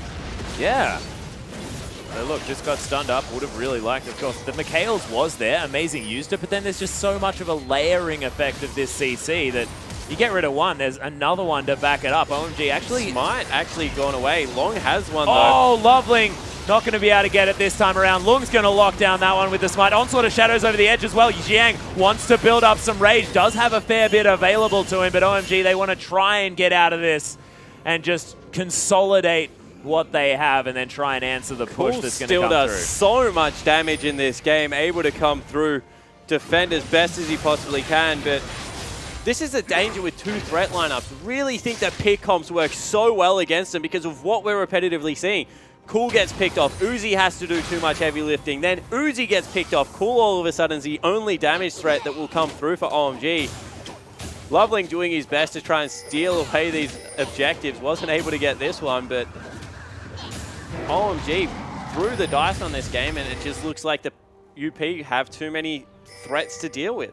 Yeah, and I think that like UP have just picked, like this particular pick comp is just so good at punishing every single positional mistake that you can possibly make just because they can move so incredibly quickly. So as soon as they notice anyone out of position even slightly, they can capitalize straight away with the Destiny, with the fact that there's Righteous Glory and Talisman on Heart. Just get in there, targeted stun, easy as you like. Yeah, a couple of targeted stuns. You've got Heart that's able to throw his in there. You've got the gold cards that can come through. Even Long, like the E from Hecarim, is very underrated as a CC. You just run past people and pretty much stun them back into the team.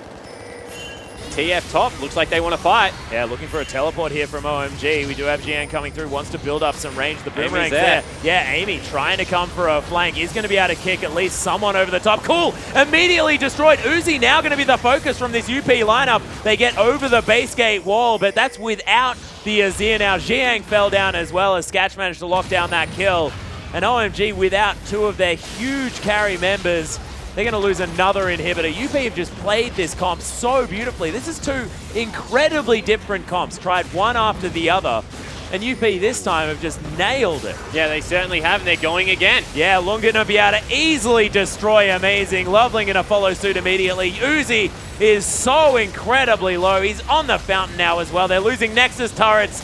UP going to even up the series with a fantastic early game pick comp. And look, if the first one doesn't work, let's try a completely opposite style, and that one's going to work out quite nicely. Yeah, and they scaled really nicely into the late game. As I said, Twisted Fate's power in the late game, I feel, is really undervalued because he was able to get into the back line, force the whole team into retreat, pretty much single-handedly assassinated Cool before Zhonyazing up, and just chased everyone away. So really big credit in the mid lane there for Punish. He had 2 very good games, but the pick comp just made sure that OMG, a team that does struggle with communication and map movements, had to be on point, and they just got caught out time and time again. Yeah, and you can see Uzi still with a smile on his face, happy to go 1-1 with this team, and of course things a little bit too aggressive there on that Corki in the early game, but definitely take about their UP. That was a fantastic execution of what could be a very difficult comp to make work. If you fell behind with that comp, things would have been really bad. Yeah, it certainly was. You know, they had a 1-3-1 split push to fall back on. They did have some answers to come through there, but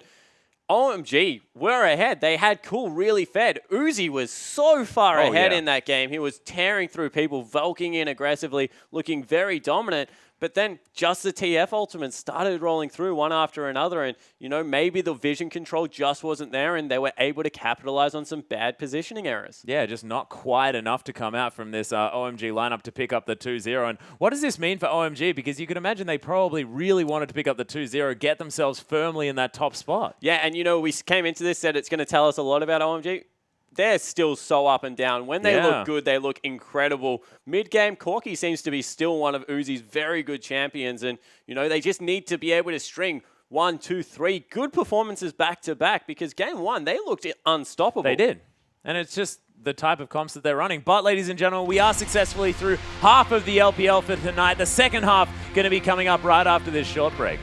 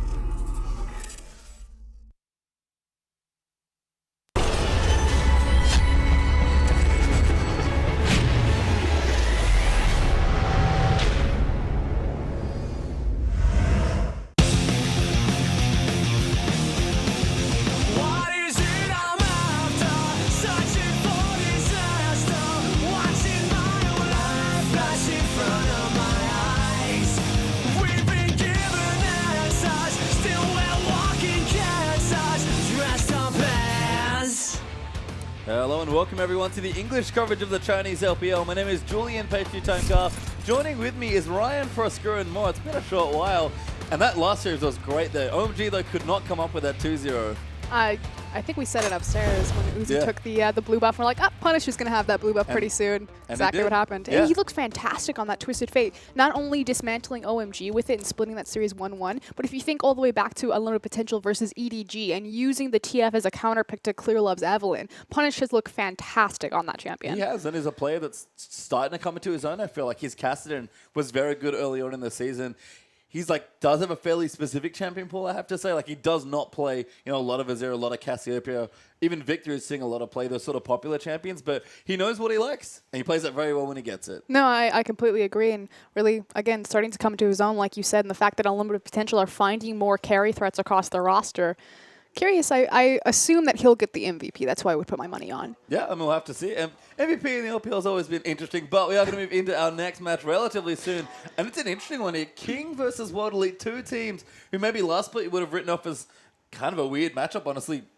Late spring, it would have been bottom of the table, although this is, of course, the... stats from last game. Stats from our last match here. And you're going to see UP ran over OMG towards the end of it. Yeah, and OMG pretty much had full control over the beginning of the game. But there we go. There's the MVP. Well, it does go to Punished and that Twisted Fate performance. And again, the series did split 1-1, but this is really well-deserved from Punished. Countless picks, particularly on Uzi, although this one is starting with amazing. Yeah, and you can just see Punished. Late game Twisted Fate's such a threat. He's got so much damage, can be almost anywhere on the map. But Punish just played it wonderfully. Team fighting or skirmishing with Twisted Fate is not easy, and he made it look just that. Yeah, fantastic cooldown management of his gold cards and his positioning, just so cautious. Yeah, and again, you can see him just popping cooldowns, running back in. I mean, Long's doing a lot of work. His Hecarim got massive there as well. And that's the thing for me about UP in their wins, and they did have that 2-0 against EDG about 2 weeks ago now. They team fight really well together. Yeah, I completely agree. Hart, obviously the shot caller, always putting himself on big playmaking supports, Nautilus, Annie, things like that, and really leading that team. I mean, you think about LSPL teams, Unlimited Potential, Xiaogu, things like that. They tend to fall behind in their macro strategy, but Unlimited Potential actually have great late-game macro shot calling because they have a veteran like Hart from Samsung Blue leading the way. Yeah, and it almost feels like, honestly, their early game might be the issues because we did see them, of course, split that series and lose game 1. But moving to our next match here, King versus World Elite. Again, a matchup in late spring that would not have been very exciting, but recently, probably quite exciting. Aluka's been looking good. King have been looking a whole lot better with the Koreans back in their lineup, and honestly, seems quite close. Yeah, it's really funny. If you actually go and look at the ladder, you can see exactly where the Koreans joined King's roster. It was that Xiaogu. They have yet to lose a game except for the one that they lost last week against Invictus Gaming. Other than that, since the Koreans have rejoined King's lineup, they've split or won every single game. And that was after losing their first 8 in the series, which was not a good start to their season. But we'll start over with World Elite. Aluka, the train driver, he has just been going off, whether it's him getting Scion, maybe even taking some different picks, or the new hotness, that Nautilus. Yeah, and I think that's really the big thing for W, that surprising 2-0 victory over EDG is Aluka opening up his champion pool and bringing the top Nautilus to LPL, but it's all about this guy in the jungle. It almost always is about Spirit. He's so aggressive. Good to see him still playing Nidalee. His Gragas is great as well, even mixing him some of the new stuff like Echo. Xie, another player that's been a bit hot and cold, I have to say, but is looking better and better the more I see him. Xie is like Hatong to me. I feel like he's actually individually a little bit higher skilled than Hatong, but he doesn't lead the game, but he can take off if it's going that direction. Yeah, and I feel like Mystic's a similar sort of situation, although does go off on Jinx especially more often than not. But again, you sort of have Spirit and now Aluka facilitating a lot of play. Mystic and Xie are there to play cleanup. Yep, and then joining Mystic in the bot lane, it will be Conan, the last remaining piece of the 2014 WE roster. Kind of an interesting, unique piece to keep. Yeah, he was the one that replaced FCZF when he left for EDG back in that year. And Conan's looked fine, like very versatile player, can play engage, can play disengage. One of the oldest support players. Yeah, he's one of the first to also bring over Nami into the LPL, so you are absolutely correct there. He showed both disengage and hard engage. Yep. I definitely favor his Leona, though. Oh yeah, Conan looks best like a lot of Chinese supports when going straight in for the enemy, and that's honestly true of a lot of World Elite, especially the top half of the map. Spirit especially. When he's in the enemy jungle, getting on people's faces, ganking them, that's where he looks at his peak. Spirit looks fantastic. If you ever want to see someone 1v9, he can put teams on his back and decimate people if you get him certain picks, particularly Rek'Sai and Nidalee are his two big power picks. That said, the 2-0 victory over EDG really gave his Gragas stats a big boost. And I've always been a fan of his Sejuani as well. Spirit is just such a versatile player. Can play just about anything. Does have a style that he ascribes to, but he's definitely been branching out. He's been the big carry for his team. He's looked great, but can Waterley, is that enough here, given recent form, to take on King, who honestly looked amazing and then really bad in the same series? They've won a game and lost a game for the past few weeks here, and it starts in the top side with Insec.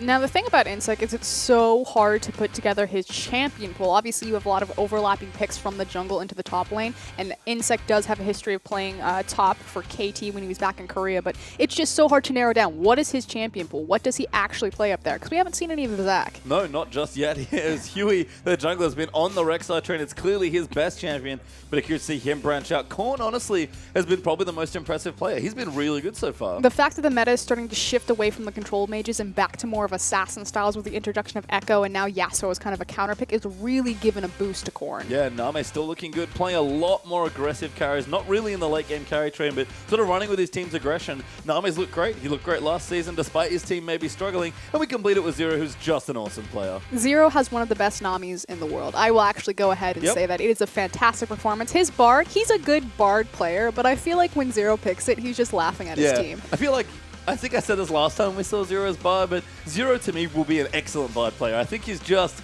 having a bit of fun. Zero's definitely a character when it comes to that sort of thing, but the team on paper and in practice has looked great, but King are so inconsistent recently. Just like they can't win 2-0. Yeah, that's, I mean, you pretty much hit the nail on the head. The thing is we don't actually really know where King's ceiling is in terms of their standings, of their skill level, just because one game they'll come out and they'll show a fantastic performance, and the next game's like, oh, okay, that's why you're in 11th place. Yeah. And I mean, they've taken games off big teams. They've looked better. The return of Insec and Zero to the team has really boosted them, not just in terms of star power, but shot calling there as well. But you feel like Huey's still finding his feet. Seems like he has sort of a narrow champion pool. Name can't carry every game. Korn is still on and off, although definitely more on recently. And even Zero's had his fair share of kind of wishy-washy games. So King, definitely a team that are still stepping up. World Elite right now seem like the better team. Yeah, I would agree with that. I definitely think that King have been more on kind of like the ramp. That said, WE, again, they just took that 2-0 victory over EDG, so it's hard to kind of compare them and who's going to come out ahead. The two graphs on your screen, they're very, very similar. This is really just a vision control, successive gank, win rate on either side, and then aggressiveness. And you can see W and King, because they are on the bottom of the standings, they're both currently tied for last place. So this victory here will kind of decide who moves up. And between them, like as last place and kind of the next seeding up, it's really only 3 points. So if there's a 2-0 victory here, someone can really make some grounds for the standings and start a run towards playoffs. Yeah, and look, 2-0 is what both teams want to look for here. So whoever wins the first game, going to feel really good because they can have the chance to get the second victory in 3 points. Because when you're equal last, splitting a series just feels awful. Like, that can't be good at all for your standings. Yeah, and they've got rough weekends ahead of them, too. Yeah. WE, they face King, and then they face Vici Gaming. And then King on the other side, they have to face WE, and then they immediately go into EDG. Oh, great. Easy. Yeah, I mean, EDG, I guess we'll talk about them later. They have certainly been losing a lot recently, or maybe more than we expect them to. But we're going to look at both these teams now. Certainly have had some good wins recently for both of them. They've both looked on form at various points recently in the LPL. But consistency has been a big issue for both these teams. And again, one of these teams, in fact, both of these teams really want to win 2-0. Yeah. So inconsistency is not really something you can afford. Yeah, pretty much. I mean, you only get 1 point for a draw, so it doesn't get them anywhere, anytime fast. But we are going to go ahead and get into the draft phase, and I'm really surprised to see that. The respect, the Yasuo, the first ban there for World Elite. That's a flex ban, apparently. Insec and Korn both showing good showings on the champion. But Twisted Fate's going to be the response there for King. No more TF, please. Shie, as Alistar gets a ban as well. Curious that they actually went for the TF. Wonder what they're going to roll. Kalista, not so surprising to see that. I expect that Ryze will be the last ban. I think Spawn said it best upstairs that Ryze and Kalista are just pretty much staple bans of purple side at this point. Oh, yeah. Very strong. Kalista especially is a or from blue staple side of the LPL. But, I mean, look, Ryze is very strong. Take it away there. I mean, maybe Aluka doesn't feel comfortable enough first picking it, but King have a lot to consider for this last ban here because all of a sudden, champion pool's quite open. Is it going to be the Echo? Is it something like even the Nautilus that Aluka's been playing? But then you open up stuff like Sion. Like, there's a lot to consider here for this last ban. Yeah, I think you're absolutely right that they banned Ryze from blue side just because Aluka isn't comfortable with that champion pool yet. Gragas going to be the last ban for King, and we've seen that again as a flex between Hui and Insec. He played that in the top lane. So kind of curious what direction W are going to go. They have a lot of priority picks. I almost forgot about that Insec Gragas game, but you're right. You try to forget. I did try. Insec's a very special top laner. His champion pool is just so weird. I was like trying to collect his win rates and No, he's not going to play Rengar on the top. Well, I mean, it could play Rengar on the top, but... Yeah, definitely the overlap there was a bit tricky. But World Elite, considering their first pick here, they've got a Lucas Scion open, but they're going to stick maybe to something a bit safer here. The thing about the Scion is a lot of people ban it, but not a lot of other teams play it. I think Sky's the only other one to play it, so Rek'Sai is the perfect first pick for World Elite. I completely agree with this first pick. I think this is huge, not only to get Spirit on his big comfort champion, but to take it away from Quay. And we talked about kind of where he's finding his stride. You saw it when it pulled up his, what is it called? Player profile. It was like Gragas, Rek'Sai, Rek'Sai, Rek'Sai, Rek'Sai, Rek'Sai. So... yeah, definitely get that out. Again, with Gragas banned means that Spirit can take away the other high-pressure jungler that's popular. But King answer nicely here. Civ is going to go back for Nami. That's like the 5th pick in 6 games or something like that. And Korn's actually going to take Victor here. I really like this second rotation from King as well. Sivir, I like the fact that Name is letting Korn carry, that he's stepping back and, like you said, not playing those hyper carries like Jinx. I mean, he'll still pull it out, but I find he's having a lot more success picking up Sivir and giving utility back to his team and helping them make those macro rotations with her ultimate and allowing Korn to just, you know, get more gold resource and show that he can play in this meta. Yeah, and I think King, you know, maybe a third of the way through the season, a bit over that, but not quite half just yet here. And it feels like the teams are still finding their feet. I think OMG is a good example of a team that's still figuring themselves out. Both World Elite and King obviously sitting towards the bottom of the table, can climb a long way when moving towards playoffs, but I think I do like that Name's mixing it up. We'll see what happens as King, as a team, as they sort of play more together. We've already had the Kassadin locked in there for Xie. They are going to consider this Nautilus pick to flex both for support and the top lane here, and this is a great start for World Elite, but the Kassadin's really curious to me. Just a Xie champion. Oh, is that an insta-lock? Yeah, by the looks of things, and there's a Skarner in our game, and a Jax. Korn's face is like, hello? Are these our real picks? What is going on? That was instantaneous. Let's talk about Nautilus, though, real quick before we kind of touch on Jax and Skarner, especially picking that blind. Yeah. Like you said, perfect flex pick because it can go down to Conan as well as in the hands of a Luca. And it just makes sense since Alistar was banned off that Nautilus is kind of the second-tier power pick for the support position. Yeah, I mean, Nautilus has just been great so far. We've seen a lot of teams play it as we do.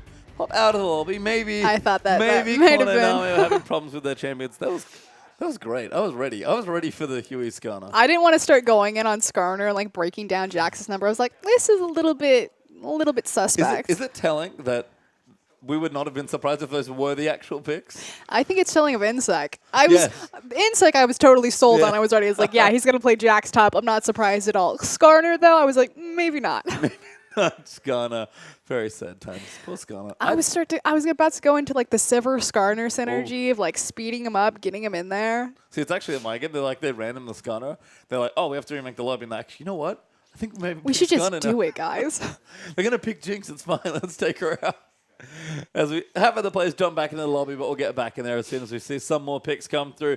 Don't think, unfortunately, that we'll be seeing the Skarner. That's very sad. The Skarner Jax. But curious to see what King do with their draft, because like you said, lots of stuff opened up with the Sivir Victor as your first picks. Yeah, and the beauty of Sivir Victor is that there's just so much threat, especially when the map starts getting over. Victor can just delete someone over a wall, so he technically has a lot of, I'm going to call it pick potential. Yep. As well as just massive AoE burst, and of course that works really well with Sivir when she's shooting her ricochet across every single member on the enemy team. So there we go. That looks a little bit normal. Does indeed. Echo, they're going to be picked up. Morgana actually coming through as well. The counter pick to Nautilus. Oh yeah, that makes sense. Yep. I like that a lot.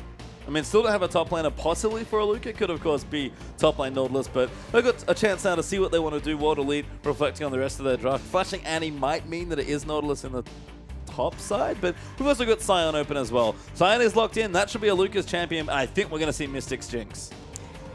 Wait till he locks it in before we talk about Mystic's Jinx. Because I know you and I both have like really strong feelings on this one, especially against Name. It's so perfect. It is. It would be perfect here, but I like it with the Kassadin. I like what they put together. World Elite, a strong draft here in game number 1, and it is going to be the Jinx. Okay, so the thing that I wanted to point out about Mystic's Jinx, everyone talks about Death's Jinx, Name's Jinx, things like that. Mystic is 10-2 on Jinx, and the majority of his record of Jinx, if not the entirety of it, is from his time in China. And obviously this is with third-party tournaments included, like Demacia Cup, things like that. But he's an absurdly good Jinx player. Yeah, very aggressive, loves to flash in and get resets with rockets. Pretty good at critting there as well, which is a very important staple of any Jinx player. But Mystics look great. He loves to take over lanes early as well at level 2.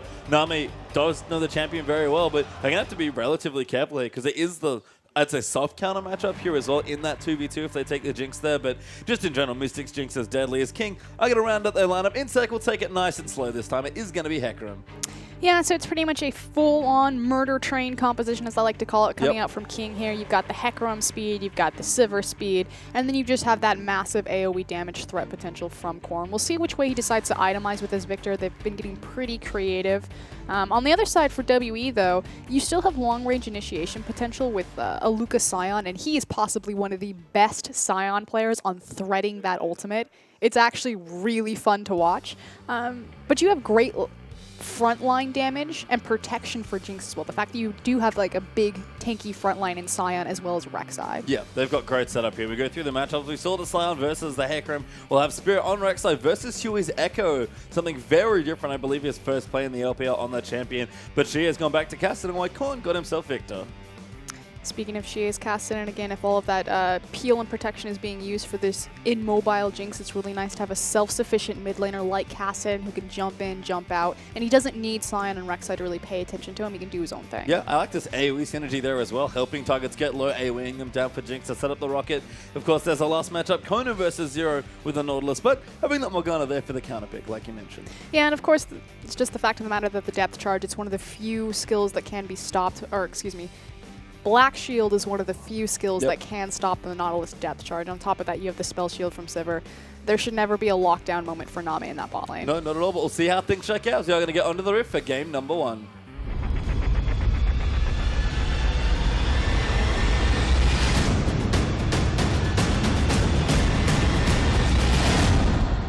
And we do start things off with a pause. With the pause. I'm sorry, we're not going to get in the game. I lied to you. I did not mean to do that. Oh! Wait. Salvation is here. We are unpausing. Hello. Welcome back. As we said, though, strong drafts for both teams, I have to say. I don't know if I give it to either team, but World Elite, this is a very World Elite comp, I have to say. Yeah, I definitely agree with that. They like to run where multiple threats have power or damage threats across the board because their team fights have been a little bit chaotic, to say it nicely. And so if everyone just kind of has their own damage threat and their own protection, as opposed to, you know, the only other person is Mystic there who really relies on his team, and it's much easier for WE to get ahead in these team fights. It's win lane, win game for WE. It's kind of been there. Yep. And for King, it feels relatively similar, but we are going to be onto the Rift now. The pause has unpaused, and we'll see what happens here in our first game between these two sides. Bottom of the ladder for both of them, but they certainly seem to be on the rise, or at least showing a lot of strength recently. So now taking and having a battle here between the two is going to be interesting. We expect it to be close, but no one really knows what to expect between World Elite or King. You never really know which version of either team you're going to get. Even in Demacia Cup, WE looked much stronger than they had been showing in the LPL regular season, so even in outside tournaments, they're starting to ramp a little bit. It is a standard 5-point start from either of these teams. That said, Name, or not even just Name, but teams in general, is Spirit taking a lot of damage, actually. That is so much damage from the level 1 Echo passive, but Spirit tries to get some vision, doesn't get it, I don't think, and instead just takes a beating from Huey, who's going to cancel the pack as well. That's really unfortunate.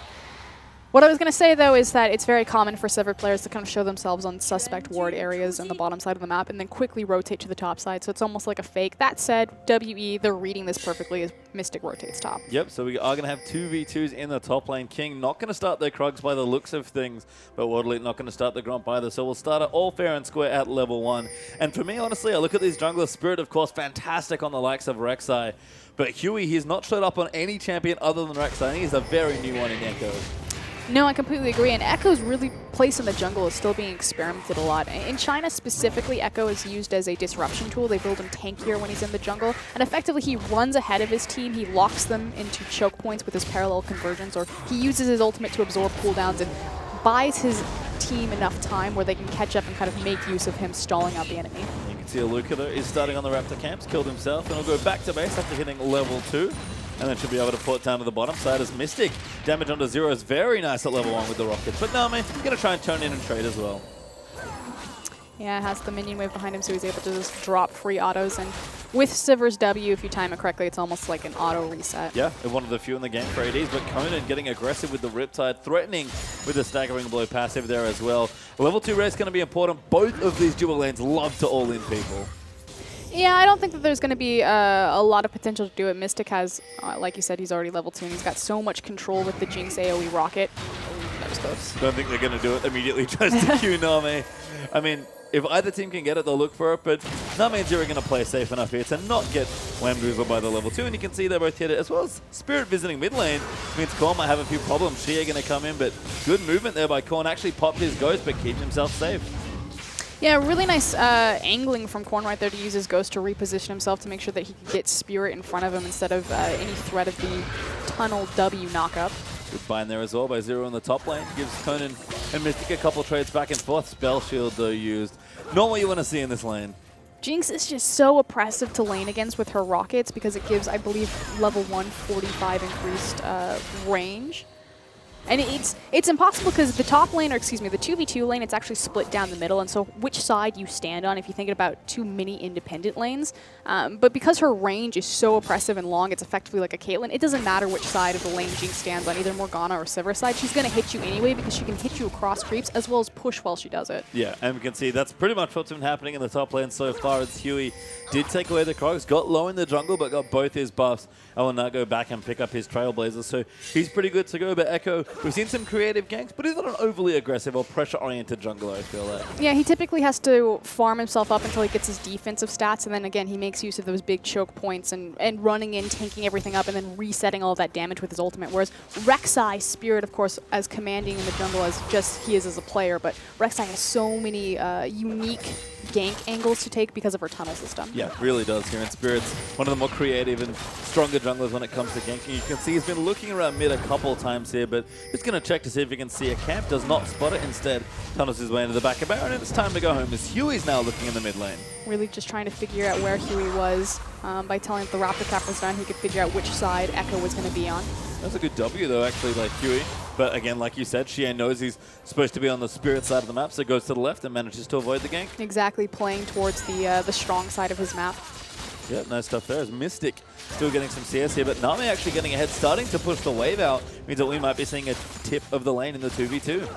Really, it just takes Sivir enough points into her Boomerang and her Ricochet before she can just have complete control of the wave. Yeah, Mystic will be fine, and they should just be trading farm back and forth, but I talk about what side of the lane that you stand on with 80 carries. Against Sivir, I mean, effectively, you're not standing against anyone. You're just farming creeps. Yeah, just hit the creeps as fast as you can and have that all be happy. As Insect in the bottom side, actually falling behind Aluka in CS, but went back for a quick skirmish of Saber, so does have that smite. Insect has been able to take a couple camps and use that to keep his farm relatively healthy, but losing 1v1 to Aluka right now, at least as far as raw CS goes.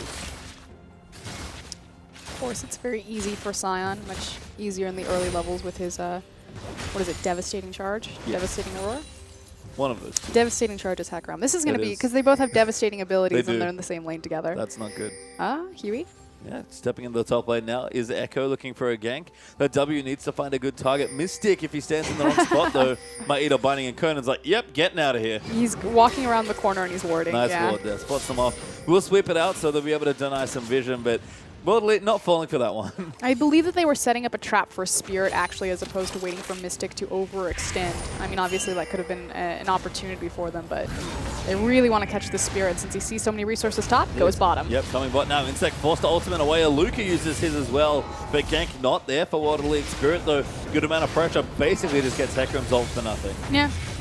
I mean, that's a win-win for WE. Likewise, he's got complete control over this side of the map since Insect is pushed under his tower right now, so should see if Spirit's going to invade. Yep, there he goes. Yep, right in there towards the Grump. Dragon potentially open as well, but a little early perhaps as Spirit actually going for the Chilling Smite here. Makes sense, but wants just a bit more pressure from his ganks. He is going to run into Echo here as Huey's face-checking in. Nami is still fighting on the top side, but Huey's found him now as well. We saw how much damage the passive did at level 1 just in their early exchange, and Colin's rotating in as well. Spirit might have to be a little bit careful here, but he is able to get out of the way. And that was almost really scary just because Cassidy wasn't available, but now on the top side. Good spell shield by Nami, but he gets locked up by the Chomper. Zero taking a little too much damage. Nami's forced to flash away. Zero now. The next target, Mystic. Oh, he can smell a double kill so bad. But it's a little too dangerous. Just unfortunate that Conan was locked up by the Dark Binding, that he wasn't able to juggle any tower aggro, forcing Mystic to back up. But great use of the rocket launcher from Jinx there. Yeah, and all of a sudden, that lane where Nami was maybe 10 CS ahead is going to tip to even, and maybe worse if Nami or Zero find themselves dead here. They're getting pushed in now as well. Aluka in the bottom lane, happily farming, and even Shea started to pick up in mid.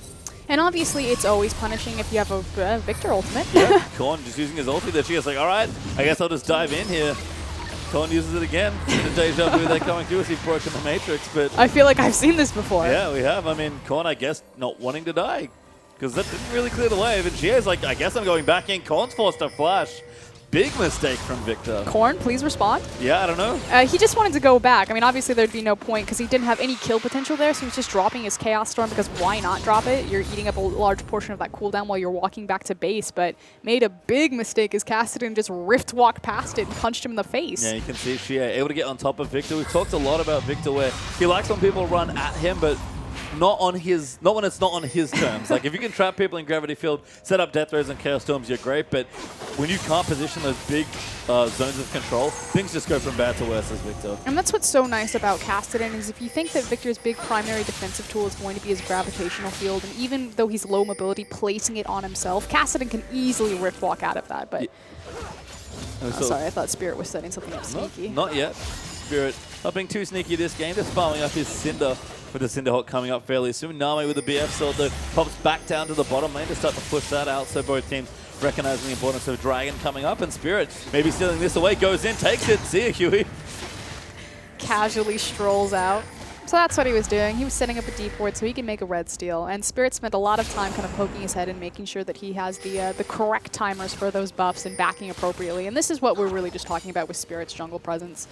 Oppressive, clinical, textbook. Yeah, really good stuff there. And Huey, to his credit, has been farming up quite nicely, but not really had an impact just yet on any of these lanes. Korn, in the meantime, going to start pushing things down. Has upgraded the Hex core, I believe, once here in this game, but needs to get a bit more going. But Cassidy gets his blue buff, actually. Spirit just donated that one over. And, of course, building into what's that Rotivator. Should have that done in a few minutes. And the really nice thing about the upgraded Hex core and the first initial back for Victor is it's just so cost-efficient an item, especially when it times really nicely with level 9. So it gives you bonus AP dependent on your level. I believe the first one is 4. Yep.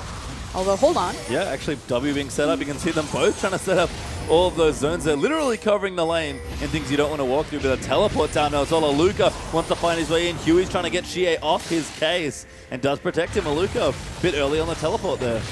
Yeah, a bit of a fumble there. We'll see if they translate this into immediate dragon control since they have Aluka on that side of the map. That said, this is King's chance to decide how they want to respond. That was a great Black Shield from Zero, and Nami trying to threaten Conan. Insect does have his ultimate and the teleport, and there's a nice juicy ward on top of it, so King might want to defend here. They're going on to Mystic though. Boomerang blades down, binding his hit, ultimate in as well, and first blood goes to Morgana as Insect going to come down there as well, but the Dragon, no, not dead. They're actually going to fight instead. Zero going to be the target. Aluka diving in is going to get the kill. Chie though now diving in. He's getting a little too low as Huey's going to find himself in, and Korn late to the party. Huey flash Q's forward looking for a slow. Death Ray everywhere. Chaos Storm on top. Damage is massive and takes one out. Chia might be the next. Huey's diving in. Chrono breaks out from under the Q, and now Korn's out caught under the turret. Gets knocked up by Spirit, but King are not done. A double kill for Victor. Make it a triple. Aluka going to die as well. And a massacre there. King win 4-1. What a turn. WE not on the same page. Mystic gets caught out. They try to look for the collapse. And Victor, we talked about how strong he is on his initial back with how cost efficient his Hex core for the amount of damage it gives him. Wrecked that fight. Yeah, just took over in damage. Didn't even have... I don't think he had his ghost. He hasn't used it, and he did not have his flash, but walked down a little late, but just in time to complete that tower dive. And King, smart stuff to take out Mystic, and World Elite didn't even finish the Dragon. It's actually now up for grabs again. I mean, you have to think about it this way. He's now upgraded his Hex core for a second time, so he spent 2,000 gold into it, but it also gives him extra stats, not just the flat AP on top of it. It gives him mana, and then you get to do 2 evolution points in typically your Q and then your laser, although you can do the gravitational field if you want more CC. But it's like the damage of a needlessly large rod with extra stats on top of it. Yeah, and that was one of the things about Victor was that, well, I have this item slot that I can't ever, make use of because it's because of the Hex core, so they just made the Hex core really cost efficient, and all of a sudden Victor's good again. His early game's pretty oppressive. Yeah, it can be quite good as Name's spell shield's a prey seeker. King actually brute forcing his Dragon, although they did reset it. Spirit though eats a binding. That's going to give Insect a smite on that Dragon. Aluka trying to find his way in. The parallel convergence down to block the retreat, and that might be enough time, although Shie diving in there. Death Ray as well. That damage is absolutely huge, and King think about turning it around. Name pops his ulti, runs back in. And the Boomerang Blade's good onto Kona. Will he flash in? He wants to, but he doesn't go too far in. Huey's just chasing. Aluka eats a binding next as well. And Huey's got his ulti. Chrono breaks out. Shie though waiting for the kill. Tries to get Huey and can't finish him off. And somehow Dragon's gone, but nobody else is dead. Although, here comes Aluka. Yeah, diving back in. Xie might look for the re-engage there. Zero getting low, will fall down. Knock-up's good there. Huey getting low, does fall as well. And Mystic now going off, but only 2 kills. Oh, great turnaround from WE. It looks so good for King initially because they used the choke point fantastic with the gravitational field, but excellent ultimate from Aluka. This is what we're talking about. His Scion is so good. And Korn still poking in. Name, though, getting grabbed up. Forces Insect to use the ultimate, but it's not nearly enough. Korn throws down his ultimate, but he can't get a kill with it, and the World Elite are going to steal the blue as well. Ah, King, they had such momentum, but way too greedy, and WE fantastic sieging into this. They get the blue buff and the fight. Yeah, it doesn't translate into any objective like a dragon or a tower, but it certainly swings the gold back in favor for them after disaster struck early game. Yeah, the 4-1's now just turned into basically the same trade for World Elite, and that gold almost all square now as WE have about 700 gold up on King. The first Dragon, though, did go to King, and we'll reset a little bit here. But yeah, that momentum, not good for King to lose. They are a team that loves to get ahead and stay ahead. Complete reset, effectively, of any sort of momentum and advantage that has been built up in the early game. So things should start to slow back down as everyone pieces back into their lanes. I'm curious if they're going to keep it into an elongated lane phase just because both AD carries have leveled up or bought their level 2 boots as well as the flat AD items. And this is typically when LPL teams will start to rotate their AD carries around to open towers on the map. Yeah, we'll have to see here. Both Sever and Jinx excellent at that as well. So there's certainly options here, but no towers yet means that everyone's sort of sticking to their lanes for now. And Insect, he's getting stronger, but Aluka with the Glacial Shard and his Merc Treads doing the same. Everyone sort of in a bit of a power trap, trying to stack up a bit more of those items and get the first major item here. And LPL teams are so good at figuring out when exactly they want to fight. If they're ever equal or ahead, that's when they really set up for the 5v5. But people always have this assumption or perception that the LPL teams, that all they do is fight, that they only want a 5v5, and they get compared a lot of times to Fnatic. Whereas Fnatic find their advantages in 5v5s just because they're superior team fighting in the region right now. LPL teams, they're so good at trading and almost sacrificing large portions on their map if they're not strong enough to fight yet. But as soon as they are, or if it's equal, they're all go all the time. Yeah, and we're going to wait maybe for the next fight point here. We saw King win the first one. World Elite, they're very patient to win the next fight, and we've reset a lot here. Gold's come into quite a number of people. Spirit actually just finished his Aegis as a big item. Xie started charging on the Rod of Aegis, got it about 2 minutes ago, I believe, and the Infinity Edges are on the way for the AD carries here as well. So people are only getting stronger, and we're just completing first major items. They need to gank right now. So Name just used his Spell Shield to absorb the zap, which means that there's like a 22-second window where he's susceptible to things like Death Charge. Of course, you do have the Black Shield, but that's why we started to see Xie roam. But good catch by King to kind of figure out what WE were thinking. Yeah, Huey protecting that pink ward there as well. Although Spirit will move in to clear it out. Eats a time winder, and Xie too threatening here. Even Zero's rotated in, but they can't protect that ward. And Korn right now feels like he's still finding his speed. He's wanted to be aggressive, but Spirit's usually beating him to the punch. Aluka in this top lane, creating a sizable CS gap between Insect and him, 20 CS. Yeah, I mean, and Hecarim does need to keep getting farm as well. So Insect, we've seen this a bit from him. He either really goes off in a lane and just takes over, usually on a wacky champion like Yasuo, or he just kind of falls a little bit behind. Feels like he's sort of adjusting back to top lane.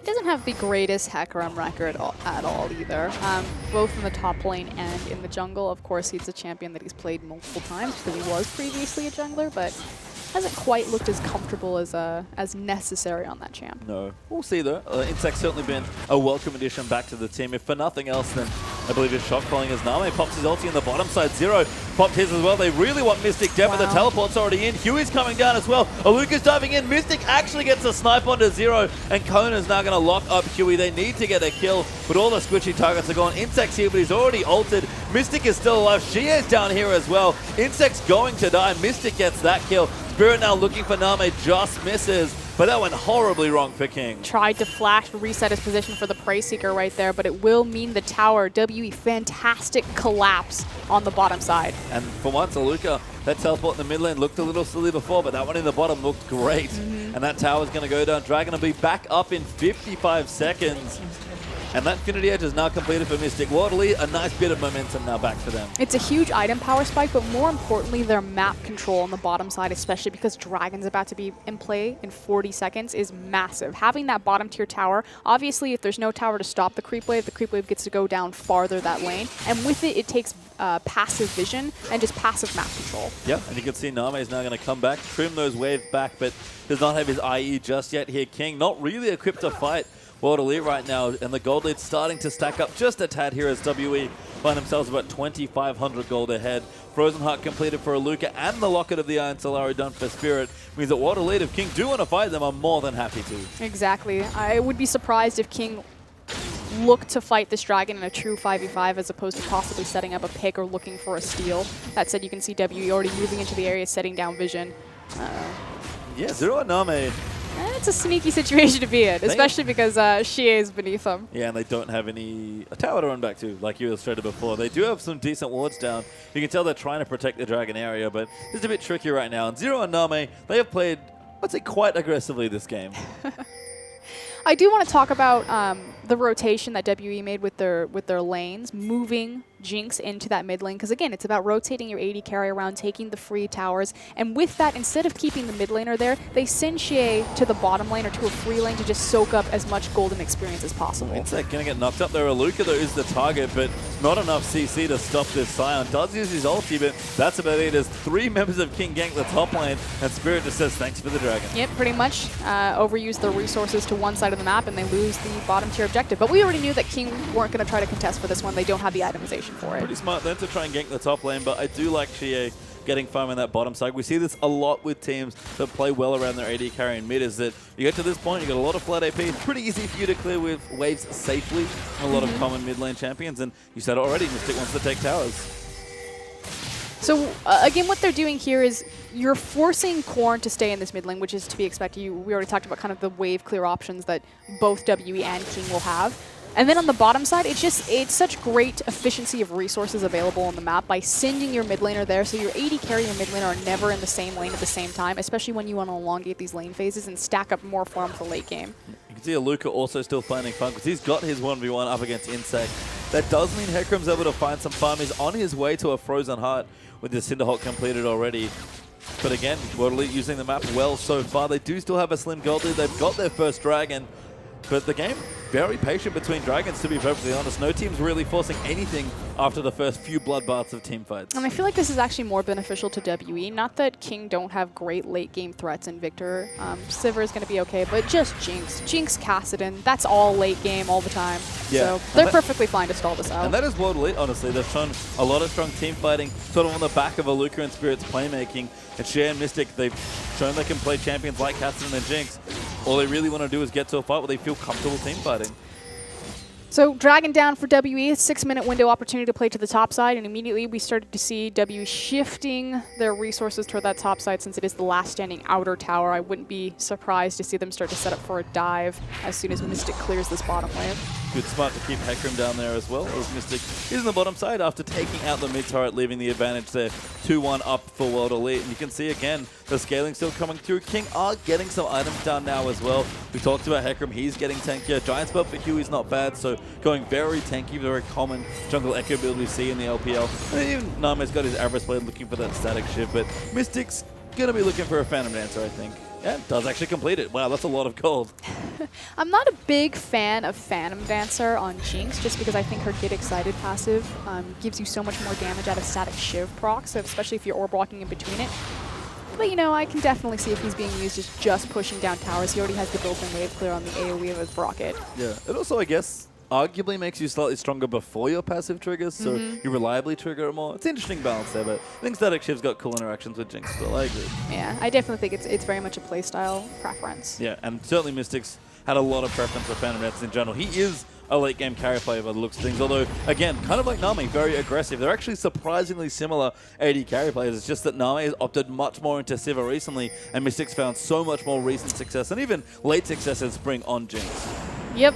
And that's part of the beauty of seeing Mystic play Jinx against Name of all people. But here we go. Here's the dive that I was talking about. A little bit surprised that it took him this long to orchestrate, but this is the next easiest objective for WE to obtain on the map since Dragon is down. And again, they have that window of opportunity where they can play to the top side because they don't sacrifice anything. You can still see Xie as well. He's just hanging out the bottom side, not leaving at all. King, their response is to try and get the mid lane turret. They actually find Spirit. They're going to throw everything on top of it. The tower's dead, but Spirit locked up forever by all of that CC. And King will get the mid lane turret. They have to be very careful because here comes a flank. They do have the Sivir ultimate to reposition themselves. So Insect here as well. Luca's going to eat the next binding there. Huey Teleport. diving in. Insect's going to come down now as well. Mystic, he's going to be the target. Zero's going to speed in, look for a bind. They're going to find a Luca again. They're just going to use all of their CC, but Conan's around the back. Xie's rotated in as well. Good Chrono Break to dodge the first bit of damage, but it's not quite enough. Aluka taking so long to die, and now the passive going to proc, and Mystic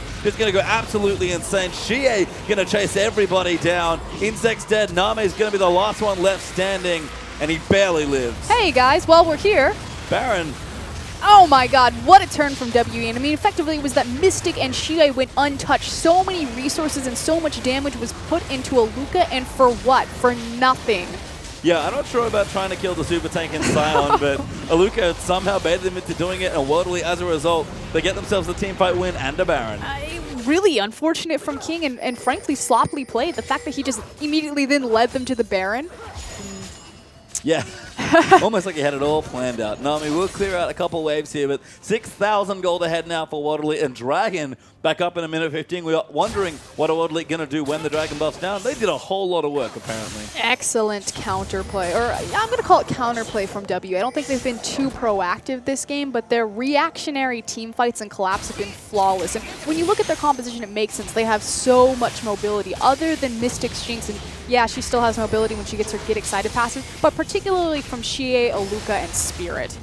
Yeah, and we saw that, honestly, in those last few fights. King did a great job blocking down Spirit, honestly, forever between all of their CC that they had. But chasing another kill looked good with the Sivir ulti, but they just couldn't find Mystic. Aluka was the only target they found. And as we saw, Aluka, who did not have the items that he has right now, but he was pretty much impossible to kill. He's ascended to another level now with the Spirit Visage also completed. He's beyond God tier now. Yes. We're at a higher level. I mean, look, we've already said they can't kill him before. It's not going to get any easier. This is the thing with Super Tanks. If they start snowballing, and it's a weird thing to think about, but their resistances get built up way too fast that the damage is just not on clock for the AD carry. No, and that is the tank snowball. It's like, well, you can't kill me, so have fun. And then you start getting more kills, and it's like, still can't kill you. In fact, I can't. I think I'm healing you now that I'm attacking you. Like, that's the problem with things like Sion, and why Lucas found so much success on Super Tanks. So I was looking at Xie here, trying to set up. He wanted something, but a little tricky. Does have his zombies now, though. Mystic instead going to steal away a dragon for himself, and that Rotovator is stacked up. He's also getting stronger. I like the cooldown boots here as well. Waterly just have all the tools they need to win this mid-game. They're entirely in control of this game. Effectively, King just need to stall this out and wait for picks. They do have enough tools on their composition as far as to wave clear passively. They will have to give up if WE look for a dive, which they have a ton of potential with how fed Aluka is. He also wants to be careful. Mystic's in the bottom side with Conan there, but Backyard bringing enough people down. Parallel Convergence and the Timewinder plus all of the wave clear from Sivir will be enough to stop that push at least. But again, Waterly pushing on the top side, using Spirit to push in the mid as well, just trying to get as many Baron up creeps as they can into all these lanes. Yep, applying their Baron buff throughout the entirety of the map and creating multiple pressure points. So I doubt that they'll be able to break the inhibitor line unless they catch King on a team fight for one of these towers, but they'll certainly be able to pick up some more global gold. A Baron this early, especially for how close the map was when they initially got it, really only translates into a snowball versus a game-ending run. Yeah, and we've seen EDG love to use their mid-game Barons aggressively and take out turrets. Waterly going to start on that trail and take out the first tower in the tier 2 row. So 4 turrets to 1 now. Insect still looking for farm, but King have a lot more to, a big kill to climb back up over if they're going to get anywhere in this game to try and contest Waterly in fights. I mean, at this point, they're just trying to stop the bleeding. They need to get control over their own jungle again and really think about approaching these dragon fights. It's going to be a good probably 10 to 15 minute window out if King do want to try to come back from this. So we'll have to see what King do. We're expecting some stalling right now. Baron buff has dropped off though from Waterly as they'll go back and spend their gold that they got after those first few towers. King are getting, again, slightly stronger, but again, not a lot of completed items either. So we'll check in with Waterley instead as far as their current itemization goes. Cassidy looking good, probably. Actually, no. I was going to say Athenes, but now he's got some other crazy item ready to go. He's got a bit of both. Blasting one and a Fiendish Codex. He really just wants defensive CDR. Xie's positioning in these last couple of fights, he kind of comes around, he sits, he waits, and then he comes around and flanks from behind on kind of the back end of these team fights. It's been super effective just because, again, their front line in Aluka and Spirit is so tanky because they're so far ahead. Yeah, even Nautilus as well. Righteous Glory done. Plenty of extra health with the Kindle Gem. And the Sightstone means that even Conan can be a reasonable tank. Maybe not Alistar level, but can do a decent job here on the Nautilus. And Mystic's at 3 items here now, a full item ahead of Nami, although he has been doing a good job keeping up both in CS and in gold. It's going to be tricky here, because like you said earlier, Waterley don't stop scaling from this point. Yeah, and this is really where Jinx is going to start to take off when these 80 carries, especially the hyper-scaling ones, have their 3 big core items. But hold on, Xie, top lane. Trying to lock down Xie. Name pops his ulti. Huey's here as well. He's going to keep going. Name's got some crits happening here, and Xie has to go back to the tower. They're not going to dive. They'll take the turret instead, and that teleport's getting cancelled. Curious TP from Aluka right there. Obviously, it's just going to eat the cooldown. He burns through that. Although Conan now being caught out, and that's an awkward time for pause there as King almost find themselves another pick by the looks of things. And Conan's forced to flush over the barrel. That's a hairy situation to be in a pause. That was actually really curious. WE, they actually sacrificed a lot of momentum and pressure that they had been building up because they are so far ahead with their snowball. What's the word I'm going to use? I don't want to say correct. Optimal? Optimal, that's the good one. The optimal play would have been to play for the outer top tier tower because, again, they took the objective, the dragon, on the bottom side of the map. They could successfully play to the top side without sacrificing anything in return. Obviously, they already took the second tier mid tower, so no reason to put their resources there. So kind of surprised that it was a little bit mismatched and that people were out of position, especially for Xie to get that caught forward. Yeah, I mean, I guess it's Kassadin. You don't really expect to die with a Zhonya's. I feel like he was walking up there. It's like, it's cool, guys. I got this. Yeah. Oh, maybe not. Maybe not. Yeah, Nami just going in. I mean, that's one of Kassadin's weaknesses. Is Conan's still alive as he popped back into the game. Spirit almost eats a binding, but everyone else might be able to get out. Xie still not dead, remember. Just got low in that last little exchange. And King fighting back there. Don't quite get themselves a kill by the looks of things, but at least stop some of the bleeding for now. Yeah, it's still very much in this and showing that we're not afraid to fight, and they really have an understanding of when they're strong and how they want to set up these fights. Again, even on these dragon fights before WE really swung power in the direction, they really understood about how to play with the choke points, with the gravitational field, with the parallel convergence and things like that. So King, again, they have tools, they have options to come back from this. They just can't afford to make any more mistakes. No, they have to kill the key targets if they're in any sort of like pitched battle, I guess, because Mystic and Xie will just fire away either a melee range for the Kassadin by jumping in and out, or just from very far away with Mystic and his rocket. So King need to make sure they can stop more momentum from Waterley, but Spirit, being ever annoying as always, going to try and steal away the Grom.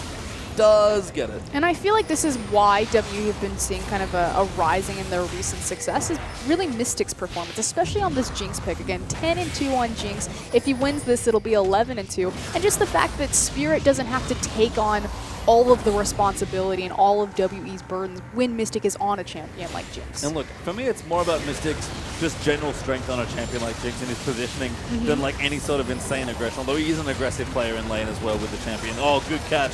Onto Korn there, forcing the flash. Huey's going to dive right in there to try and disrupt the carry. Throws out the Qs. Insect's diving into the backline, but Mystic, he's still alive. He's low, but not out now. Xie going to bump himself over the wall. This is a really weird fight as Huey going to get dove on, but he's quite tanky as Xie is forced to Zhonya's. Huey going to run back in. Luke is getting CC'd up, and they're just poking back and forth. But the damage, absolutely massive as Name is forced to flash. Huey Chrono breaks away, but he's still, not going to die. Insect blocks the shots. There's Zero now diving into the side. Korn's got the ulti down. Morgana's gotten the kill onto Mystic. Spirit goes down, and King somehow are going to win this team fight, but it's only 2-2. Oh my god, the team fight that never ends. That was absurd.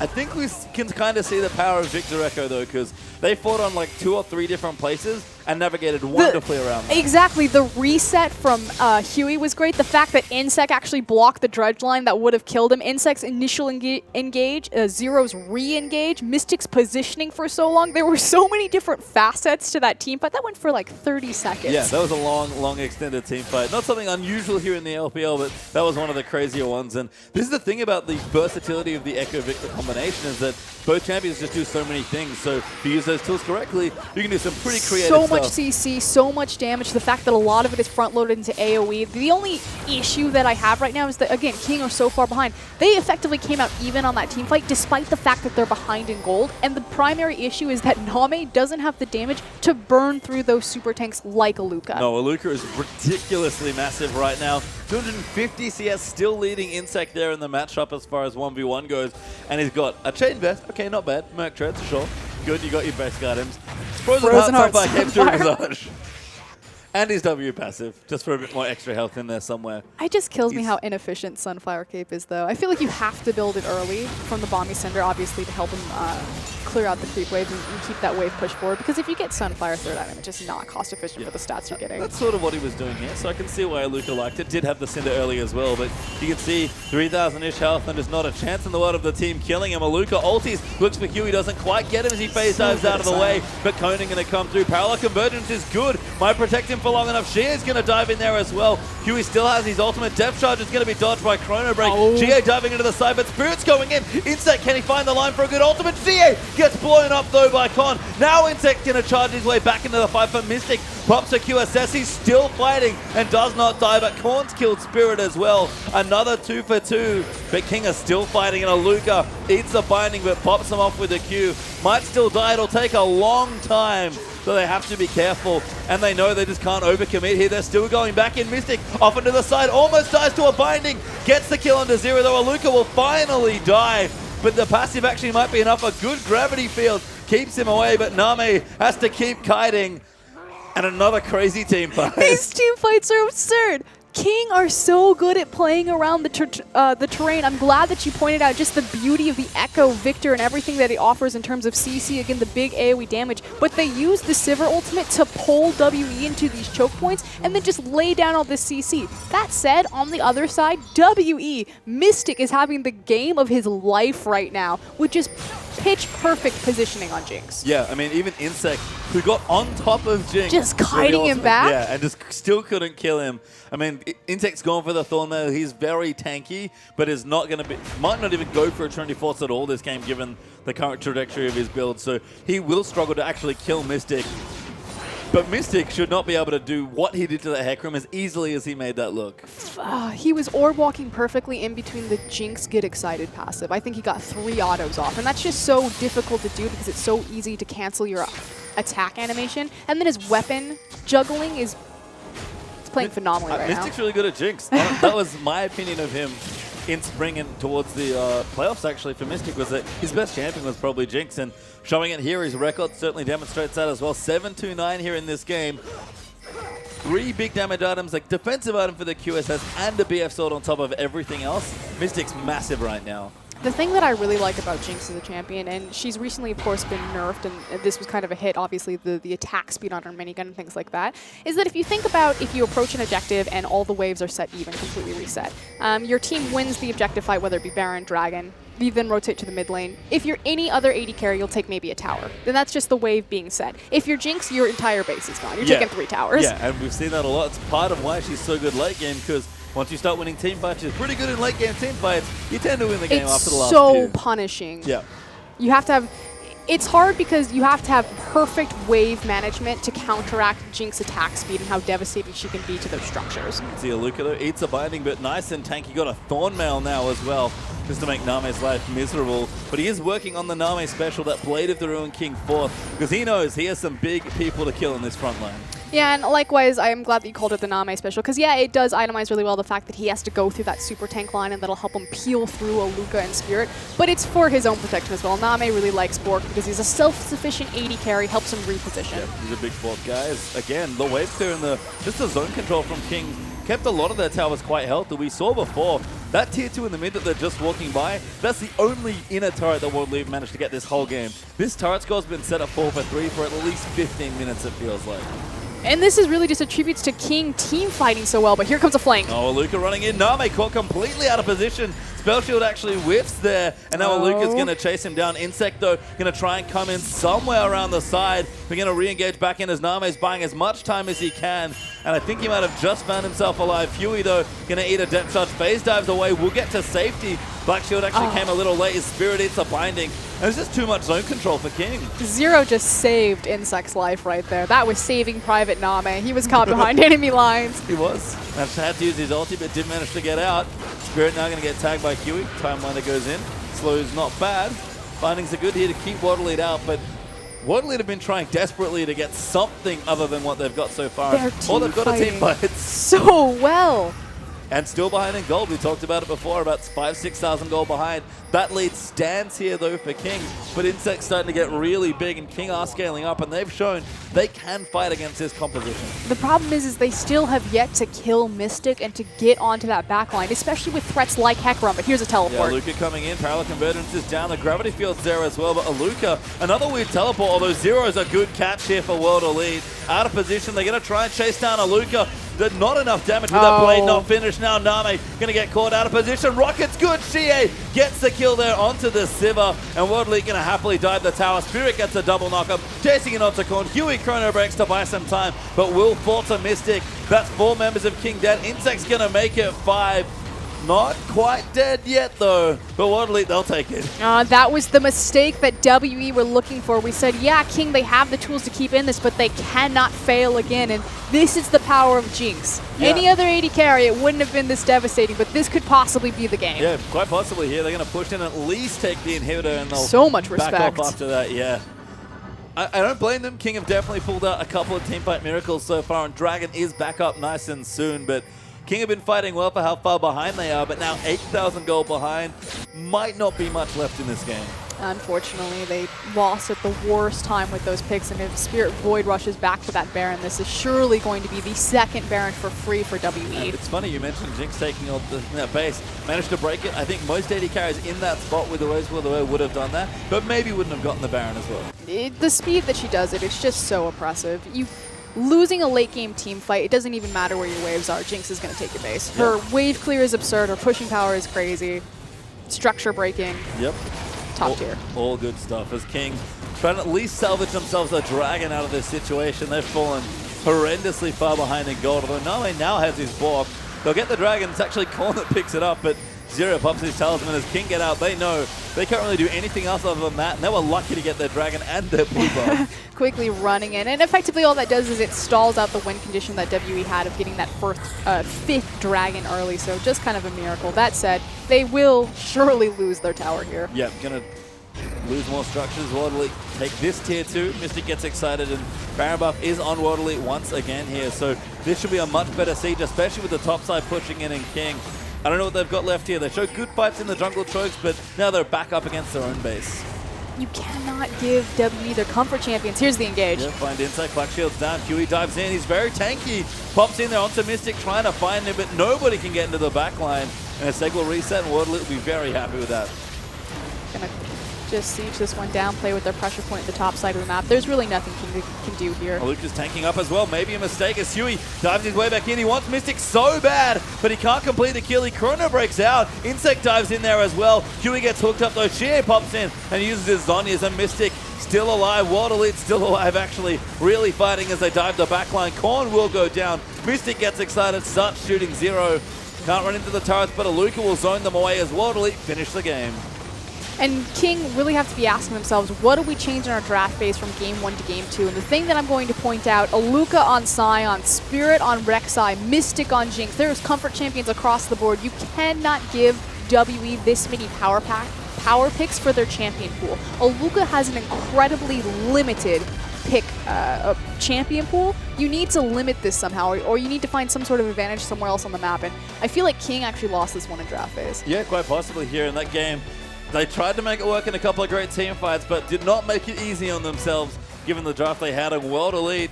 A couple of shaky looking moments there in the mid game, but great early game execution and great late game as well. Once they found that one mistake in the late game, the game was done. No, I completely agree, but fantastic team fighting from both sides. That's not something that we normally really attribute to W. They've really struggled to find that cohesive 5v5 unit. That said, King did outfight them with a gold deficit on several occasions, so still trying to work out those kinks, but I mean, they know where they're strong, they know who they're powerful on, and to get them on the correct champions. Yeah, so we'll have to see what they do change, if anything, here, but we'll take a quick break, and when we return, it is going to be game number 2 between World Elite and King.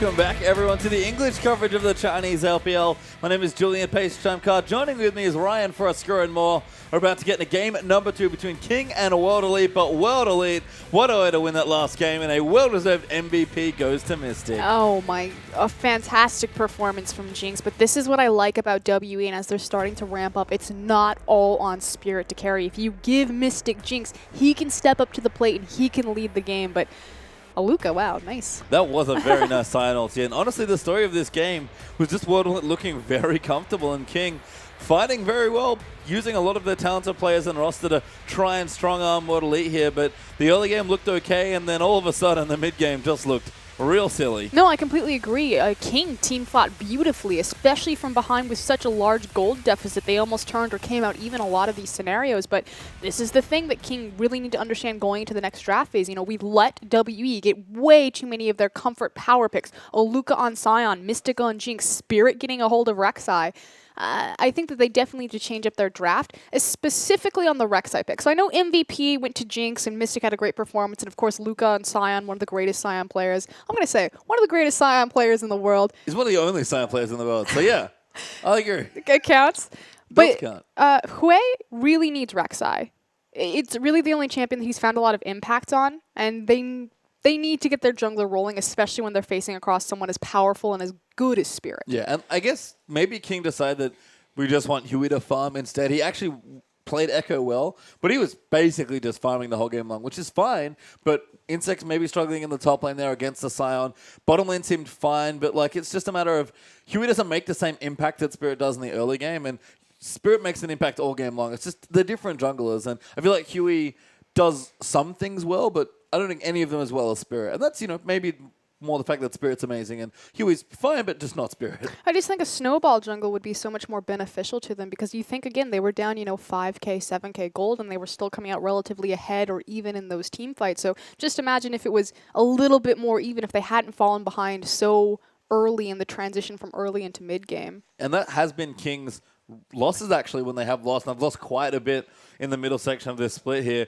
It's just been that they can't get momentum. They're a team that plays very well when ahead. They've got crisp shot calling. They're very aggressive. They love to dive and kill people. We saw that, honestly, in the first 50 minutes where King were able to get that great tower dive, get those kills. But it's just kind of all unraveled from there. They have to be a lot more consistent. That's the thing about both these teams that we mentioned. Consistency is the thing that really plagues them. They've never been that consistent. World Elite, when they get things that are very comfortable for them, they're able to perform almost every time. And that is a good showing, even if their champion pools maybe need to deepen and their overall strategy needs to increase. But King are always all over the place. And it's just a thing where even if they win this game, they're not going to be that happy because they've got a lot to work on as far as not just getting ahead in the early game, but, you know, staying ahead. Yeah, I completely understand snowballing ahead with it. And of course, they showed Name and Spirit there, pretty much the two big primary carries of either team. But again, WE showing that they have multiple facets and threats. And that's why I liked initially Name going towards that Sivir pick. But you and I talked about it a bit upstairs before coming into this game, that, you know, the first pick Sivir, because WE have such a limited champion pool on so many members, it doesn't make sense as opposed to just trying to over-deny and force WE into something uncomfortable. Yeah, it telegraphs so much when you first pick Sivir, so we'll see what happens in this particular draft. We are going to swap sides, of course, and Twisted Fate, Sion, and Kalista are all going to see bans by King. Ryze, Alistar, and Yasuo are the bans, though, for World Elite, so sticking especially to that Yasuo ban, that's quite interesting, but both Insect and Korn have shown up on the champion recently, and they're going to do what we said they just should do. I think they're going to consider the first pick. It needs to be Rek'Sai. I honestly... That's true. I think that Huey only has impact on Rek'Sai. I mean, he might get Gragas here, and Spirit might even opt for Gragas and give Huey his Rek'Sai, so maybe they feel like they don't have to pick it right now. But again, I understand Name Sivir is great. I think King play with a champion like Sivir very well, but they have to be a bit more consistent in their early games because Sivir is best when ahead, and they do first pick it, but World Elite have a whole lot open to them still, and there's the Nautilus already picked. The Nautilus flex pick, so not deciding to go for the Hecarim. I expect that will be second rotation for King just because the synergy between Hecarim and Sivir is so powerful. If King don't second rotate Hecarim, Rek'Sai here, I'm going to be pretty upset. Well, we'll have to find out here as we're also considering a different pick for Xie in that mid lane here, maybe taking away the Victor from Korn. They are going to lock it in. It does go away. So interesting stuff. We do have Echo open as well as Korn's going to flash. That one has played it a couple of times already in the LPL. I do like the takeaway though of the Victor. I think Xie's shown promise on that champion as well. No, I completely agree. Victor is a high priority pick right now, although he doesn't actually have the largest win rate in LPL. I believe he has a 37% pick and ban rate, and then he's only won 13 games so far. I mean, that's a decent chunk, I guess, but not... Out of 27. That's yuck. Maybe not as much. That's real hard, man. As Echo and Rek'Sai are the picks here for King. Good read on the Rek'Sai pick there for Huey. Makes a lot of sense, but that does mean either Korn or Insec are going to get Echo. Doesn't matter, got Rek'Sai. Yep. I mean, and like you said, that's what they want. That is going to give Spirit Gragas most likely, but I think I agree. Huey is just best on Rek'Sai. And I don't want people to gather the wrong impression from me, and if the Gragas versus Rek'Sai. I definitely think that Gragas is the higher power pick and just everything that he's able to do, but so many junglers really only find their stride on Rek'Sai. She just has so many tools, and she's very... I'm going to say she's easier to play and to be powerful on than Gragas. Yeah, I mean, Huey's definitely shown a lot of promise on the champion. I think his first Rek'Sai game in the LPL got him a pentakill, actually. So clearly familiar with the champion, as Gragas and Jinx are World Elite's first two picks again. Just sticking to comfort here for World Elite. So King, you see basically exactly the same comp as last game. What's your answer this time? Because something has to change in this draft. Mm-hmm. And on the same side, WE doing exactly the same thing, like you said, picking up that Jinx again. Fantastic to see Mystic play it. You've got great zone control and reset already from Gragas. Spirit having that cask for the reset, as well as the zone control and AoE power from Xie's Victor. Yeah, and I do like, again, the hover of Morgana here for Zero. I liked it against the Nautilus, but I think Insect's going to get Vladimir. Someone's getting Vladimir, because that's the pick they've made. It's but Korn. Vladmorg. Oh, really? Yeah. Oh, God, Insect. No, you have to think Here that... comes the Echo. I hope it's Korn in the mid lane. I really like the Vladimir-Victor matchup, just because if you think about Victor's AoE, the gravitational field, Chaos Storm, thing like that, Vlad has W. Yep. Vlad just pools. He doesn't care. Nope, and he's pretty healthy in the mid lane there as well. But again, a lot of short mid-range mages seeing play, likes of Cassiopeia, Victor, even Vladimir in there as well. If you have sustain, you generally beat out the other lanes once you get to that point. Yeah, level 9 is going to be the big power point for Vladimir, just because he has 5 points in his queue. It's all about that CDR rotation through his abilities. And that's actually last pick Hecarim for World Elite, so going to give Aluka that champion up. They did flex the Nautilus, of course, but Aluka's not had nearly the same success on a champion like Hecarim. He has a 30% win rate on Hecarim. That is not very high. No, but it is also going to be Insect taking Vladimir. I'm telling you, the Vlad into Victor is good. Okay, well, Korn apparently wants the other half of the matchup here. Going to take Echo, by the looks of things, into that 1v1. But Insect going to carry champion, I guess, there on the Vladimir. Wants a lot of scaling. That's a really weird matchup, actually. It's a really weird pick for Insect. We talked about his champion pool and trying to tape it together and figure out where he actually sits and where he's actually comfortable, and apparently it's going to be on Vlad. Well, Vlad today here into the Hecarim for Insect. Huey back on Rek'Sai into Spirit's Gragas to become for both of those junglers. And the mid lane here, Korn's going to try his hand on a bit more of an assassin this time on the Echo into the Victor. And Korn has already shown his Echo. It had a fantastic debut performance from him, able to carry a game on it. So we'll see if he finds the same success this time around. Nami back in the matchup. He really didn't like in game 1, though. Sivir into Jinx once more, and actually the same exactly the supports same. as well. Yeah, Yep. Morgana into Nautilus as well. And of course, they see the Nautilus flex, which pretty much forces the Morgana out because it is the only true counter pick to Nautilus. Yeah, and again, I like Sirius Morgana a lot. King put a lot of good elements together in game number 1, but they'll need a little bit more, I feel like, to really make sure they get there. The big thing that's really assuring for me here is the fact that Huey got Rek'Sai. Yep. I think he needs that champion to perform. I think that this can be the turn for King, and we might see a split. That said, WE, if they carry over the same momentum that they had in first game, this should be pretty easy. Yeah, and they've got, again, a similar looking competition. I guess we'll find out soon as we are going to get onto the rift for game number 2.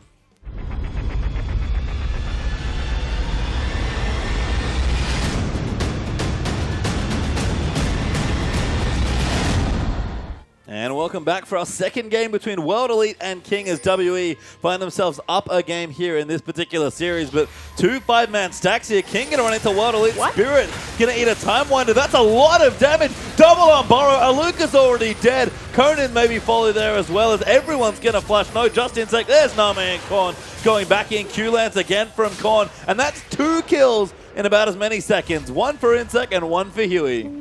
What? Yep. Why would you ever invade Rek'Sai with Radar Tremor Sense? That was a fantastic setup from King there. It nets them 2 kills. And this is what we were talking about. You know, they were playing so well from behind, 5K, 7K in these big 5v5s. Now they're definitely ahead. They are, and it's can King carry this lead through here? It's 1,000 gold up in a minute 30, which is pretty insane as far as early game leads goes. And King, we're going to look for the lane swap, but again, nicely read by World Elite, with really all of the wards concentrated on the blue buff brush of death around there that we just saw. So it is going to be standard lanes, albeit with the duo lanes in the top lane instead. But King, they've got a lead here. It's early on, but if anything, if history has been any indicator, they are good at carrying this sort of momentum. Yeah, let's see if they're able to carry this into mid-game as 0. Face checks the brush, finds Conan. Name really wants it.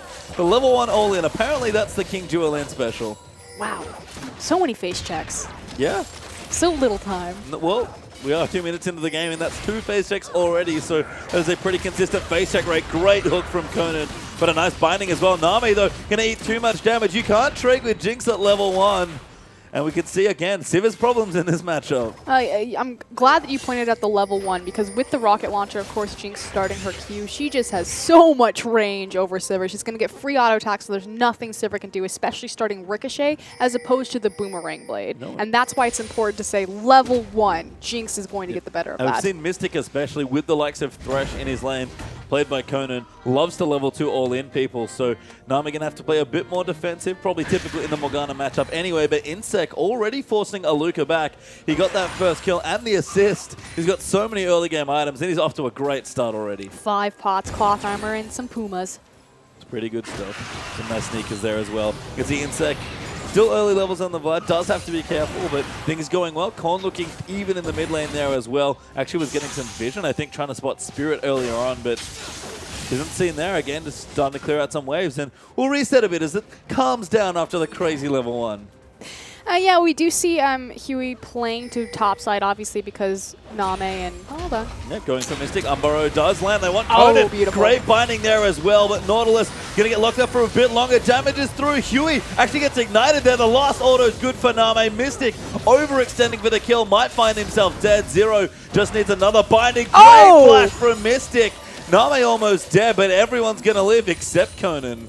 Wow, great flash from Mystic to save his life right there. Of course, you do get the flash off of the Jinx, so that's very big, especially if Rek'Sai looks to a return gank on this lane. Look for Mystic to be very cautious and hold the wave a little bit closer to his lane. The thing that I want to point out is that Conan had his ward available. If you know that you're going to go down in a situation like that as the support, ward the bush. Yeah. Because effectively the dropping of vision meant that Mystic couldn't trade 1-for-1 in that instance because he lost vision of Huey's Rek'Sai as he walked into bush. And we talked about the matchup being tricky for Sivir.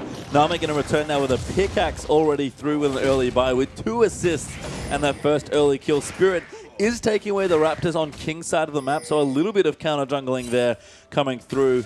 But Nami's going to be nice and happy, and Mystic's only got an Avarice Blade. Those stats are not created equal. Oh, hold on, though. Mid lane. Conan maybe going to get stunned up there. A little too aggressive there as Korn is going to step in. The kill goes down to 0. No idea what Conan was doing there. He was standing with 0, holding hands in that bush. I mean, I guess wanted to try and get a gank going there, but things go from bad to worse for the dual landers. They've got Spirit now as well. Binding goes wide there, but Spirit's got nowhere good to go. Great gravity field, though, to keep Shea out of it, but he gets slapped by the passive. He's out of mana here as well. All of King's lanes are starting to explode, except Insec, who's just casually up 10 CS on the bottom side.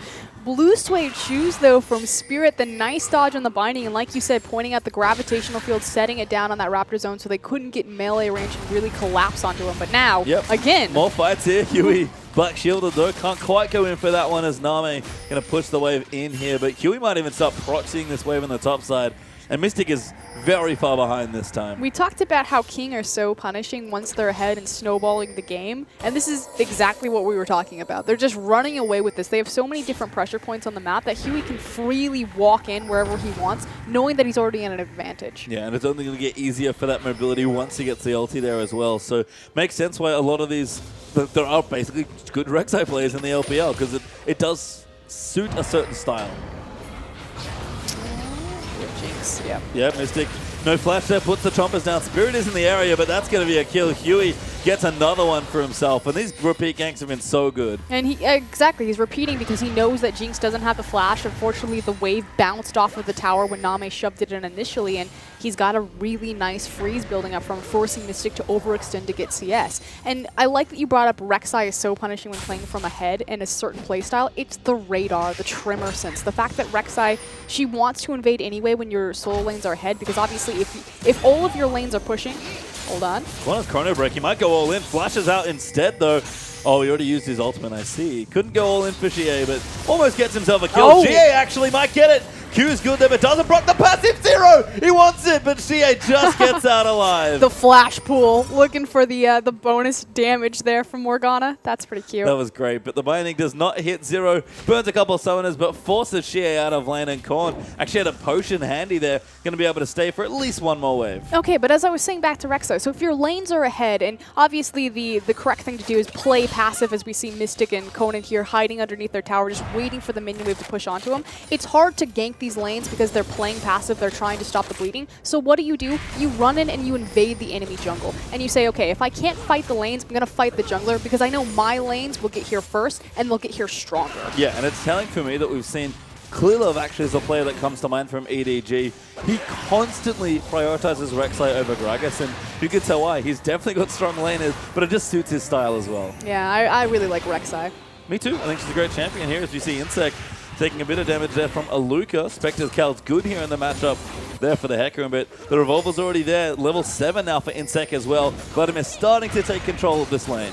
Vladimir's going to be really happy, like you said, level 7. Level 9 is going to be the big power spike because we'll have all 5 points into that queue. Just be able to consistently keep himself up. That said, Spirit looking for a counter gank is spotted out by a ward. Yep. Actually, there's a couple wards he's walking by now as well. It's Huey looking for a gank there in the mid lane. Xie actually getting bullied around here a bit as well. Morella Nomicon on the way for Korn, who's having a field day on this assassin pick of Echo. 3 assists. He's in a pretty healthy spot as far as his CS and experience goes. 61 to 49 now. Again, we talked about how strong Victor is in the early game just because of how efficient his Hex core is for itemization. But it's really only here to clear waves from. At some point, he will be able to just easily laser the backline and kill it instantly, but until then, he's just hiding under his tower. This Rek'Sai is all over the map. Yeah, and I mean, Echo is annoying enough, but Rek'Sai adding that additional pressure going to make it tricky. But is it maybe even similar to the last matchup where Xie played Kassadin into that Victor and was able to punish sort of once he got his items? Because, like, I mean, Echo's just so sticky. Like, Victor, again, if you engage on him and he's happy with the engage, it's great. But if you're constantly just gap closing on top of him, he's not a happy man at all. No, I completely agree. The gravitational field doesn't really mean much against Echo just because he has so many reposition abilities. Yeah, makes sense there. So nice stuff from Korn, looking good so far. Nami on the top side again, still with that pickaxe, trying to get some damage on us. Huey's going to come back for another visit here. Spirit is in the bottom side looking for insects, so not going to be here this time, and they might be setting up a dive here at King. Trying to play with the minion wave. That said, it's kind of an unfortunate timing theory just because the wave is pushing into Mystic and Conan naturally, so there's really no reason for them to step forward to look for that CS. Nobody saw that. I did. Yeah, I did too. Everyone Face saw. dived into the wall. As Insect's going to get ganked up here by Spirit. Level 6 now for the Gragas. Good ulti by Luca. Insect does have to pull. He pulls early though. Spirit landed the body slam. Ulti's good, but a great flash from Insect. Going to put down the ulti there as well, but nothing left. Is going to get a kill though. Nice trade from Insect. Okay, so Insect completely fumbles his pool mechanic. Pulled way too early. That said, he's able to trade 1-for-1 with a nice flash to make sure that the cast pushes him forward instead of backwards. Xie now getting ganked as well. Huey and Kong going to close in, but Xie not going to fall for that one, standing very far away on the other side to dodge that W, but Korn getting further and further ahead. CS and top lane's the real problem here. Name really taking over, and we used to see this, I feel like, from Name many years ago, and maybe even early on this year. He can actually bully people in lanes. I remember a player named Devil. Yep. That used to be really good at playing aggressive in his lane, but I think he name changed. Yeah, it's a Nami. Yeah. If anyone doesn't actually know the history, That's the there. joke. That is the joke there. But I agree. I think he's played a lot more like Devil than Nami, at least when we saw him in spring. And it's nice to see him being aggressive again. You can see, got an early lead in the matchup. He's 30 CS ahead of this Jinx. As Luca's trying to take the grunt, but Huey says, yeah, I can see you. Let's have a smite battle. Well, that was the big question, you know, this pseudo Starhorn roster, obviously now the King roster, but pretty much, you know, majority of the members, Korn, Insect, things like that, had Kola on the roster for quite a bit. Zero is, you know, what version of Name were you going to get? Because a lot of people think of him as a self-sufficient position-based AD carry, which that has been his trend when he was on EDG in 2014. But if you think back to his positive energy days when he was known as Devil, he was much closer to Uzi and Impet style. Yeah, could be aggressive there, as we do see Spirit getting forced out by Huey and Zero. That's going to buy Insect time to proxy this bottom wave and take out the turret. King leading in turrets 2-0, leading in kills 6-1. And that gold lead's getting out of control. 4K up now. They're just snowballing it so quickly because Rek'Sai has so much control in the enemy jungle since her lanes are ahead. And again, I'm going to keep repeating this, using the Tremor Sense, walking into the jungle, figuring out where Spirit is. And it's so important against WE because you're putting Spirit behind. He is the heart and soul of that team. He's the spirit of the team. Yeah. He is. I didn't want to say that, but I had to, I'm sorry. when Heart's in the game, I'm like, he's the soul of the team. Yep, I see. Oh, Xie gets bound there. W's going to come in. Does Colin want to dive through? I think he thought about it, but instead they'll just get some damage onto the turret. Nami, good chunking out there with the BF Sword and the Berserker Greaves now finished up. And you look over at Mystic, still behind here. Got the Avarice Blade and the BF Sword, but no boots and no pickaxe. And you'll see this time and time again from the Chinese LPL 80 carries, or even the Korean 80 carries. They build their 2 flat damage items of the Infinity Edge, the BF Sword as well as the Pickaxe, and they immediately upgrade their boots, obviously because the cost efficiency of the stats for taking down towers, the attack speed, and the bonus movement speed is so good at quickly rotating them around. What did Name do? He took the top tier tower, immediately itemized to take more towers, rotated into the lane that's next available. It's funny because I feel like the person that started that was actually Name. He was the first player I noticed doing it. I don't know if he was actually the first player to do it. I doubt it. But it's interesting. His Jinx was the first. The first time I saw his Jinx this year, I was like, oh, that's really cool. Because he was doing a lot of exactly what you said with that build. So same sort of thing here with Sivir. Well, he has been a bit of a trendsetter. His Lucian Lucidity boots into Ghostblade. Name was one of the first guys to prioritize CDR on Lucian. Blade of the Ruined King. Yep.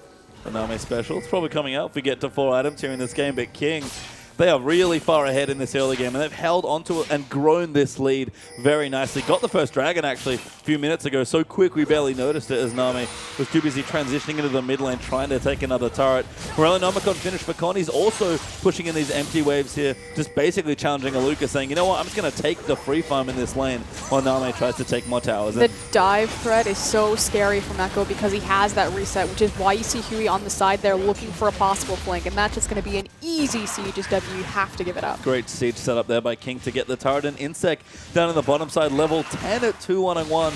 Got his Will of the Ancients, building a Zhonya's by the looks of things as his next item. And even Zero, I love this from him. Just being like, you know what? When he'll poke by, let me know. I'll give him a binding. And this is also the beauty of starting to rotate your AD carry around the map as opposed to elongating the lane phase, is it unlocks your supports to roam. Now, there was recently an article that came out that talked about kind of the gold disparity between the gold distribution between the regions. And the supports and the junglers have the highest gold distribution in the LPL. Yep.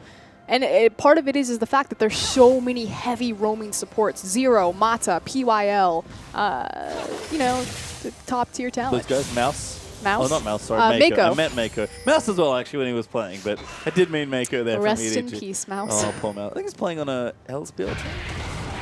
I'm not sure. I'd have to be reminded. We'll have to see. As Zero finds a binding onto Spirit, but King just going to get a bit of vision down. Maybe look to reset here. As we do see actually a Sheen now for Corn. Maybe looking for a Lich Bane as his next item. That'd be cute. Very aggressive. It's nice because when Echo uses his E, he automatically gets a Sheen Proc on his very next auto attack, which obviously he zips too. So. Yeah, I mean, it makes sense. It's just, I guess it's weird because I've seen more jungle Echo, more top lane Echo than mid lane Echo, so not as familiar with the mid lane Echo build, hilariously enough. I think Dade actually rushes Lichbane on his mid lane Echo. Does. Yeah. Dade. Whatever everyone's not doing, Dade's doing that. I can promise you that. Dade has his own builds, his own style, his own jokes about himself. Dade is all-encompassing, a unique individual. But doing pretty well recently in the LPL, I have to say. Yeah, I'm actually looking at all of these. I'm looking at this mini-map like World Elite are really sending a lot of resources bottom as their mid-tier tower is being completely demolished. Nami having a fun time again, not leaving these lanes. Even has an Avarice Blade for completing the Infinity Edge just again for a bit more greed. And why not here? Good spell shield as well. Going to knock down more shots onto the turret. Got it to about 40% health. And it's going to hoover up these minion waves with Zero, making sure he's A-OK. I love using the verb hoover. Yeah. To talk about minion waves being eaten, it's very appropriate. As Corn even working on a split version. In fact, King right now just committing to a 1-3-1. Yeah, but the beauty of it is the fact that the mid laner and the AD carry are never in the same lane. They're so efficient about using all of the gold and the experience around the map in terms of the minion waves and making sure that it's allocated to the correct places on the AD carry, on the mid laner. You don't ever have two of them in the same lane trying to farm the same waves. Yeah, never a good look here. And you can see King getting pressure across the map here. Have gotten so much already in this game. Gold lead still growing, by the way. My last checking was 4K up. We're now at 6K up for King. So they've done a lot of work just from, again, that level 1000 gold lead. We talked about them being good one ahead, and they've certainly demonstrated that in the first 17 minutes or so. It snowballed into structural advantages, obviously 3-0 in favor of King, but more importantly, CS discrepancies across the board in pretty much every single lane. And I think we've, again, talked about in this game what really needs to change. The drafts look surprisingly similar here in this game, but you said it already. It's Huey's Rek'Sai. The jungle pressure is just night and day from game 1 and game 2. This champion is so important. I don't want to call it easy mode jungling, but I think you captured it best. The playstyle that Rek'Sai empowers with invading, with aggressive plays. I mean, Gragas, he can do that too because he's so strong in skirmishes with his W, but it's just not as powerful in kind of a vision pick-based meta as Rek'Sai's Tremor Sense. Yeah, and it's the vision that really sets those junglers apart. We talk about Rek'Sai, Gragas all of the time. They're easily the two most popular junglers in this metagame. Both very good, both have different strengths and weaknesses, but if you wanted to be very sort of blanket about the differences, much more early pressure available for Gragas, and just that Tremor Sense and crazy vision from Rek'Sai. And then just the beautiful global map pressure that Rek'Sai opens up when she has her Void Rush, and just how many LPL teams are so consistent with playing with their side wave management. And again, LPL teams are really good at trading objectives and sacrificing when they can't 5v5. Well, no trading this time for Waterley, unfortunately, as they're going to continue to fall further and further behind. 3-0 up in turrets still, and now with that Dragon, 2-0 down in Dragons, and of course 6-1 down in kills for Waterley. That gold lead still sticking at around the 5-6K mark ahead there for King, but you know that they're going to keep pushing out waves, and eventually they'll find something else. As Mystic, it's quite a bit of damage. And again, the dive threat from Rek'Sai and Echo as we see Huey and Korn rotating around to the side. And Insec, meanwhile, in the top lane, just having the time of his life on Vladimir, farming away. He's playing PvE. He is. This is Insect's happy place. He used to be a jungler, remember? I mean, his score is, I mean, he's participated in 50% of his team's kills, but I feel like he got most of those in the first, 30 seconds. Yeah, and since then, he's just been mowing the lawn. I think, yes, he has certainly been doing a lot of gardening there in either top or bottom of the map. But Spirit finds Zero. Good ulti. Oh! Jeez, GA with the Chaos Storm. That was the easiest kill of his life. Dunked. Yeah, absolutely dunked. Although Name going to look to trade his support slide for a tower, but unsuccessful as World Elite transition nicely down to the bottom lane. Here comes the hard engage, though. Yep. Conan looking in. Name's got his spell shield. Kites onto the flame chompers, then spell shields them. Nice and aggressive from the Sivir. A little bit dangerous, though. Very. Conan had decided to turn around and just drop the Dredge Line depth charge onto him. That said, Name gets away with the trade. Does get some decent damage on that tower, like you said, for Zero's life. Yeah, and still going down. Still going there as well as Insec also looks at the Scuttle Crab, decides, you know what? Life of the jungle wasn't that hot. Let's go back to the top lane. Korn in the mid lane almost has his Lich Bane done as well. IE's been completed for Name. It's just good items across the board. Even an Aegis here for Huey done already. King trying to find any opportunity they can to force WE to fight them. They now transition into the blue side to take this buff away. But again, they just want the 5v5. Good smite there by Spirit, though. Gives himself the blue buff. Korn, you can tell he wanted it, but he's not going to get it. Dives instead onto Xie. Gravity field's down. Teleport here for Insect.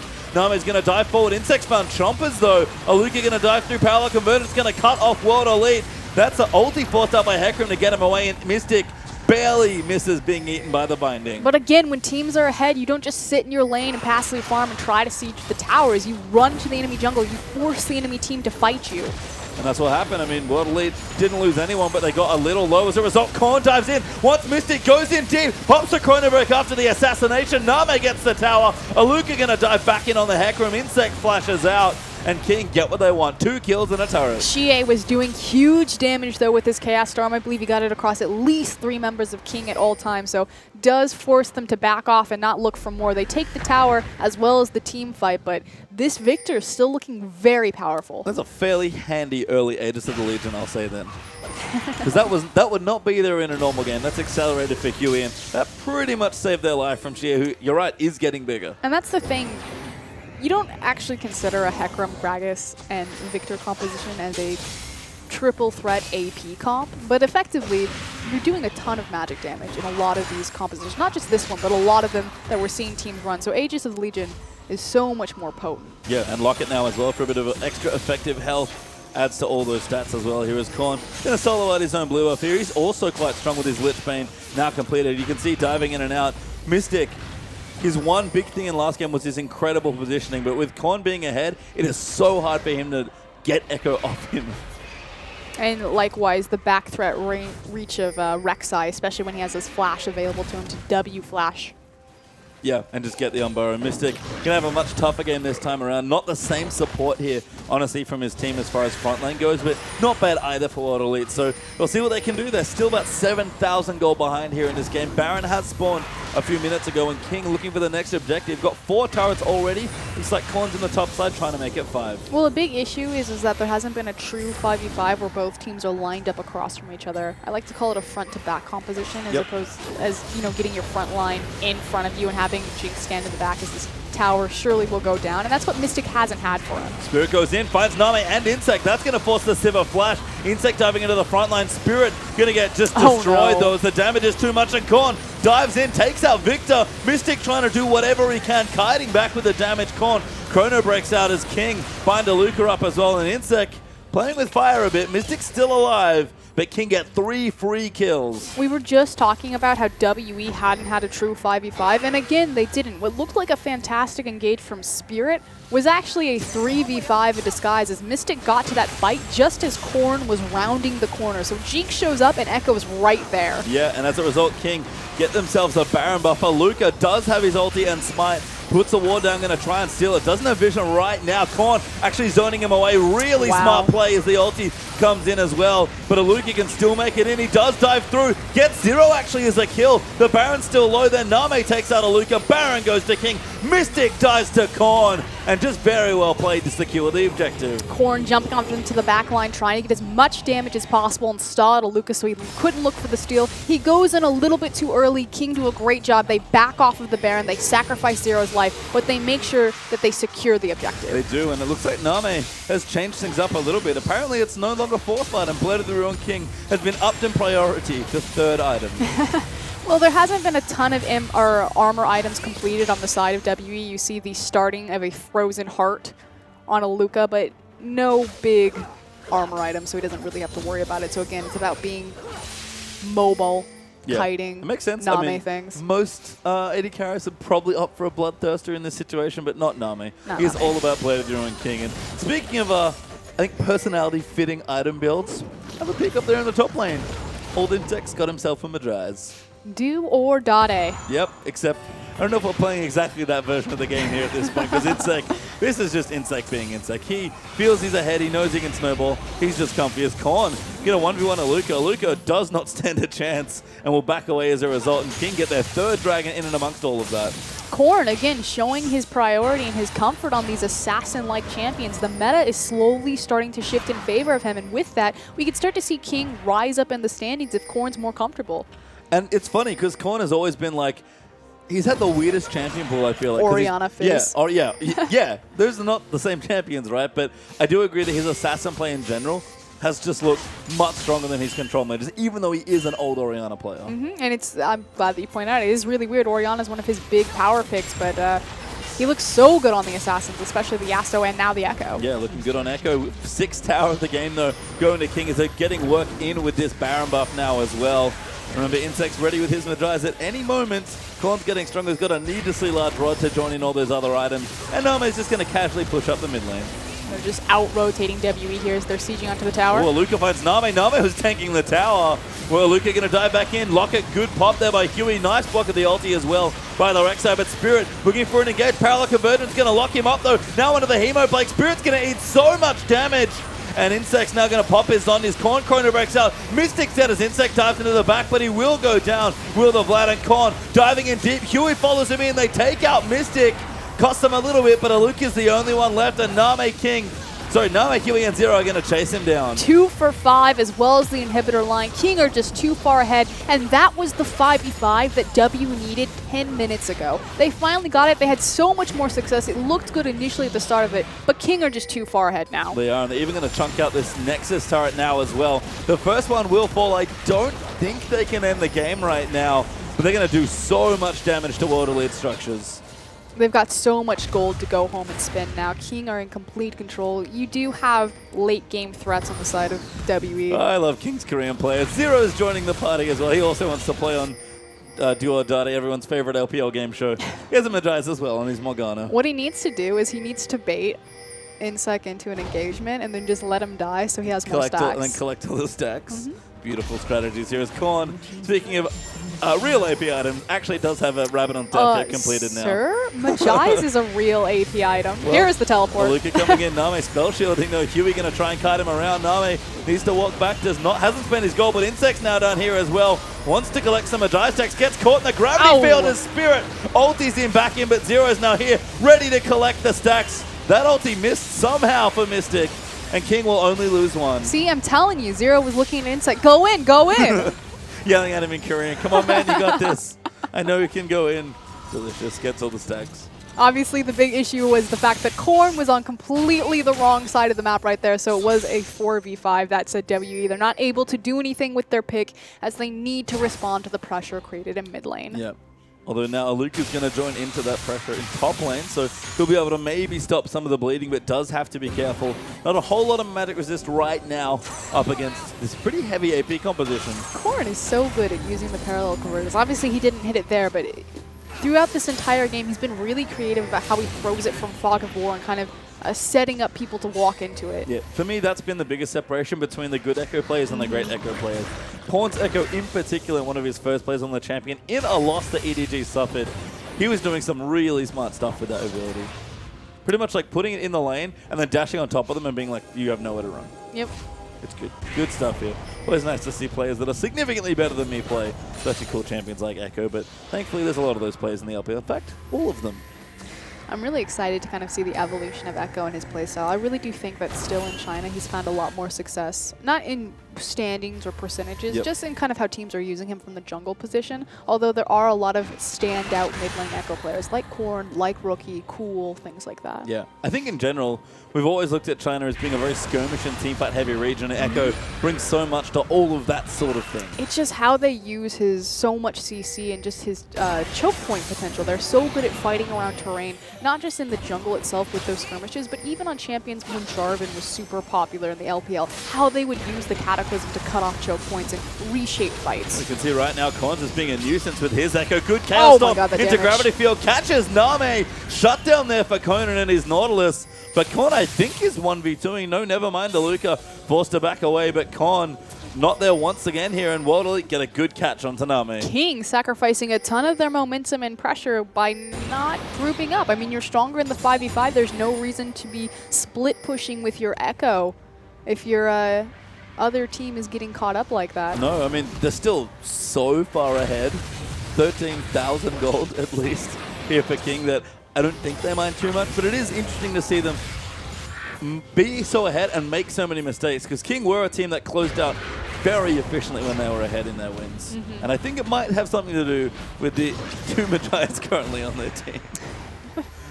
Again, maybe feeling very comfortable at this point in the game. That's what I'll call that. I hope Zero's ahead on stacks. I think he is. Insect's died, I think, more times with Magi's. So given that one has 3 deaths, the other has 2, I'm willing to say that Zero has more stacks as Spirit. Getting caught up by Korn, that's just too much damage from Echo. There we go. Echo's really powerful. Get him involved with your your skirmishes. Win the game. He's powerful. Get him in your games. Get him in your games. This is Froskurin's daily solo queue advertisement for Echo. Ace analysis. I think Echo's really strong. Well, I'd have to agree, and Korn's played it nicely here in this game. Going to try and zone people out, but World Elite not even interested in the Baron that King are currently doing. Instead, pinging onto the Dragon. Going to at least try and get the consolation prize, but Huey does have his ultimate. No tunnels in the area, but Korn is already trying to stop them. In fact, Zero's there as well. They're going to get it, though. Yep, Dragon does go to World Elite by the looks of things. Aluka will smite that away. Good gravity field cuts him off. Conan barely getting hit by that binding, so nice spacing there. Ulti's around as well. Might have been caught here, though, as Name goes in for the auto. I thought he wanted to flash the wall, but he reconsiders for a moment, and Mystic's the target they really want to get here. If they can, Insect flashes forward as a result, goes onto a Mystic, almost kills him in a few spell rotations. Chewie dives in. Insect gets the kill. Flash binding onto Xie, though, for 0. And now Insect, Huey, and the rest of King are going to dive right on top, and Spirit's got nowhere left to go. King are just running over WE.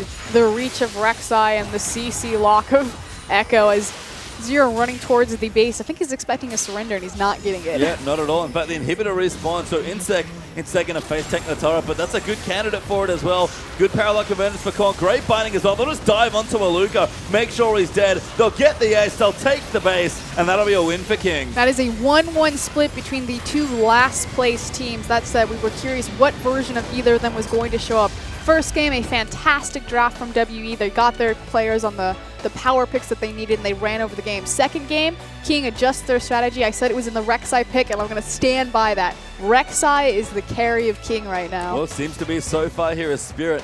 Little dejected looking after that game. Sort of thinks, you know what, I wish I had Rek'Sai that game. Because Huey did play a fantastic game, but I think you're right. We saw the two best versions of these teams in this series, and that shows a lot of promise for them. As you get Insect hobbling around on his crutches. Apparently, he's still recovering from his leg from last split. I mean, obviously, they don't sit very high in the standings. This is, of course, the bottom of the barrel for LPL, but they've split with a lot of top-tier teams. LGD, OMG, 2-0'd EDG, so... I was going to say, if this is the bottom of the barrel for LPL, LPL is pretty great. Because the bottom of the barrel is pretty damn good. As King are going to take about... How's Insect going to manage this? Oh, good work. That was hard. As someone who has broken his knee once before, that is not easy to do. Still so worth. I mean, he doesn't have to wear a shoe on stage. That's true. I'm looking at that, I'm like, yeah, that's what I'm talking about. Not wearing shoes. I'm not wearing shoes right now. Well, don't tell them our secret. Now they all know. They don't even know if we're wearing pants right now. That's true. They don't. Thank you for putting that on the internet. Now that's there forever. Great stuff there. But again, a great series. I think, again, World Elite looking good in game 1. King looking good in game 2. Both teams are disappointed, I think, to not get a 2-0 because the points matter so much here.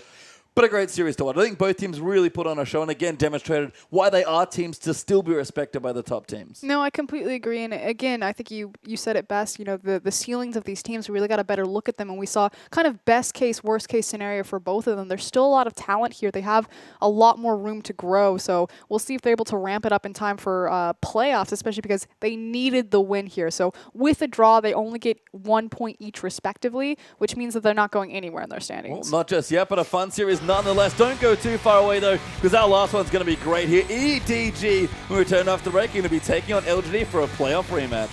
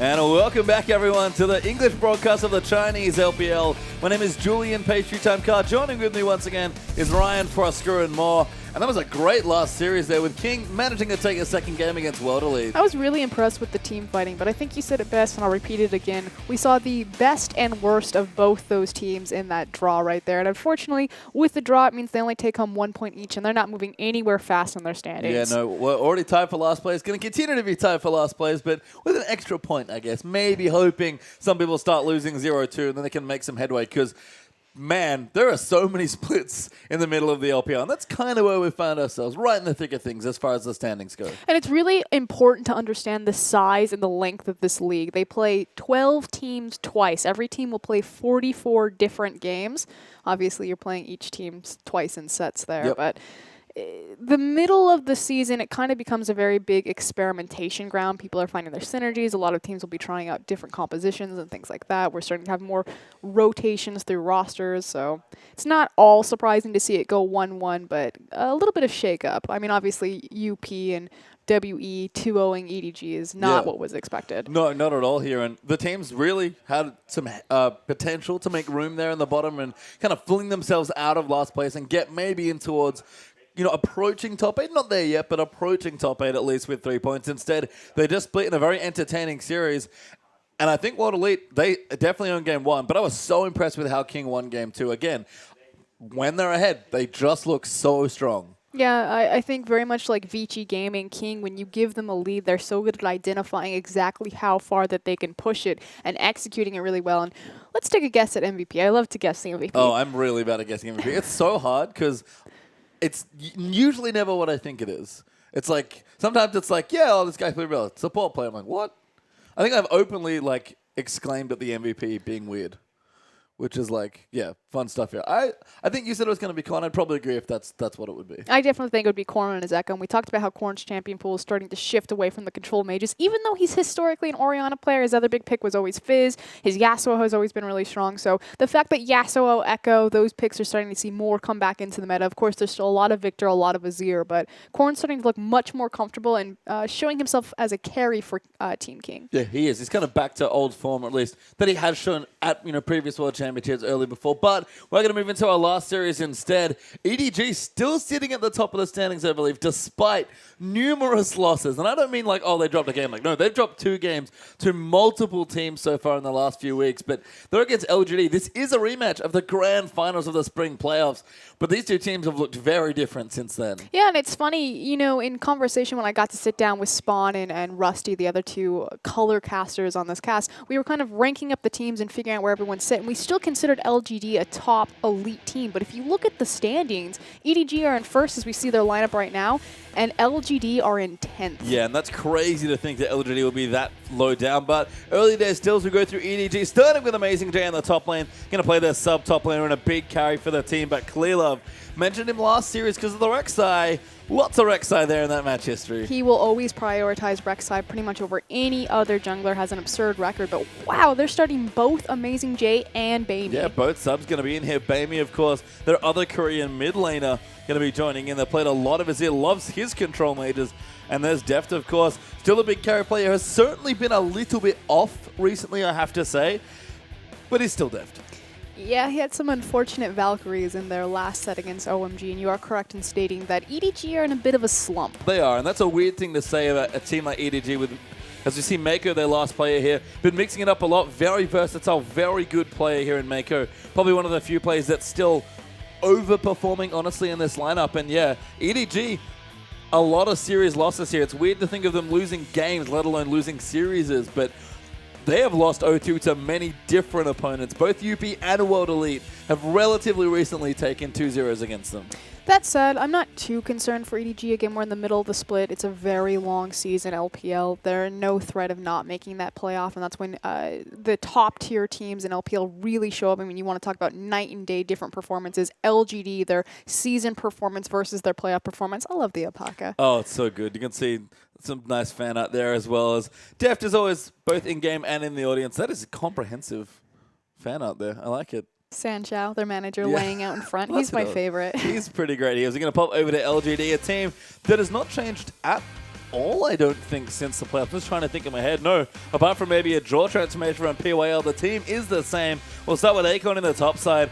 Still sticking to his guns here with the Maokai Rumble, but mixing it up a bit with the Fizz as well. Yeah, it's really interesting. He hasn't played Hecarim very recently. Gets banned against them a lot, as well as Callista in the jungle. Yep, TBQ, their jungler, again, strong on the Rek'Sai. I like his Sejuani a lot, even playing the likes of Lee Sin, because he is the player on this team that usually gets singled out. But it's all about Godfrey for me. When I think about the LG roster, it's so star-studded, but their mid laner, Godfrey has said it himself, I'm the best mid laner in China, and he shows up consistently to try to back that up. He's been great here. Imp as well, no slouch himself, one of the best AD carry players in the world. Going to play against his old buddy Deft for the up-10th time, I'll say, even just this year alone. They've had a lot of good battles, and Imp, maybe not as strong as Deft, but still showing up, and PYL, what a support player. I like to call him the Chinese Mata. Yep. He's very micromanaging, very controlling of his team. He's the shot caller, the captain. Majority of this roster is on the team because PYL is leading them. Godfrey had the choice to go to different teams, but he said, no, I want to be on LGD because of PYL. Likewise, Imp, Acorn, and Flame all made the same choice. Yep, important to remember with Flame in the top side there. Not here in this game, but very likely will be playing in game number 2. They almost always make that swap to LGD. And again, they've had reasonable success. I think their spring regular season was, okay, but certainly showed up when they needed to. And their playoffs run was absolutely amazing. But sitting in 10th, even for a team like LGD that know the season is long, that know that the important time to show up is towards the end of the season, it's still so weird to see this team as low as 10th. Well, a big issue is the fact, Princess Flame, the big issue is the fact that, they had to start their season with a sub fan in the support position. It really just showcased how important PYL is to the synergy and the construction of that team. This is amazing. If you don't know the joke, every single member on LGD, they all have princess nicknames because obviously it's Princess Flame, and I can't say some of them on stream. They're that good. Yeah. But this is where this comes from. That's great. I like Acorn. Oh, wow, look at Acorn. He's so pretty. He is very majestic there. There we go, Princess Flame. Right Let it at the go. end there. Well, Flame has certainly been doing just that in some of his games. He's actually been quite strong recently as far as players go, I have to say. But that is great. LGD, lot of love. He had a fantastic Rumble performance last week. I think 10-1-10 or something. And Acorn's known as the Rumble player. I love that Flame is now our Rumble main on LGD. That was my favorite part of the spring split. Meanwhile, Acorn's playing things like Kennen and Hecarim. Yeah. And Flame's like, oh, Rumble? Okay. Yeah. All right, okay, sure. If that's what you want, Coach, I'll take it. And I think it's important as we are going to move fairly shortly into Champ Selects. You can see the coach and analysts moving behind their players. Just to talk about EDG playing all these subs, we've talked about the consistent losses recently. A lot of it's been, I think, them just honestly trying new things. No, I definitely agree. And again, like I said, they had a little bit of a slow start to really ramping up their season because they had to wait for PYL. He actually came back early, obviously trying to recover from his jaw surgery that he had. So that was also an issue on kind of where they ended up in the standings. But LGD is still, I mean, you can see it in some of their victories. They look like that elite team, but it's been consistency issues and finding their synergy again. Well, I think that's true for both teams here. So potentially explosive match coming up as we do get into champs. Like EDG will start things off on the blue side, LGD over on the red, and an Echo and Rumble ban there by EDG, and LGD just take away Azir. Wow, not surprising to see the Blue side Echo ban. The blue side Echo ban, but the Rumble ban in particular, I mean, yeah, it's Acorn, but like I said, it's really Flame that's had the standout performance there. It should be noted that EDG's, that's what I'm going to use, their identity as a team changes drastically when they have Amazing J and Baimei rotating in for Koro and Pawn. Yeah, I mean, we'll talk a bit more as we go through the draft about how that does affect the matchup in the team. But Cassidy, they're going to be the last ban for EDG. Good ban up against Godby, but that man has so many champions in the mid lane. 2 mid lane bans also thrown by LGD against Baimei. His 2 recently played champions in Victor and Azir going out, so maybe a 3rd mid lane ban here. They're targeting Baimei's champion pool really hard. He hasn't played a lot of champions. I don't know if he's going to do his fall back into Cassiopeia, but that was pretty much his champion pool. Was Victor, Cassie, Victor. Or Victor, who did I miss? Azir, there we go. I was like, Victor, Cassie, Victor, what? Hello? Azir's definitely been, I think, his best champion, so I do like that. But EDG, Rek'Sai actually banned away from Clearlove. We talk about how much Clearlove loves that champion and how important Rek'Sai is. Oh, no. To certain junglers in the LPL, especially likes of Clearlove. Consider the first pick Ryze. They take the Gragas instead.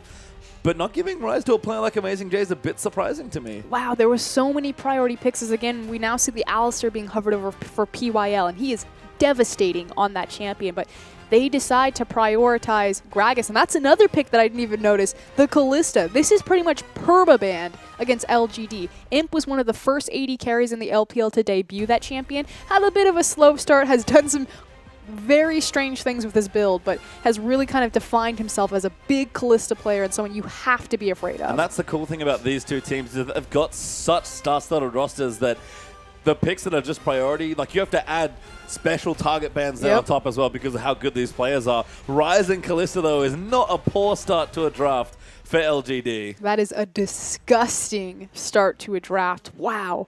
Nautilus and Alistar are both still available, so either of the support routes, I mean, PYL is getting a power pick no matter what. Yeah, I mean, Nautilus, they might even consider it. They do have a plan for Kalista, you have to think. You can see Aaron there over Clearlove's shoulder, making sure they get the right champion. I like the Alistar pick. Maker's a fantastic support player, very aggressive and a great roamer, so I do like that champion going into his hands. He's, of course, a big Annie player classically in spring, and has brought it out a couple times in summer as well.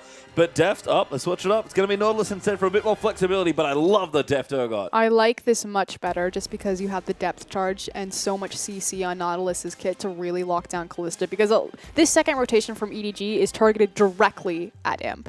Yep. You have the Urgot, which is traditionally a hard counter to Kalista, because obviously her martial pose will mean nothing to the long range if Urgot locks onto you. And then likewise, I mean, Alistar, he can get onto the back of Kalista, but then she's going to start hopping away from him. Whereas Nautilus, you know, he has the stagger on his auto attack, he has the slow on the Riptide, the depth charge, just a lot more options. Yeah, I mean, God forbid you eat a hook there as well. Like the dredge line. So much CC. But yeah, you're right. Two high-impact, hard CC ultimates that you do not have to skill shot to hit. Kalista's going to have a work cut out here as LGD go back to Sejuani for TBQ, and of course they give PYL Alistar. Typically, this tells me that LGD is going to look for a lane swap. Again, they were one of the other LPL teams that really started accepting the lane swap meta just to hide their jungler. If you're going to point at the star-studded roster and say who's kind of the weakest link, it is going to be TBQ for LGD, but they do a fantastic job lane swapping, protecting, and hiding Sejuani's very fragile early clear. They do, and it's LGD are just across the board, their players excel in that sort of situation. Although EDG, not bad in the lane swap either, but we'll see how these things shake out. EDG, considering their last few picks here as well, going to keep it very tanky. That is the Cassio picked up for Bamey, but Amazing J is going to get Maokai here. So I'm going to say 1.5 threat comp for EDG. That's the problem with Urgot compositions for me, is I feel like you have to run a triple threat just because he is so low damage. That said, look at how tanky that line is, especially for Cassiopeia late game. You do have a hyper carry option. And again, EDG's composition is entirely sacrificed to killing Imp. Maokai jumping to the back line, Urgot to get a hold of her, Nautilus, Gragas, I mean, so much just for Imp. That said, I really like Maokai as a counter to Ryze as well. Obviously, in the 1v1 lane matchup, that's not going to be fun. But in overall, in big team fights, 5v5s, Maokai's really going to slow down a lot of that AoE damage. Yeah, and Godvi, last pick, Varus here for LGD. This has been his big pick recently for the LGD mid laner. Varus into Cassiopeia. Probably not as bad as the Azir matchup, but just fine here for Varus. I really feel like LGD destroyed EDG in this draft. They have multiple threats across the board. They have shown that they have a clear-cut plan on how to keep Sejuani safe, to ramp her up into a level 6 where she can have gank, threat, and pressure. You talked about how Varus is a soft counter to control mages like Cassiopeia, like Azir in that mid lane, and Godvi has shown a disgusting Varus in the last few weeks. Yeah, I mean, he's just insane in almost any matchup. As we're going to go through them, starting at the top, Amazing J, their sub, playing against Akon. That's Maokai versus Ryze. Bit tricky there, potentially. Cleared up on the Gragas with the Rek'Sai ban. Does leave TBQ with the Sejuani. But the mid lane matchups, maybe where all the fireworks are going to be. Bamey's Cassio versus Godvi's counter pick of the Varus. And Godvi said it himself, I am the best mid laner in China. Oh, yeah, and he can definitely back it up on his Varus performance. It's like a targetable ability on his Q. Yeah, apparently there is Def going to take the Urgot into Imp's Kalista and make her with the Nautilus and PYL's Alistar, trying to really shut down Imp. We've seen EDG do this before with the hyper tanky comps, but it is very execution heavy. Again, and it's all about the fact that it's a response to the Kalista pickup from Imp. So obviously they have a very clear-cut plan. If you think back to MSI, how did they beat SKT? They had a set composition for Faker's LeBlanc, and it's almost a very same element here. It is indeed. We'll see how it goes out as we are going to get onto the rift for game number 1.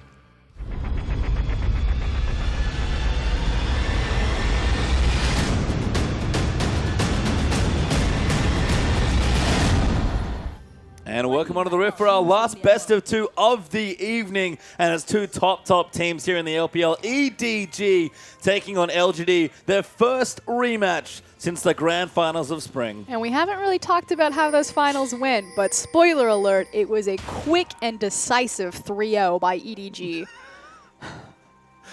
Nice. Yep. And I also wanted to kind of save this one until we were into the game. EDG and LGD historically are 20-6 to EDG. Yeah, but that is stretching back a long way, of course, during EDG's reign of dominance. Last year was where they were particularly dominant. LGD, very different team back then, so a little closer here, of course. Thanks for trolling everyone. It was not a 3-0 in that grand final. What? Wasn't it? Was No, it was a 3-2. 5-game. Oh, man. Yeah, I was thinking OMG. you were. No, that was very different. Fumbled. Yep, a little bit there as we do move through. You can see the teams setting things up, trying to get some vision around the area. And just again, lots of neutral vision here. Maybe just sort of looking to see what he can see, but pretty much a 5-point for both teams. Man, I'm upset. Yep. It's what? Yeah, it was very close. I really thought you were trolling. Oh, no. I gave you all the credit. I just spaced. I need more coffee. Everyone needs more coffee. It's EDG and are going to join into the top side with Mako and Deft. Deft loves to lane swap with his Urgot. Yeah. Now, the thing about this is, yeah, Urgot is a hard counter to Kalista because obviously you can lock onto her, you have the suppression, you have a lot of tools to deal with it. But the problem is Urgot doesn't get to be oppressive and controlling in lane until he starts to itemize up for it, typically through a tier. So the thing is if you lane swap in Urgot, you're fine to do that. You get your tier, you have your ability to spam, and then you can swap back into Kalista and start being that really big harass tool against her. Yeah, and Deft knows this better than anyone. Used to start Flask on his Urgot as well, just to make sure that he had enough to get through the early lane swap here, and then would come back down and say, yeah, I have a recharge on my Flask, and now maybe a longsword or a bit more AD on my tier, and good to go here. But Imp is going to be on the bottom side. EDG, presumably with the lane swap on the top side, get the matchups they want as Akon actually had to vacate the top lane.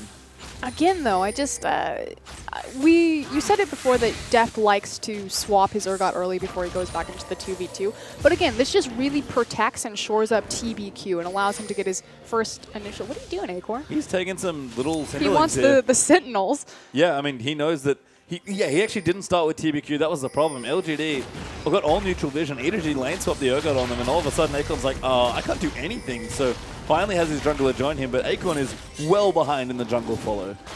Yeah, that's pretty unfortunate. He got one Sentinel to himself. He did. Stole all of TBQ's delicious experiences. They're going to smite that away. Acorn is still level 1, by the way. And Amazing J is already level 2. In fact, 2 and a bit, about 2 1/3. They are starting to make the rotation up into the top side. We'll see if they look for a 4-0 fast push. Yeah, looks like it. I mean, the classic Urgot fast push, not something we usually associate with the champion, but Not at all. never a bad idea to try and take a tower, especially in this sort of situation. I mean, Imp is pushing down as well. We really have seen just a break away from people freezing lanes and lane swaps.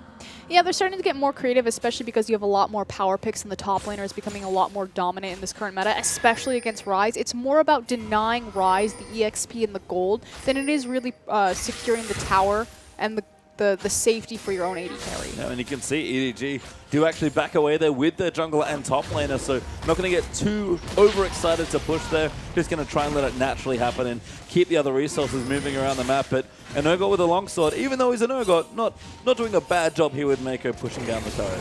That said, because LGD have the numbers advantage on the bottom side of the map, they're going to go ahead and pull this dragon. This is a pretty textbook. As I say that, they're like, nope, never mind. Yep, I mean, POL's like, guys, we're doing the dragon. Team's like, no, not today. Apparently not listening to their shot call. They did start the dragon, but deciding that with Clearlove and Mako leaving the top lane, maybe it was a bit too dangerous. I don't know. They have Kalista on the bottom side of the map as well. So, I mean, obviously you want to keep Imp getting as much solo EXP and farm as possible, but you have so much objective control as far as monster objectives down there with the Rend. Yeah, oh, I agree, but LGD, for whatever reason, deciding not to, at least this time, as Amazing J's hit level 3. He's going to try and keep this tower as healthy as possible, but Mako's going to join him to form a very, very odd-looking duo lane. Finally, though, Acorn burns his teleport, gets up into that top lane, and immediately gets punched in the face by Deft. Yeah, immediately gets Urgoted there by Deft, who does have a couple potions. A mana one in particular going to help him in this 1v1. Acorn will hopefully start to pick up a bit more. CS does have some early items, but they're mostly just for additional mana. And you can see Akon 3 levels down here. This is where Urgot shines. When he's got those levels early, he's able to bully you with his E and Q. And it's really important for Urgot to look for that longsword. You kind of covered it early as opposed to the Doran's Blade, so he can pick up that mana pot because it's so key to be able to spam those abilities to really have your threat. Yeah, as I said, used to start Flask, doesn't anymore, but same sort of theory there as ClearLove and TBQ going to have a bit of a tete-a-tete there in the jungle, but nothing really coming of that. Both level 3, so farming up relatively well as ClearLove looks for the Scuttle Crab, but Akon collapsing level 4 now with good passive stacks there on the rise. Just booking it towards him, but meanwhile, mid lane. Bamey, good flash there, but TBQ, nice pressure as Godfrey's gone back. He's gotten his tier. Bamey's actually had a really good job in this lane so far on Cassio, but without a flash, Cassio is incredibly vulnerable. Bamey doing a good job in CS so far, 40 to 26, so I'm glad that you pointed that out. Now, if you guys haven't seen mid lane Varus, this is how it works. It works very much like Jace, and it's going to itemize in a very similar way as well. You're going to see a tier into Mirror Mana, Brutalizer, CDR. It's really about empowering that Q. Last Whisper will fit in there at some point. And he just sits back, he Qs, and he Qs every 3 seconds. Yep, and just keep going here, and you get great poke down, like you said, like the Jace, good seed, good poke. Great mid-game power of a Bamey level 6. Hits it before Godby, who was forced back early. And the Crystalline Flask Cassiopeia doing work here. I actually really like that item. Knowing that he's going to be taking a lot of early auto-attack trades, so he brings the regen and the sustain to sit in that level. And especially because we are on live patch 5.11. So Cassio has seen some recent tweaks to her early game and her sustain in particular. Probably a good thing there on that one, as Cassio a little silly there in the land at times. There's ClearLove coming to the top side trying to cut off Akon, but Akon's already booked it back home. Going to charge up his tier, which is the first item he finishes up, but Deft, level 6 now, just happily soaking up solo farm and experience. Ah, the classic double tier comp. Oh, that's right. We do have a double tier comp, but I don't think this one's as bad as other double tier comps. Varus is going to have a really nice mid-game power spike. Good pulverized by PYL as he does prevent Mako from going in after the Night Hook landed there onto Imp, but the double melee champions in the bottom lane having trouble keeping the tower alive by the looks of things. I wonder why. Well, Froskurin, why don't you tell us why? Double melee versus range melee, that's not going to be fun. Is that it? That was it. Professional analyst opinion. That's my professional opinion. Okay, well, definitely going to pull some creeps. ClearLove actually maybe looking for a dive, but spots TVQ instead. Teleport actually coming through. Amazing J going to consider a dive here. They want this tower right now. This is so scary.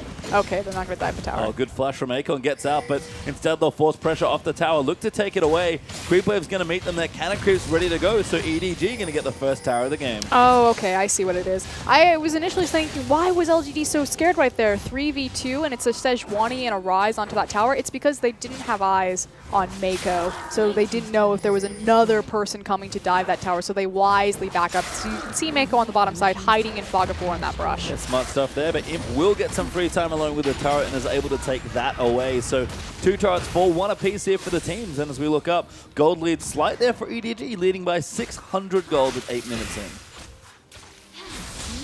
PYL? He's roaming. He actually has not been as unlocked on Alistar than I thought. He spent a lot of time sort of sitting with Imp in that lane. Very different styles of itemization. So we talked about how kind of the gold distribution in LPL specifically as a region is much more catered towards the supports than pretty much the average of the other regions. And it's because you have a lot of roaming supports that get involved and are able to snowball their own gold, Mako and PYL in particular. Mako likes to do this thing where it's almost old school Mata, where he goes Moby Boots into a Ruby Sightstone because obviously he doesn't want to go back as much. He wants to spend more time out onto the field, setting down wards, picking them up, and moving around the map in rotations. Whereas PYL decided to front load his with the Sightstone as opposed to having mobility boots. So again, a little bit curious because he is on Alistar. He's on a champion that could so very easily roam, but he doesn't have a lot of kill threat and options around his map with the lane swap and with having Varus as his mid laner as opposed to someone with, you know, more burst or more CC. Yep, makes a lot of sense there. Amazing J, level 6 on the top side. We'll be joined by Imp and Akon, who's rotated in with actually the makings of a Blade of the Ruin King first. He does but looking to try and take down the tower. Yeah, you talked about it. Imp does like to mix it up with his Kalista builds. And in frankness, when you see the BT rush on Kalista, which has been really popularized, it's usually against a burst mage like LeBlanc as a defensive option.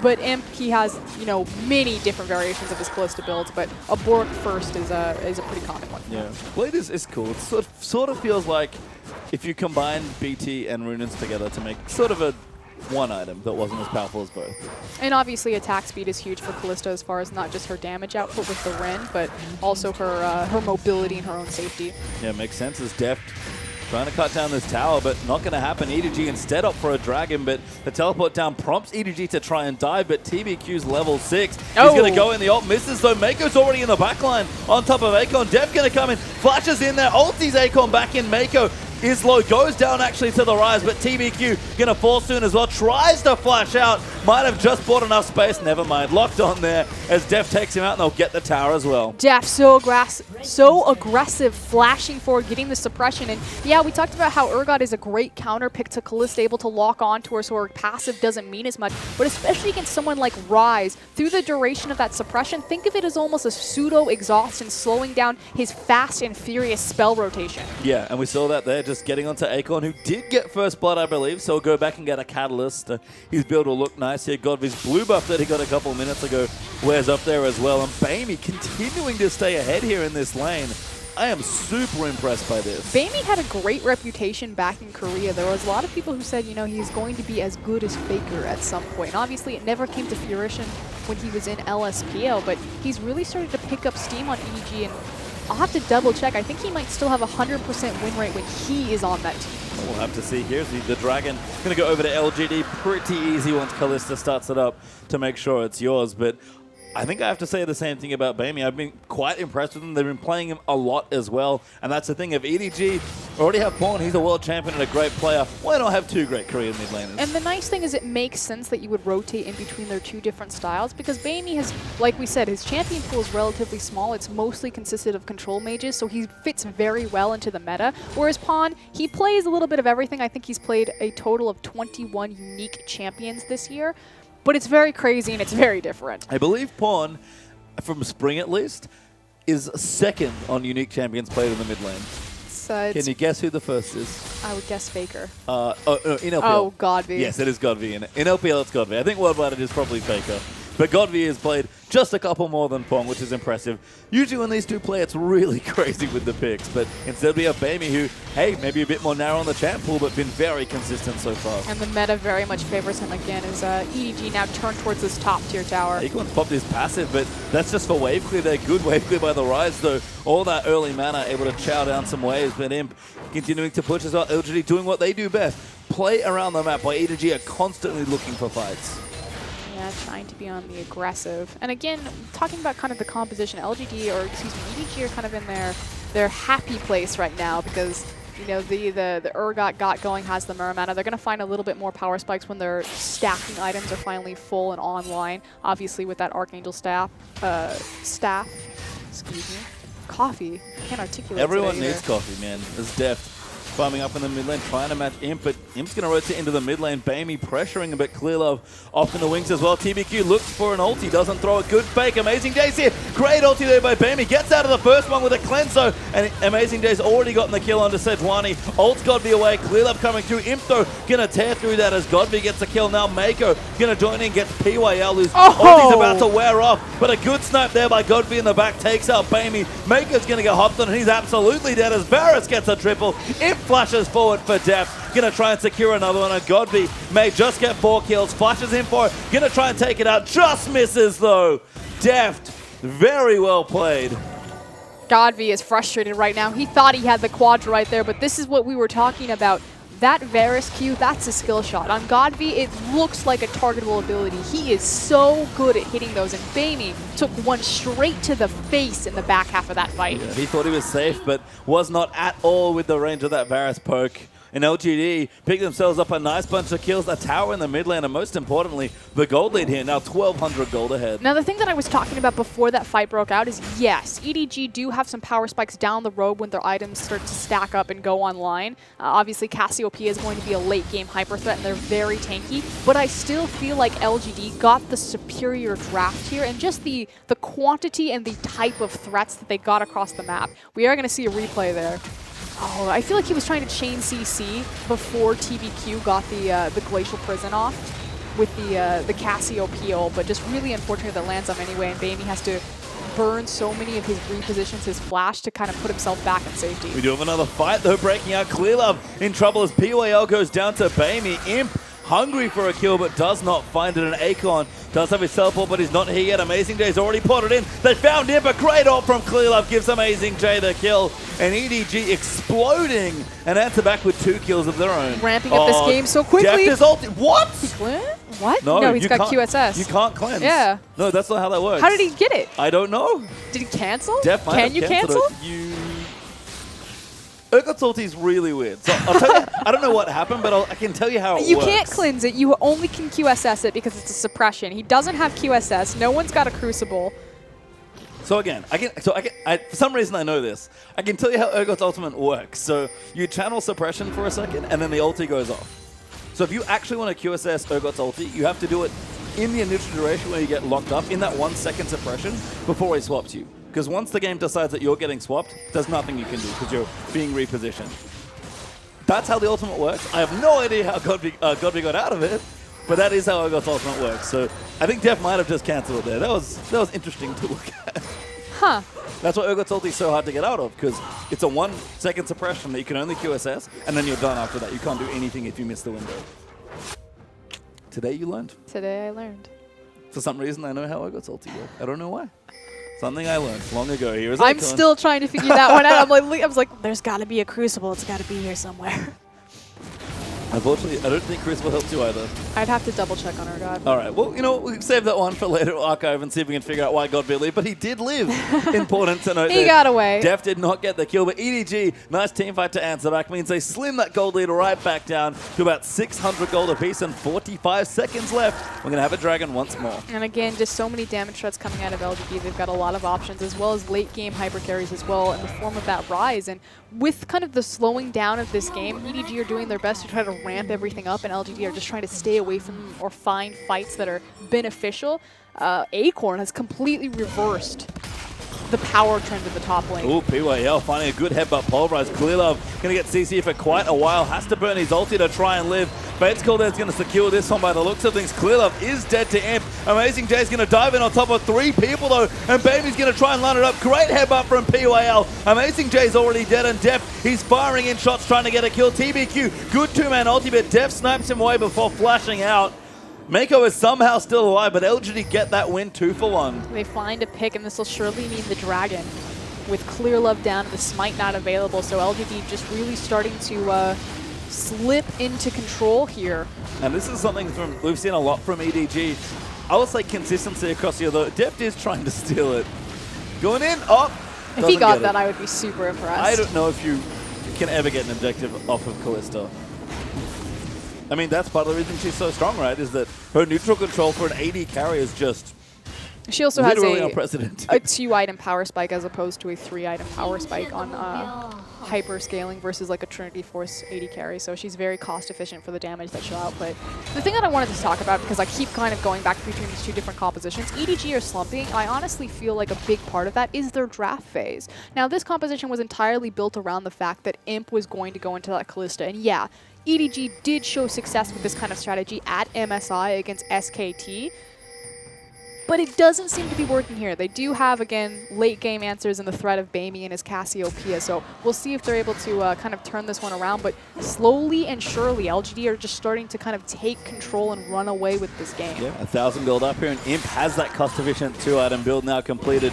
Blade of the Ruin King Hurricane here for Imp. It's a very Imp sort of build. Very kite heavy. Yep. Rend focused. Makes sense. Imp's positioning's pretty good around team fights. His Kalista, like you said, just sort of plays unlike any other in the world. He's just all about weaving in and out of fights, being aggressive where he can, and then pulling the trigger and getting the reset. It actually reminds me a lot of his Ultra Stunner play. No, I actually agree with that. It's amazing, Jay. You can see farming things away, sliding around the map. Somehow managed to, I think, twisted advance through the ground. That was pretty cool. But instead going to farm his way up. Does have a right to score, so nice and cost efficient if EDG do want to look to fight here. The 1,000 gold's not that much, but maybe it's the Dragons that they have to worry about. And this has, again, been a consistent thing for EDG in wins and losses. Their Dragon control is historically, at least in 2015, quite poor. Yep, I agree with that, which is curious because Clearlove's such a big Nunu player and he's found so much success on that champion, and obviously the big thing is Nunu has fantastic objective control, but Deft has never really been a Kalista player. He shows it, but it's not his big priority champion. There's so many threats on LGD's composition. Ryze, Kalista, Godby on his Varus, that building a comp just for Kalista seems to be the wrong decision here. Well, called it execution heavy in the draft. We'll see if EDG can execute with their 2 substitutes. I think it's a big ask here from Amazing J and Bamey to really pull off something like this. But EDG, they're at least going to try it. And again, they've been mixing it up a lot recently. And it's part of the reason they've been losing, but I think makes sense. So a third of the way through the season, maybe at this point. Definitely not even halfway. And at that point, why not mix things up? As you see, Godby gets himself level 12 and a blue buff. Yeah, and we can kind of touch on the changes of style that EDG go through when they do have Bamey and they have Amazing J in their roster. And the thing that's really curious for me right now is that Amazing J picked up the Maokai. Not that he can't play it, it's just not a very Amazing J-esque style of champion. He's very much more about kind of the Fizz top, the Hecarim top, doing that crazy split push pressure, as opposed to a big true 5v5, which is what this composition really asks him to do.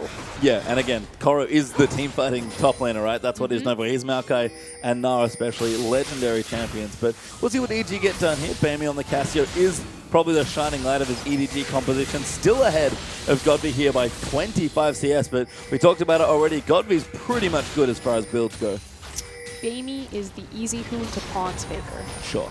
I think it's actually a very reasonable comparison. Yeah, I think that's pretty much spot on what it is. He's the control mage. Well, Godby here, good poke, finds Clearlove for a good chunk of damage again. Got the blue buff. LGD looks, by the looks of things, are ready to siege. Oh, wow, that damage. It's big. I mean, this is the thing about Varus. He gets to the point, he's nice and cost efficient. Usually about 25 minutes in or under. This is where he shines, yeah. Because he is so cost efficient. I'm glad that you brought that up. The Last Whisper, the Mirror Mana, the Brutalizer, the CDR boots. It's about getting as many rotations through your queue as possible. Think of him like Jace, think of him like Nidalee, like Xerath. Yep, very similar style of champion. I think Jace has been the most apt and common comparison. So Godby with the blue buff just going away. And Clearlove's like, yeah, I don't want any of this at all. And I'm the tank of this team.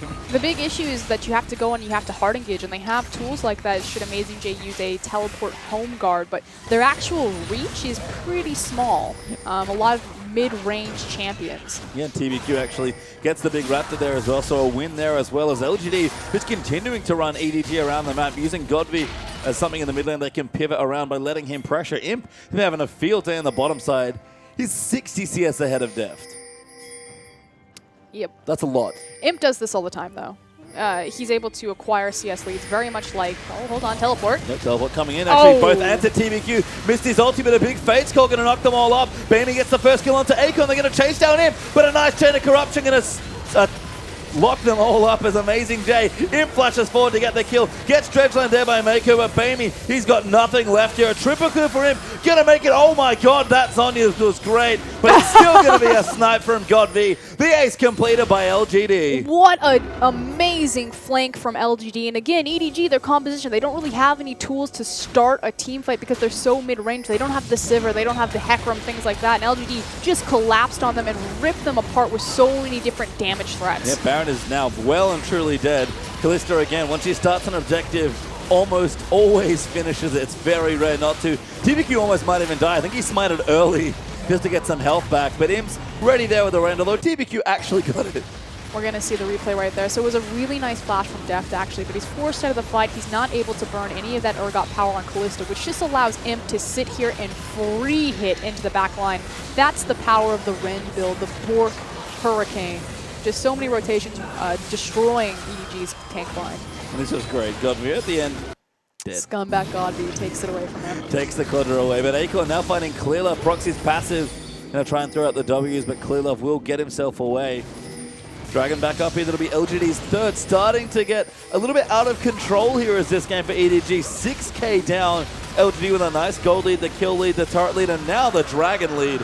3-0 as Kalista gets another one.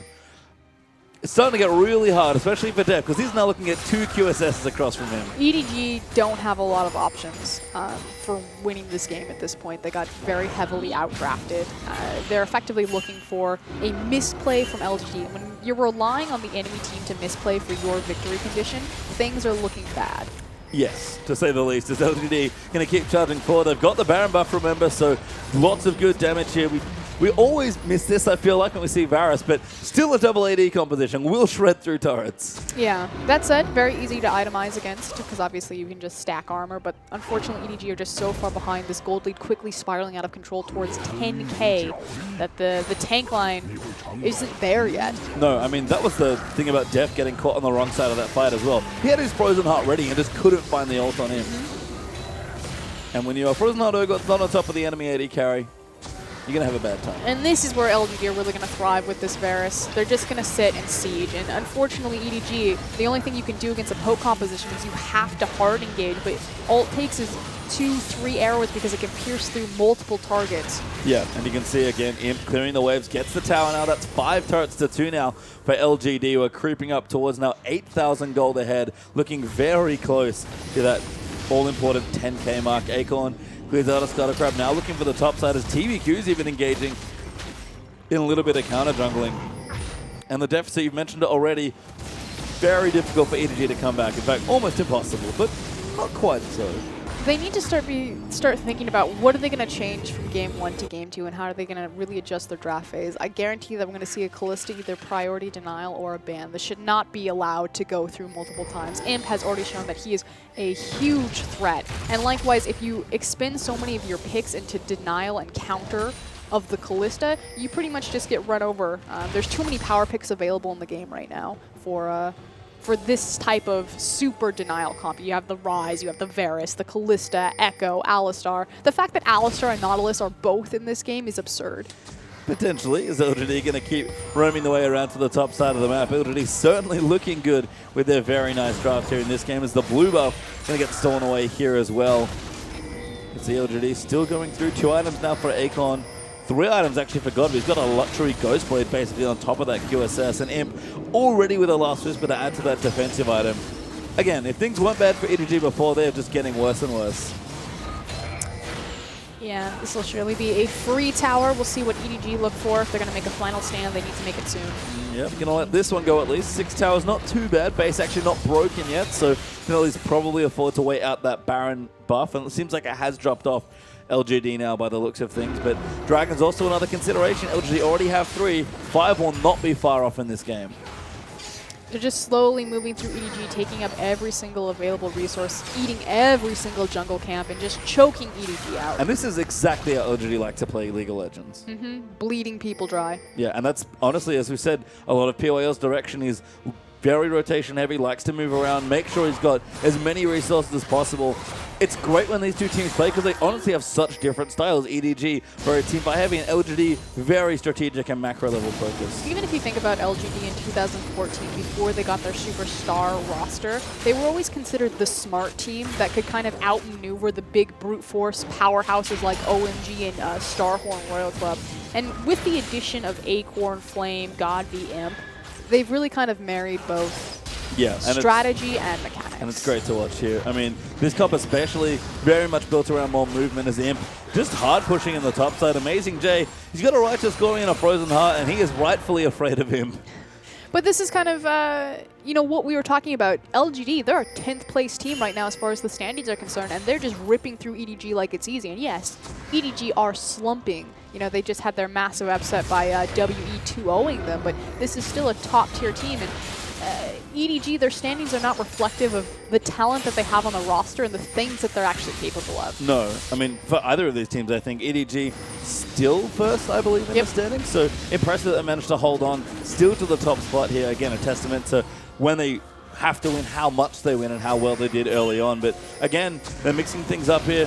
Everyone's thinking about the end of the year now. Worlds is not that far away, honestly, for these teams, despite the fact that the LPL is not even halfway done. And clearly that might be caught out here. Akon rushing in to try and take him out, but the rest of EDG there to save him. I mean, after this day, every team will have faced each other once, so we are kind of approaching close to that halfway mark, but this is when you really have to start setting yourself up for your playoff run. Again, only the top 8 spots get a chance in the playoffs, and if you don't make playoffs, you're going into auto-promotion. Exactly, and then of course, just even outside of the LPL, playoffs looking towards Worlds, these teams, they know what they want. Teams like EDG and LGD are the ones that want to make international marks, despite having great success domestically so far. EDG already won MSI. You know they're thinking about the World Championships as well, but recent form has not been showing, and they are really testing these subs because I think if Amazing J and Bamey think these games are hard, they don't know anything yet.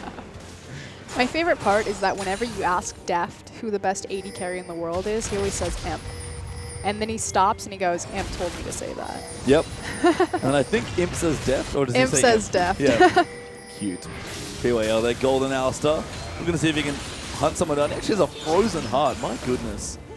That is a luxury item and a half there for Alistar, but just a testament to how ahead they are. Oh yeah, I mean, that's great. I love the distortion boots, especially the distortion movies. As LGD going to get themselves on top of a dragon. EDG, begin about to come back. It kind of starts with this steal, but again, stealing buffs against Kalista, not recommended and just no hope. Yeah, just so difficult against that Ren pop right there, but at least trying for. But again, notice, you know, EDG, they understand we're really far behind. We can't afford to look for a team fight here, so what do we set up to? The only play that's available to us is the steal. Yeah, and Clearlove was smart there. He basically waited, hoping Imp would make a mistake, and then would jump in if he did. But Imp, very seasoned Kalista player, not going to make those sort of small errors here. But EDG going to have to try and find something. Fate's Call popped. Good double knock-up. Great ulti by TBQ. Bamey just can't fight them off. Def's actually found Imp, but he's Q assessed it. Now going to go in there as he flashes out of the way. Imp just going to collapse on top of him with the rest of his team. PYL's found Bamey. Pops his ulti there. Bamey flashes. And Cassiopeia is going to get away, but that's 3 kills to LGD. What a beautiful Fate's Call engagement from Kalista, or excuse me, Imp and PYL there. Unfortunately, Clearlove and Mako were standing together, so they got the double knock-up. And LGD, they ran away with this game. They got the team fight. They'll get the Baron, and they'll take the base. Yeah, just need to break the base here, but not far off from that, despite the death time as being relatively short. LGD going to go back and spend a mountain of gold after that last little exchange, and almost 13,000 gold ahead for LGD, who are going to try and close the game. But not over yet. EDG have lost games from this very position as recently as a week ago.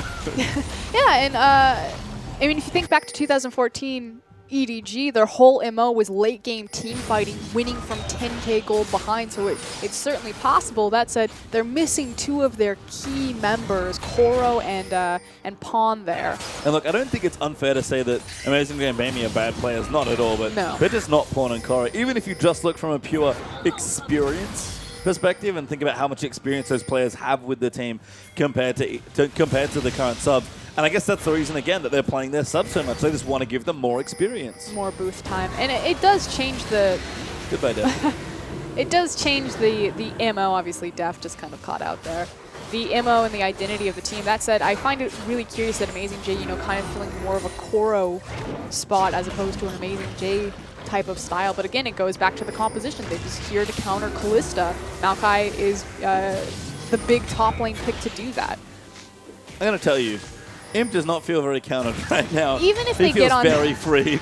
Even if they get on top of him and they just delete him from the map, the problem is again, there's just too many other damage threats. But I don't think Imp cares. Actually dodges the body slam with Marshall Poise. Good ult though coming in, but Imp's already got 1 kill. Amazing J gonna dive in, immediately flashes out. Good 3-man ult from Bamey, but Imp's just running rampant in the front lines. Mako does take up PYL. Bamey is trying to kill Imp, but Godby's already killed Cassio. Amazing J is gonna go down. Varus got a double. Imp's going ballistic. Deft is dead.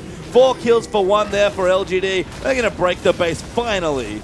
There is nothing EDG can do. LGD snowballed this game too far out of control. I've said it all game. I'll say it again. They really need to rethink their draft phase, and I doubt that we'll see Kalista make it through to Imp's hands again. Look how aggressive Imp is on this champion. He's going for Mako in the fountain. Might just get it. Oh, not quite enough with the Ren stacks, but will be more than enough to take the game. The Nexus falls. Godby's throwing out arrows to try and snipe people. Imp's going to die in the fountain, and LGD are going to take the victory.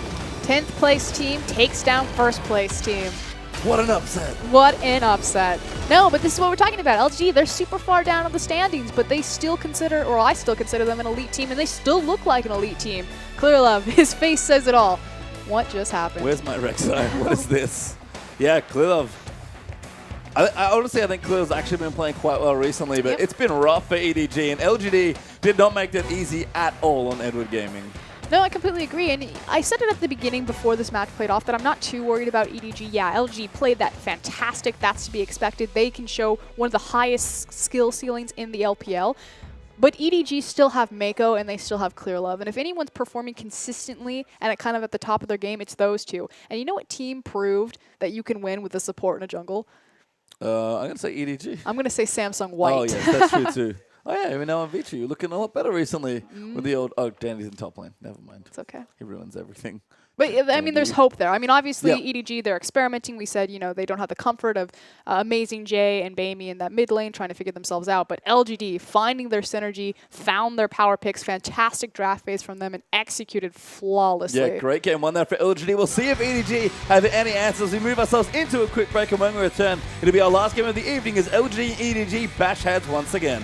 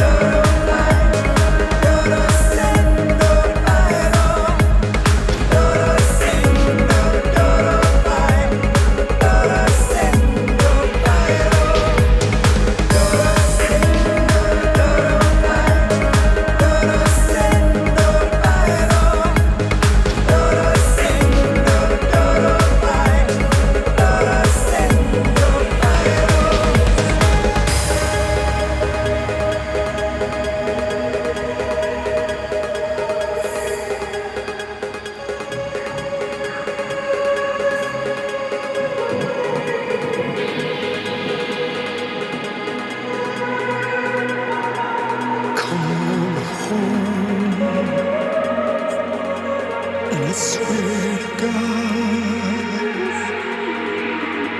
I will hold you my own.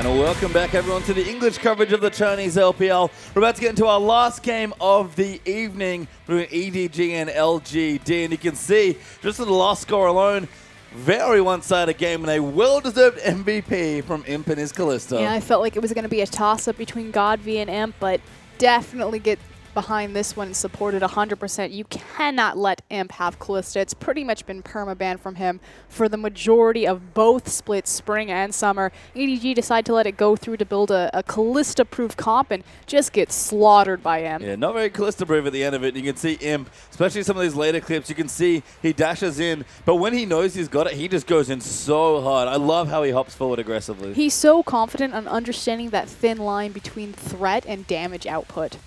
Yeah, and it's just part of the reason why Imp's such a great AD carry. I compare it to his Ultra Stunner. Seeing a couple of those replays sort of makes me realize why, as we are going to have the classic LGD substitution. Acorn out, Flame back in. But the big thing is there's no substitution on EDG's side, so just LGD making the changes there. Yeah, and you can see Flame been looking good, as we said here. Lots of Gnar, bit of Rumble in that Hecarim game in there as well. But Flame, he's been putting in work, and the results have been there. Yeah, it's curious. I feel like Acorn is actually kind of the hard carry player for, or the hard carry top laner for LGD. He's been playing a lot more Hecarim than Flame. Obviously, last game he got to play the Rise.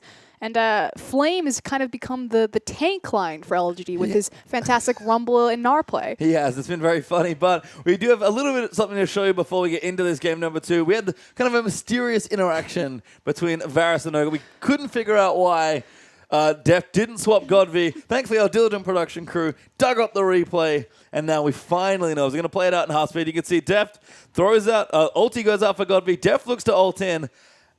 And then that happens. Okay, so the thing that's happening here is Urgot's ultimate checks on his position before it can swap you, and Varus throws his ultimate. So as Urgot's ultimate checks to make sure he can swap, Varus's snare or root takes place, and Urgot is unable to change places with him. So it was the fact that Varus's ultimate, I guess, procced before the suppression and the swap. Yeah, Varus ult missile speed real fast, so always going to hit Deft there. He was just snared for a little too long to be able to swap. Someone on Twitter caught it as well, so shout out to that guy. Very glad you understand complex interactions, but thanks to production who dug that one up, able to finally solve the mystery that plagued us through game number 1. But unfortunately, that was the only thing that really worried us in game 1, because LGD, they were very happy with what happened. Yeah, and I said it at the very beginning. I'll say it again. That draft from EDG was really questionable, and I feel like part of the big reason of why they've been slumping and sliding back as far as their performance, not only through their rotations and Koro and Deft kind of having some inconsistent performances, but their draft phases in general have looked a little bit questionable. So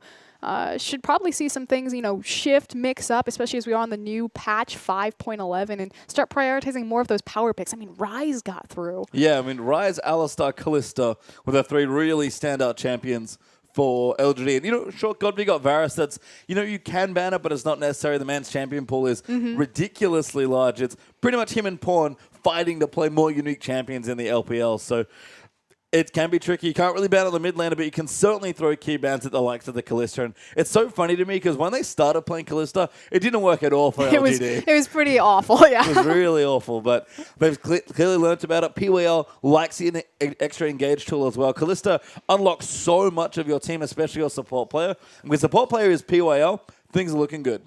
No, I completely agree. So we'll see what EDG change up this time around, and that is a really interesting first ban. It is. LGD first ban Corki away from Deft as the first one. Maybe recognizing the frequency of EDG's Corki in game 2 or something, because they played it quite a lot.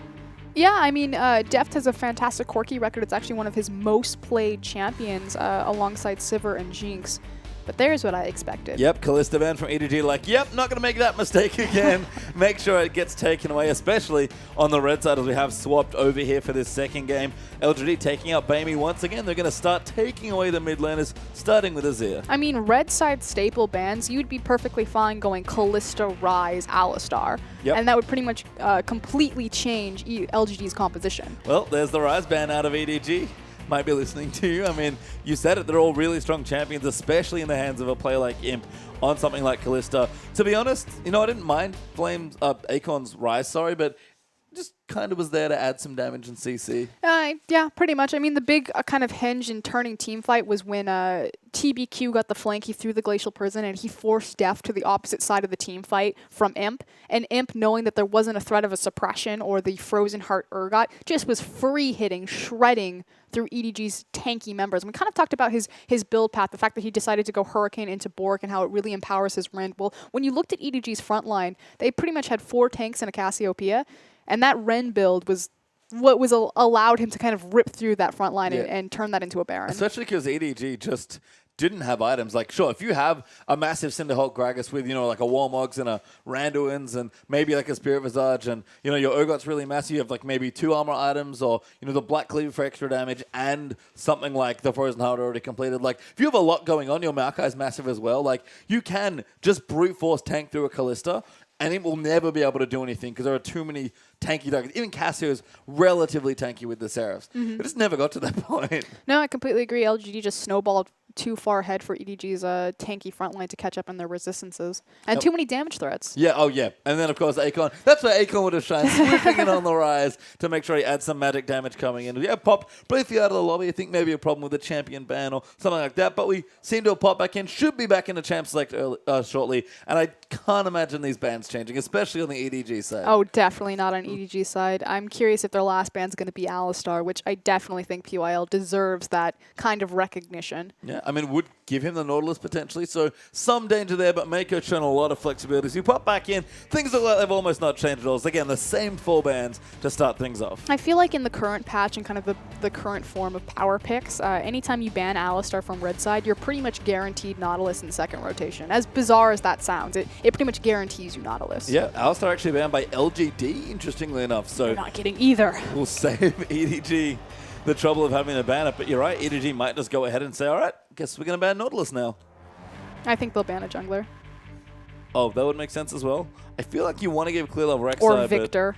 Victor's not a bad ban either. Again, I'm really hesitant to throw mid bans out just because Bami's champion pool is so small and Godviz is massive. Entirely the opposite. Yeah. We'll see. 6 seconds left here for EDG to decide what they want their last ban to be. I saw Aaron shake his head at a suggestion. It is going to be Echo as the last ban, though. Okay. So now the question is, where do LGD go from here? Obviously, a big priority as far as the LPL is concerned is going to be Victor and Sivir. Flame's so great. Flashing ribbon, because why not? Can I play this? No? Okay, maybe Victor. Seeing what he wants here for his first pick now for the team, but very standardized bans, I think, apart from maybe the Corki ban being a bit different, as LGD are going to lock in Victor as their first pick.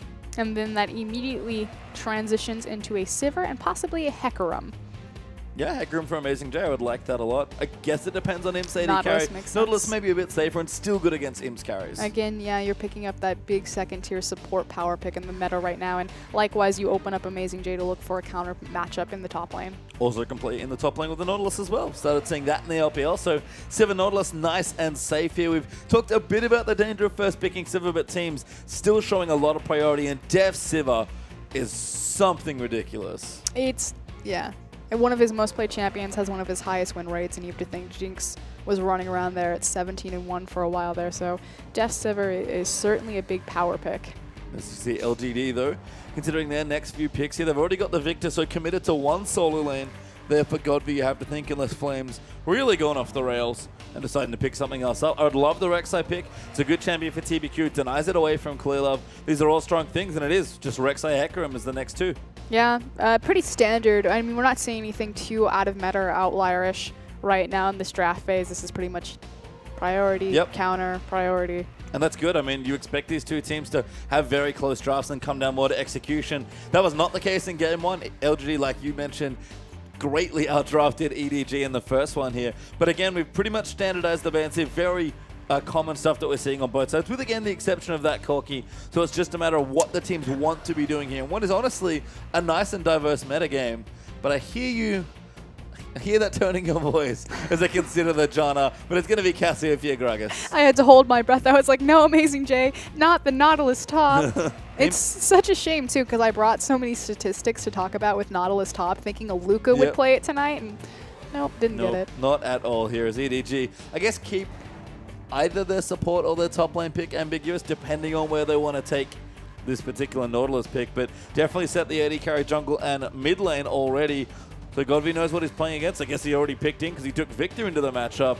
And LGD, considering their next few, they're showing off some fun stuff right now. PYL goes away from Tarek. Imp's going to take Tristana. PYL is going to get Thresh. Comfort picks across the board pretty much, except really for Flame and his Hecarim. I mean, he's played it a few times, but it isn't his big go-to champion as far as the top lane is concerned. He's much more seen the popularity of Rumble and Gnar. Yeah, he's been a great Gnar player as well. Even, I The think throwbacks to Kinnan. Yes, Smite teleport Shyvana. He played a bit of as well early on in the split. So Flame's been doing Flame things here, but he's going to swap over to Smite here. That should be his summoner spells up in the top side there for his Hecarim that he will be getting. But EDG looking at their last pick here, 6 seconds left. Mako's flashing Shen of all champions. Shen has been changed. All right. It's going to be Shen for Amazing J in the top lane. Unless it's in support. I hope not. That's probably not good. There we go. Elimination is spamming it Soloki right now. Really? I'm not even joking. Well, Amazing J is going to take the Shen instead here as we... Yeah, interesting last pick again. EDG, relatively low damage. Not nearly as low damage as the last comp, with Bamey again being the primary threat. But Shen... Amazing J has been spamming this in solo queue. The only reason I know that is because I wanted to play top lane, and I was like, what is Amazing J doing? Checked up. Oh. Shen. He's playing Shen. Is that exciting for Amazing J fans? We'll have to see here, as Flame is going to take the Hecarim. Amazing J on the Shen for his first play in this split of the LPL. Jungle matchup's going to be pretty standard though on the other side as we move through. It's TBQ on the Rex side and Clearlove back on Gragas. Not a big fan of Clearlove's Gragas. It doesn't have the same impact and weight as his Nunu and his Rek'Sai will, so I definitely think TBQ got the better matchup here. But this is the important matchup that I want to see go down, because if there was any shining light of EDG's composition last time, it was Bamey and his Cassiopeia. It was, and he's a big carry, probably the primary carry in this comp here as well. As you rush through Tristana Scylla to an Imp and Deft, and PYL on Thresh versus Mako back on the Nautilus. Again, more of what we expected, I think, in Game 1, honestly. Very standard bans, fairly standard drafts with Amazing J, the only wrench into the mix with the top Shen.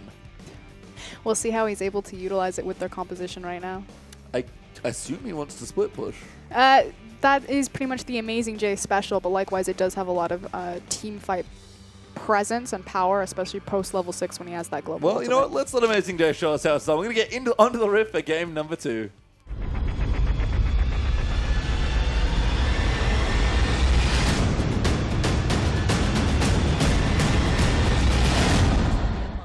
And welcome onto the riff for our last game of the evening. LGD taking on EDG, with LGD currently up a game in the best of 2. And Amazing J, he's pulled deep into the Season 1 pockets and has come up with Shen here for this next game. And I'm glad that you identified that he can possibly look for a split pushing route, because again, he has that, not only the teleport, but also the global ultimate with the teleportation. What am I going to call it? Teleportation shield? Yeah, you call it its true name. United. Yes, what is it called? That's it. Stand United. Stand United. Yes. Oh, I was going to be like, stand behind me. I was like, no, that's Braum. That is Braum. Stand United there, the ulti from Amazing J. As you said, though, Shen has seen a couple of changes recently. So what do you think is prompting players to look at the champion and maybe think about picking him up again?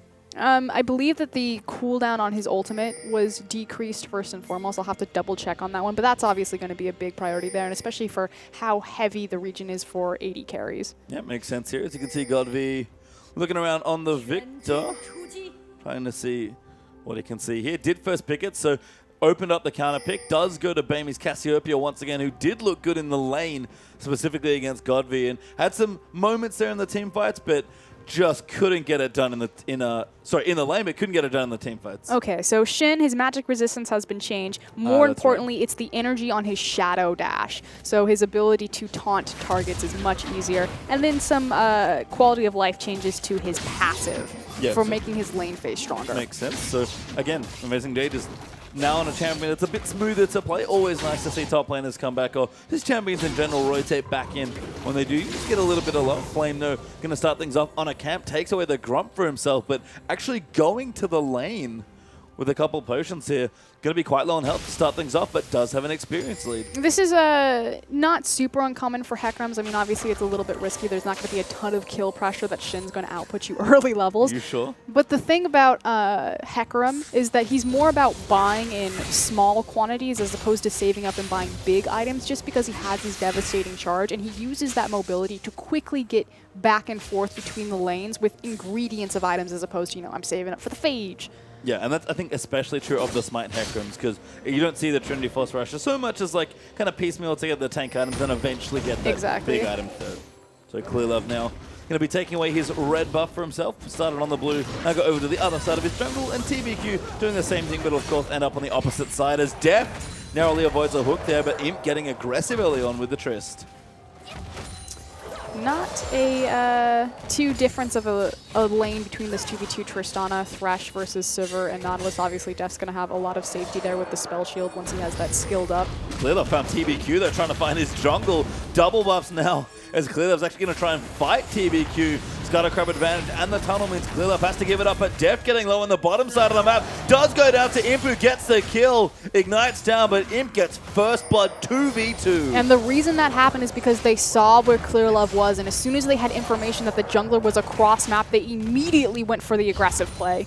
Kind of looking down, I imagine POL was involved with the hook somehow, but it is very rare to see Deft die in a 2v2. He's killed people in that situation, but very rarely does he die. I mean, not since he's really been in China. Obviously, his reputation on Korea for Samsung Blue, he wasn't known as a great laner. In fact, he would die in lane, but that's really been a change of pace since EDG took MSI, and Deft has really found his confidence in his pairing with Mako. You can see Godby, though, getting low here. Baby chasing in. Maiko in for the all-in.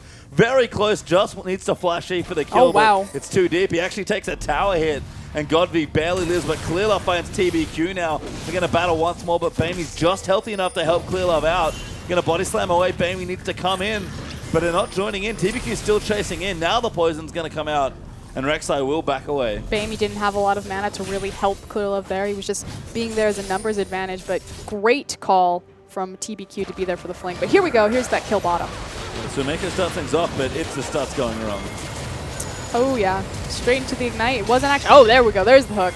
Mako actually flashing to try to dodge, or to try to block the initial CC from the death sentence, but not there in time. So unfortunately, not only do they get the hook as well as the kill, but Mako burned his flash for no reason. In fact, all 4 summoner spells down for EDG in the bottom lane with just Imp's flash ready there for LGD. So strong 2v2 there from the LGD bottom lane. We don't see Imp that often in a 2v2, but it's nice to see him getting a kill when he is. And this is a situation that you never want to be in, is Imp finding a snowball on you, especially on that Tristana, because you want to talk about aggressive plays. Yeah, going back in. Deft now getting caught out. That's forcing the TP out from Amazing J. He actually... What? That was absurd, but PYL still gets hooked. He deserves so much better than that. That play was absolutely ridiculous. Wow, catching him in the middle of the taunt right there to save Imp's life. I did not know that was possible until today. That was crazy. That was absurd. That was absolutely absurd. I thought for sure Shin would have higher priority and go through the flay. Nope. PWL knows better. Wow. That was so... I'm so sad he died, because he really deserved to live up to that heroic play, but instead does go down. It actually gives Deft a kill, so the lane going to get even back up a bit, and they are trading blows here in the bottom half of the map. Deft actually has double Doran's Blade, so he is not willing to sit around here and let Imp bully him. Not anymore. Not since the days of Samsung. You go back, you lose lane, you take double Dorans, and you say, nope, I'm winning the lane. Yep, and does at least equal it back up, but Imp goes back, and his first buy is impressive. Also, TBQ here as well. PWL lining things up. Mako gets in. PWL is going to die again by the looks of things. No, not quite enough damage. Deft doesn't have summoners, and he thinks Imp is back. If you could see the minimap, he'd maybe go back in, but he can't know for sure, and he will back away. PYL almost cost him a life to hold the minion wave for Imp. That said, I mean, hashtag worth, Imp got the cannon. Yeah, and now with the Buildwater Cutlass as well, so going again. Blade first, but it's not Kalista this time. I did compare the 2 champions last game, but Blade first Tristana is curious. That's an Imp thing. It is an Imp thing. Oh, Bamey gets the ulti, and Clearlove's in the area. Chaos Storm already down. Clearlove goes through. Great gank there from Clearlove. Gives Bamey the kill, and Godby does not enough damage for the trade. I mean, that said, I don't think Clearlove even really needed to be there. Obviously, it helps out and means that Godby can't trade 1-for-1, but Godby face checks straight into Cassiopeia ultimate and just ate so much damage. And this is kind of the scary thing about Cassie, is as soon as she tags you with one of her poisons, it's so easy for her to just walk you down. Now, he does have the ghost, didn't pop it, so... Smart of Bamey actually to flash ulti, knowing that Godby's flash is down. But he was going for the, the trade, at best. Oh. Or at worst, excuse me. Well, it was clear that they're securing the kill. Does at least give Bamey another lead in the lane here. Tier already built up, starting to stack here, and we can see Bamey's Cassio looking strong in the lane once again as a 10 CS lead. Amy's lane phase has looked fantastic. It's his team fight that's been a little bit questionable in comparison to Pawn. I mean, obviously he does a decent, a serviceable job, but you're pretty much playing with one of the best team fighting teams in the world. And that's kind of where the difference is between these two mid laners. And ClearLove said it himself, you know, obviously we don't have the same synergy with Baemy and Amazing J as we do with Coral and Pawn. And if they can build it though, Baemy's a great player that they can sort of start to add into the roster and have as an additional threat. You already made the Easy Hoon Faker comparison in this series, but Baemy, if he can learn to team fight with some of the world's best team fighters, he'll be just as good, if not better than Pawn, and all of a sudden they'll just have more options. And he's very much in meta right now. His champions are perfectly suited. So we'll see as if the meta starts to shift more towards assassin picks, if Baemy will start to fall off or his champion pool can expand. I kind of feel like he's in a Xiaohu kind of area a little bit, obviously referring to RNG's mid laner. Yep. Now, let's talk about Shen, actually. Yes, sure. Let's talk about Shen. But this is the first for Amazing J. Looking good in the CS department as well. So the thing is that Amazing J is level 7 right now, and he is doing a decent job in the lane phase. Obviously, he has a CS discrepancy because he made that play, or attempted to make that play bottom, in which they did manage to kill PYL. Shen has had his lane phase buffed in the most current patch. His passive, which allows him to get the lifesteal back, is actually on a lower cooldown with his levels, so very much how Maokai's passive works. And at level 7, it shortens that cooldown again. So as he starts to get level 7, level 9, level 13, his lane phase will just get that much more oppressive. And Amazing J actually does go back. Chain Vest there for his item, so perhaps a Sun... Does that work anymore? Sunfire? Yes, it does. Sunfire Cape first there for the Shen, which is, again, another nice throwback for a champion that's been in League for quite a long time. And it's really just to help him split push. And when you build a Sunfire, you almost have to build it first rotation just because it's very cost inefficient. It's very much about empowering your lane phase. So EDG, the first time around, they tried Amazing... Oh, Def actually gets ulted there, but Im's going to get the kill instead. Now Mako's going to come down, but the teleport will follow through for Flame. He does cancel it. Mako will get out safely, but Stand United, not enough to stop Imp's onslaught. Wow. Imp is just going hard in this lane. This looks like classic Samsung White versus Samsung Blue. It does. Just a different country and some different players here, but Imp still trying to bully. It feels like the bully big brother sometimes, does Imp. Bullying little brother Deft. I actually don't know how their ages work out, but I hope the metaphor's out. Deft is very young. That would make sense. Imp has had a longer playing career. Okay, there we go. Nailed it. Godby now going to get nailed by Clear. Oh, whoa, that kill goes in as the ulti's on, trying to get TBQ. Forced to flash away is the Rek'Sai. But EDG answering aggression in the bottom lane with aggression in the mid lane. So I was just about to talk about kind of EDG's MO, the fact that, you know, Maokai was played the first game. They tried to fit more of a team fight Koro composition on Amazing J. This time around, going for that Sunfire, looking for the split push. The other thing is, ClearLove is ganking mid lane. He almost, I mean, he ganks for Pawn occasionally, but it's more of like a roaming skirmish, whereas ClearLove's attention is much more dedicated to the bottom side, protecting Deft because he's the hard carry of the team. So this is, we talk about kind of experimentation and teams evolving around the mid-season. This is definitely a very new look from EDG. It is, and I always wonder where ganking ClearLove goes sometimes, because he does gank, but he seems to go through phases where sometimes it was gank like all day, every day in the game, and sometimes it'll be like, yeah, I'm going to go back and keep farming up. And it doesn't seem to be champion dependent or, you know, game dependent. It just seems like whenever ClearLove feels like murdering people, he just goes ahead and does it. In China, they call it lightness ClearLove and darkness ClearLove. There's actually like a terminology for exactly what you're describing. Yeah, and it makes sense. ClearLove this game, sacrificing a bit of farm. You can see 10 CS behind TBQ there in the jungle, but got some good successful gank stuff already, part of 2 of 3 kills. But it really hasn't translated in terms of a lead for EDG. They are barely holding it on by 200 gold, but that's an easy and quick swing for LGD should a big team fight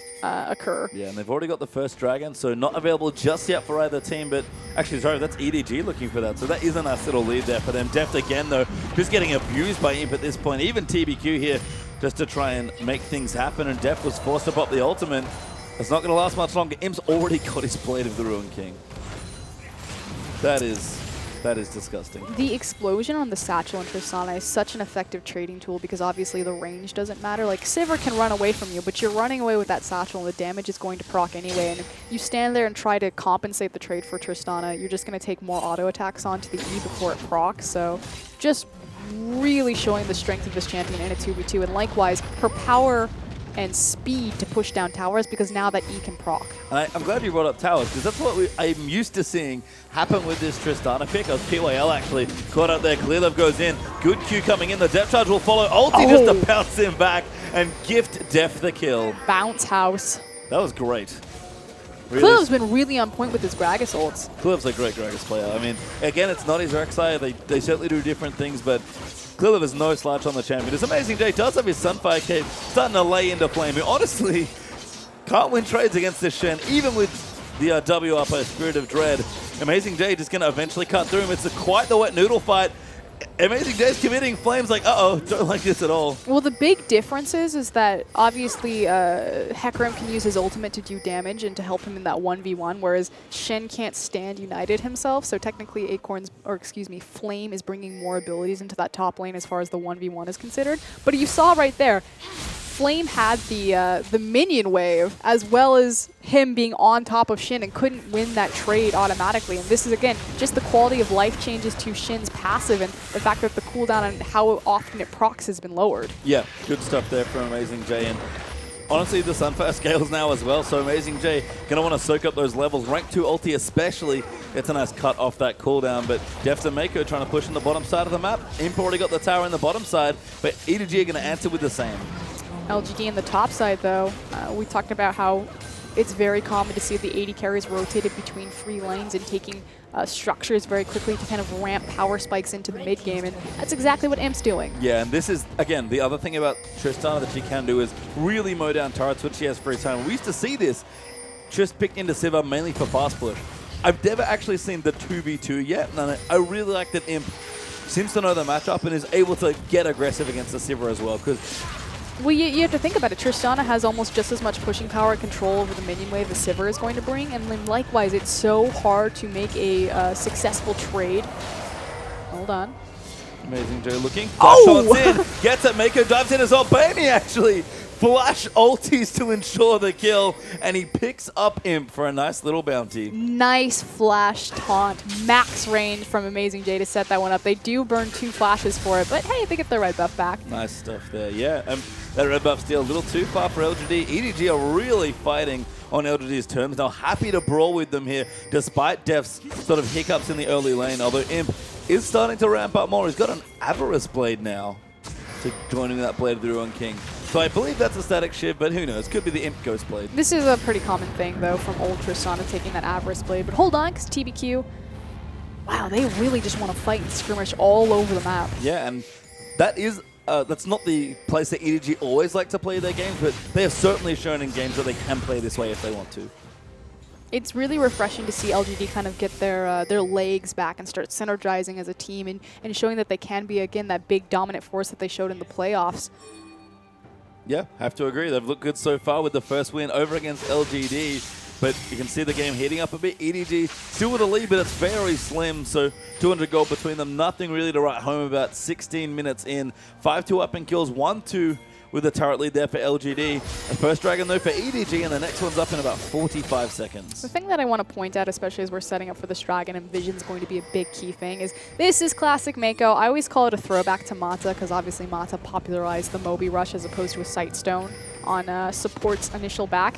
Mako does this all the time. He gets his Moby boots, and then instead of doing Sightstone and then going into his core itemization as far as like tank stats, he goes into a Ruby Sightstone. And the reason he does this is because he wants to spend so much more time on the field, placing multiple wards as EDG rotate around very quickly with the power of Sivir, as opposed to constantly having to back and refresh his Sightstone. So yeah, it doesn't give him more wards because he can only place 3, but it allows him to stay longer and to help set up these skirmishes and flanks. Well, he's going to have to start setting some vision up because LGD have a complete run on vision right now, especially on the right-hand side of the map. EDG have very defensive vision right now, although might just have a fight breakout. Oh, wow. Massive flash body slam ulti in as well. Godby going to get locked up and go down before Rick in ultimate. Amazing J gets on top of PYL. That's going to be the next kill. And Baby, he's getting everything. That's a double kill for Cassiopeia. We talked about how with Amazing J picking up Shin, having the Sunfire cape, that he was going to be looking for a split push. Yeah, he's been doing that, but that was a fantastic double lock CC from the Gragas knockup into the Shin taunt. And Amazing J grouping up with the team very early, giving them their first initial big 5v5 and translating it into another Dragon. That was some Spirit-esque Gragas play there from Clearlove, and that is nothing but a compliment there to the junglers. Imps found Amazing J. Actually can kill him here. The Blade of the Ruin King doing work. Explosive charge in there as well. TBQ will miss the knockup, but Amazing J just needs to hold on a bit longer, and he's pretty tanky actually, manages to live there. LGD trying to make a trade somewhere on the map. Unfortunately doesn't connect for them. And you can see now, as the items are coming through, that Sunfire done leads into a Spectre's Cal plus the Ninja Tab eye there for Amazing J. Archangel's done, moving into Seraph's there for Bamey as well. So he's got a Negatron Cloak coming in for, I have to assume, an Abyssal Scepter. And Deft is still a bit short on items. He's actually, I think, surprisingly behind in gold, but he'll get there eventually on the Sivir. And Bamey, he's doing plenty of work so far. 4-0-1. Abyssal Scepter, a very common item these days. A thing that we've actually started to see as far as a trend, and I think Dade might have been the trendsetter for this, is a Merc treads into an Abyssal Scepter because the penetration on the Abyssal Scepter compensates for the fact that you didn't go Sork Shoes. And obviously this is a response to the heavy CC compositions and the fact that there are so many triple AP or so many magic damage threats on these compositions in the LPL these days. Yeah, I mean, just looking down the LG lineup, even excluding Victor, there's plenty of mixed damage coming through as well. So yep. I like it a lot. And the fact that if you look across at Nautilus, Gragas, Cassiopeia, that's at least 3 damage threats, as well as the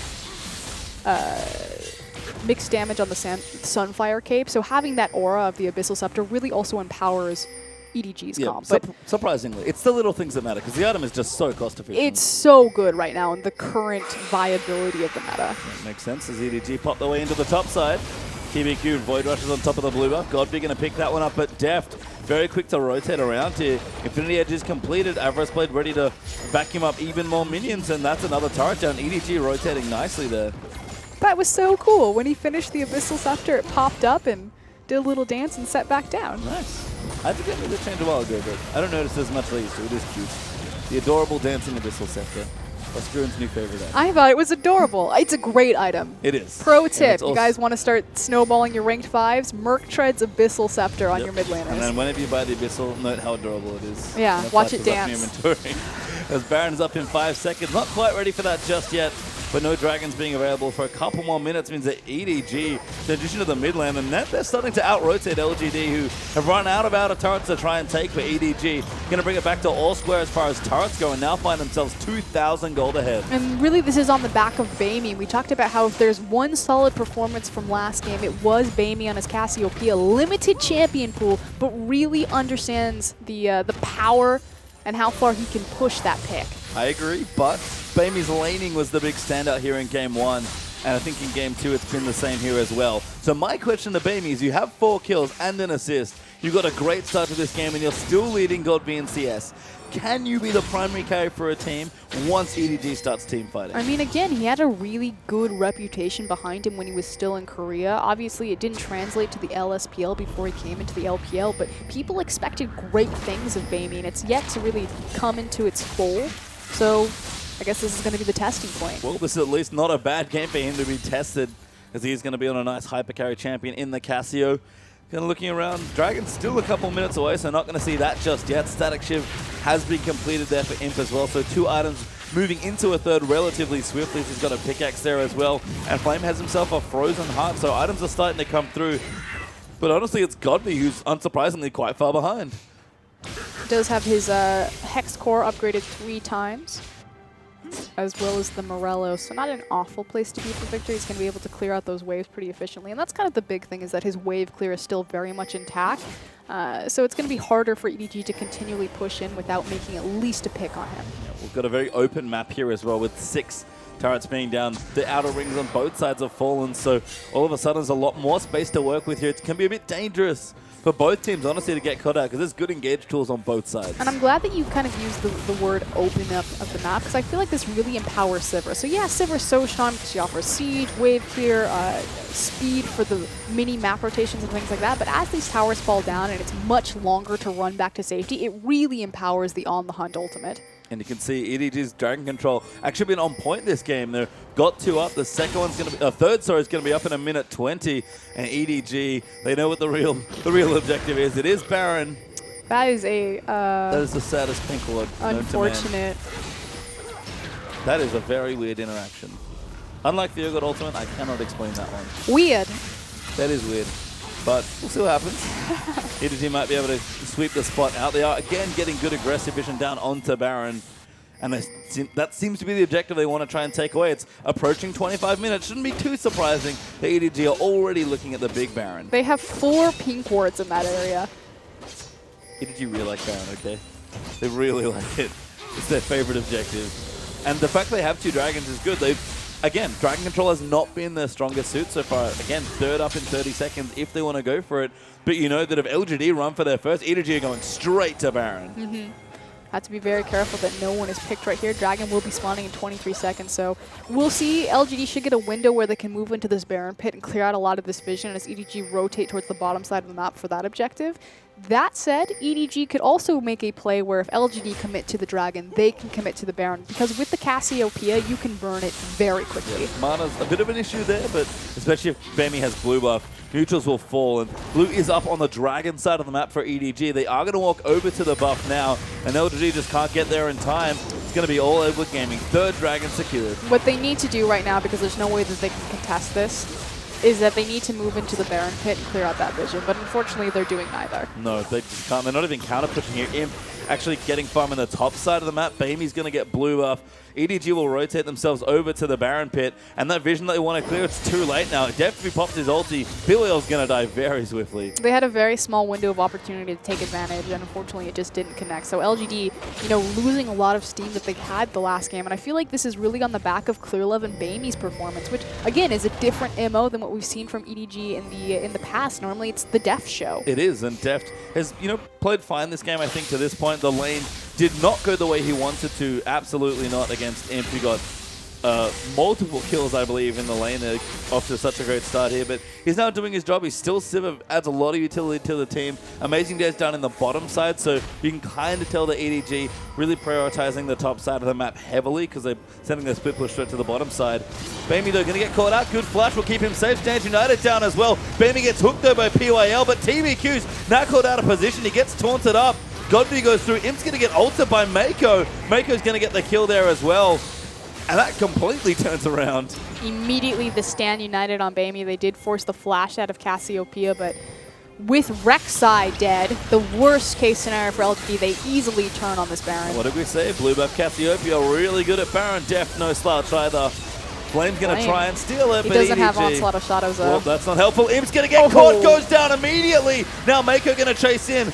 Good ulti there coming through. Gravity Field actually locking them up. Takes up Mako. Godby though gets jumped on. Deft flashes forward for the kill. Going to be able to take him out, but dies to the death ray. Bamy's still fighting as Victor got a double flame though. Going to be the next to fall down. And TBQ's back, but that's basically an ace for EDG. That looked like disaster, however, for LGD, but they managed to kind of turn it around. Yes, they lost the team fight, but they made sure that EDG couldn't commit to the Baron, and that was entirely on a beautifully placed gravitation field from Godby. I think he locked up 3 or 4 members of EDG. Yeah, and then the follow-up Death Ray to get the trade with Deft and really secure the fact that EDG couldn't do the Baron. So they're 4,000 gold up. A winning team fight certainly, as they're still up 12-4 in kills, but it's been all EDG, and let's watch this again. So immediately Imp dies, isn't able to do any damage, but there's that gravitational field. It locks up Deft, and not only does it lock up 3 members of EDG while they walk through the Chaos Storm, but Deft takes 3 autos from the Baron, and there's the trade you were talking about, the empowered laser,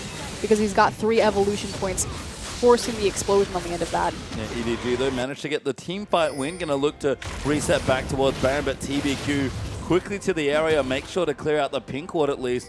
Does have the Scuttle Crab, has Smite, going to take it away. That's vision EDG would love to have here, but TBQ forced back by Clearlove as he procs the Raptor Sense to take out a ward. And EDG, they know where their priorities are. Amazing J's ulti's back.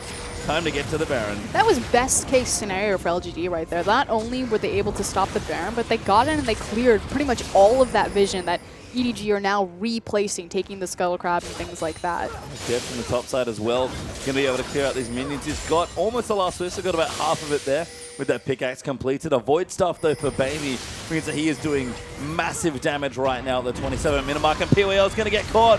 Clearlove just going to miss out on the kill. The slows down. Oh, good play, but it does still catch on the PYL. The box is down. Imp gets depth charged by Mako, and TBQ's coming into peel. EDG still running down. It's not quite the fight they wanted. Flame going to come back in. Teleports in. He does have his ult. He moves it. Uses it in. Godby. Massive ult takes out Depth there with the Q after the auto. And now Bailey going to get shredded. The ult is massive, but a good Casio ult going to take out Victor. Imp getting chased down. They need to kill him. They do. EDG barely win that team fight. Mako gets hooked back. Clearlove runs back in.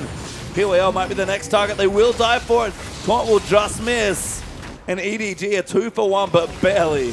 That looks so scary for EDG. I mean, really, that was on the back of a fantastic Cassiopeia ultimate from Bamey across the majority of LGD's team. And I feel like Victor, despite the fact that he's 3-5-0 right now, is doing absurd amounts of damage in these really closed-up cluster fights, just dropping his AoE across the majority of EDG's lineup. We've talked about it. When Victor gets you in a nice choke point and is able to do damage, he just does far too much damage.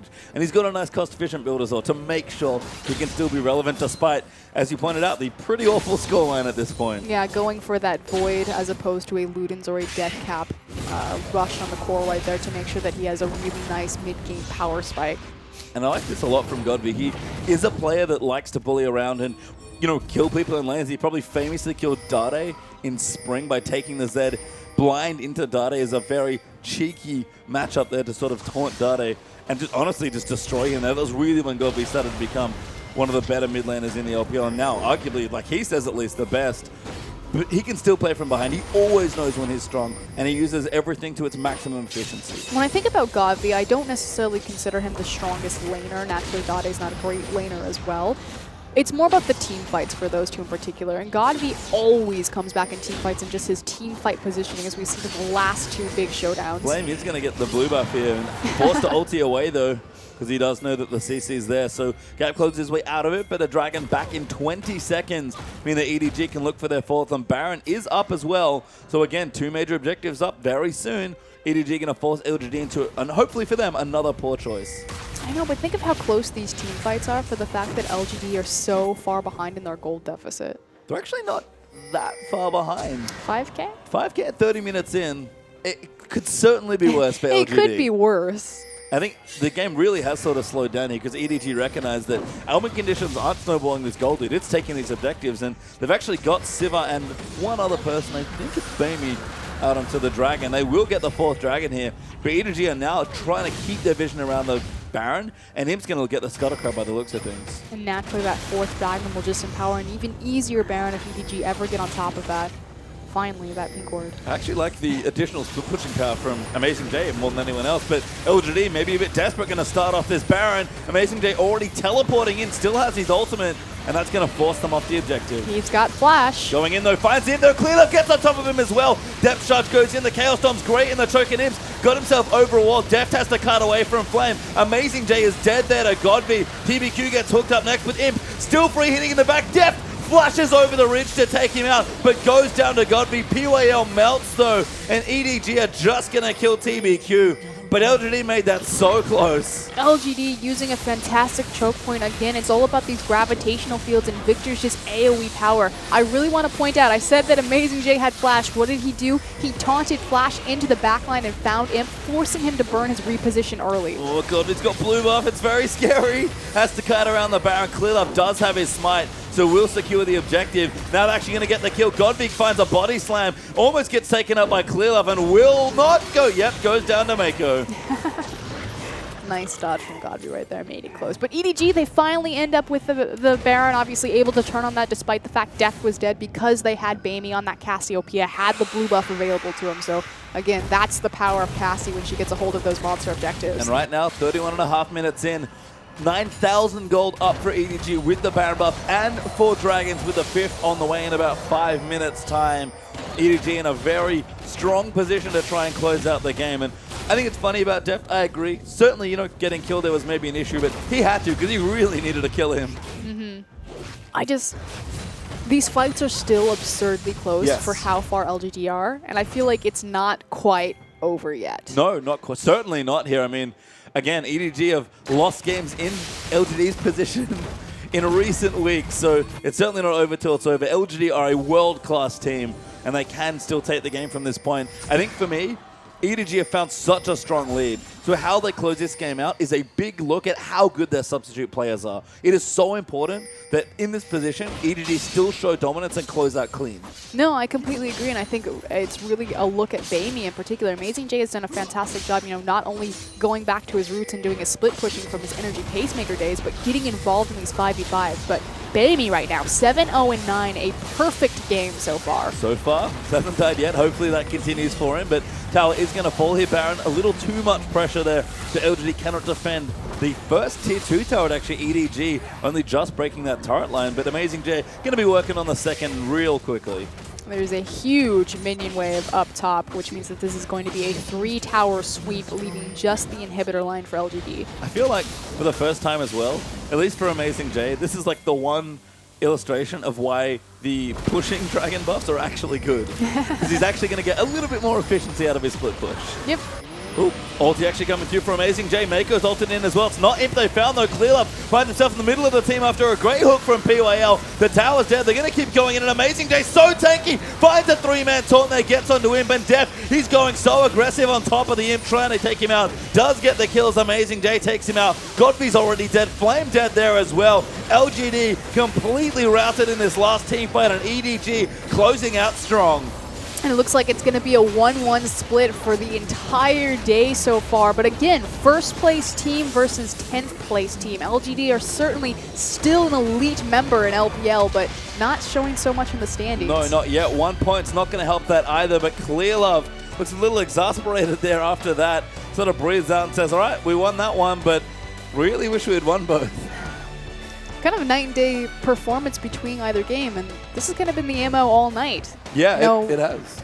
Just, again, you said it already, this result for the day does leave every single game of this week 1-for-1 here. So, again, teams really showing their best and not worst, I'd say, but, a great and then a not-so-great performance, maybe. I definitely think showcasing their weaknesses. I feel like a lot of teams have identified kind of where they're weak or where their exposure are, particularly EDG's draft phase. We kind of called question into it. They immediately changed it up, pretty much staple banning the champions that did the most harm to them in the first game, and look at the change of results. I think just playing standard for EDG, if they're going to use their substitutes, is quite important.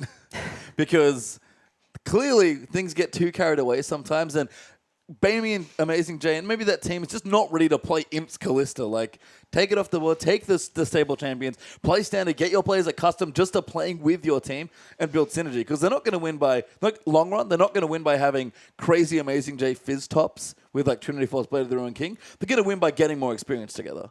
No, I completely agree, and I definitely wanted to point out, just like you said, it's not about, like the crazy fizz top and identifying and opening more play styles for them, but it's, about building that cohesion and that synergy. The fact that Amazing J, he was still doing, the Amazing J split push, having that Sunfire, picking up the Shin, so the first Shin that we've seen in LPL so far this season, but joined up with the big 5v5 and found the flash taunts on Imp pretty much every single time, so working with that team. He was doing a great job there in the team fights, and with that, we are going to pull up the standings now at the end of today. So we showed them at the start.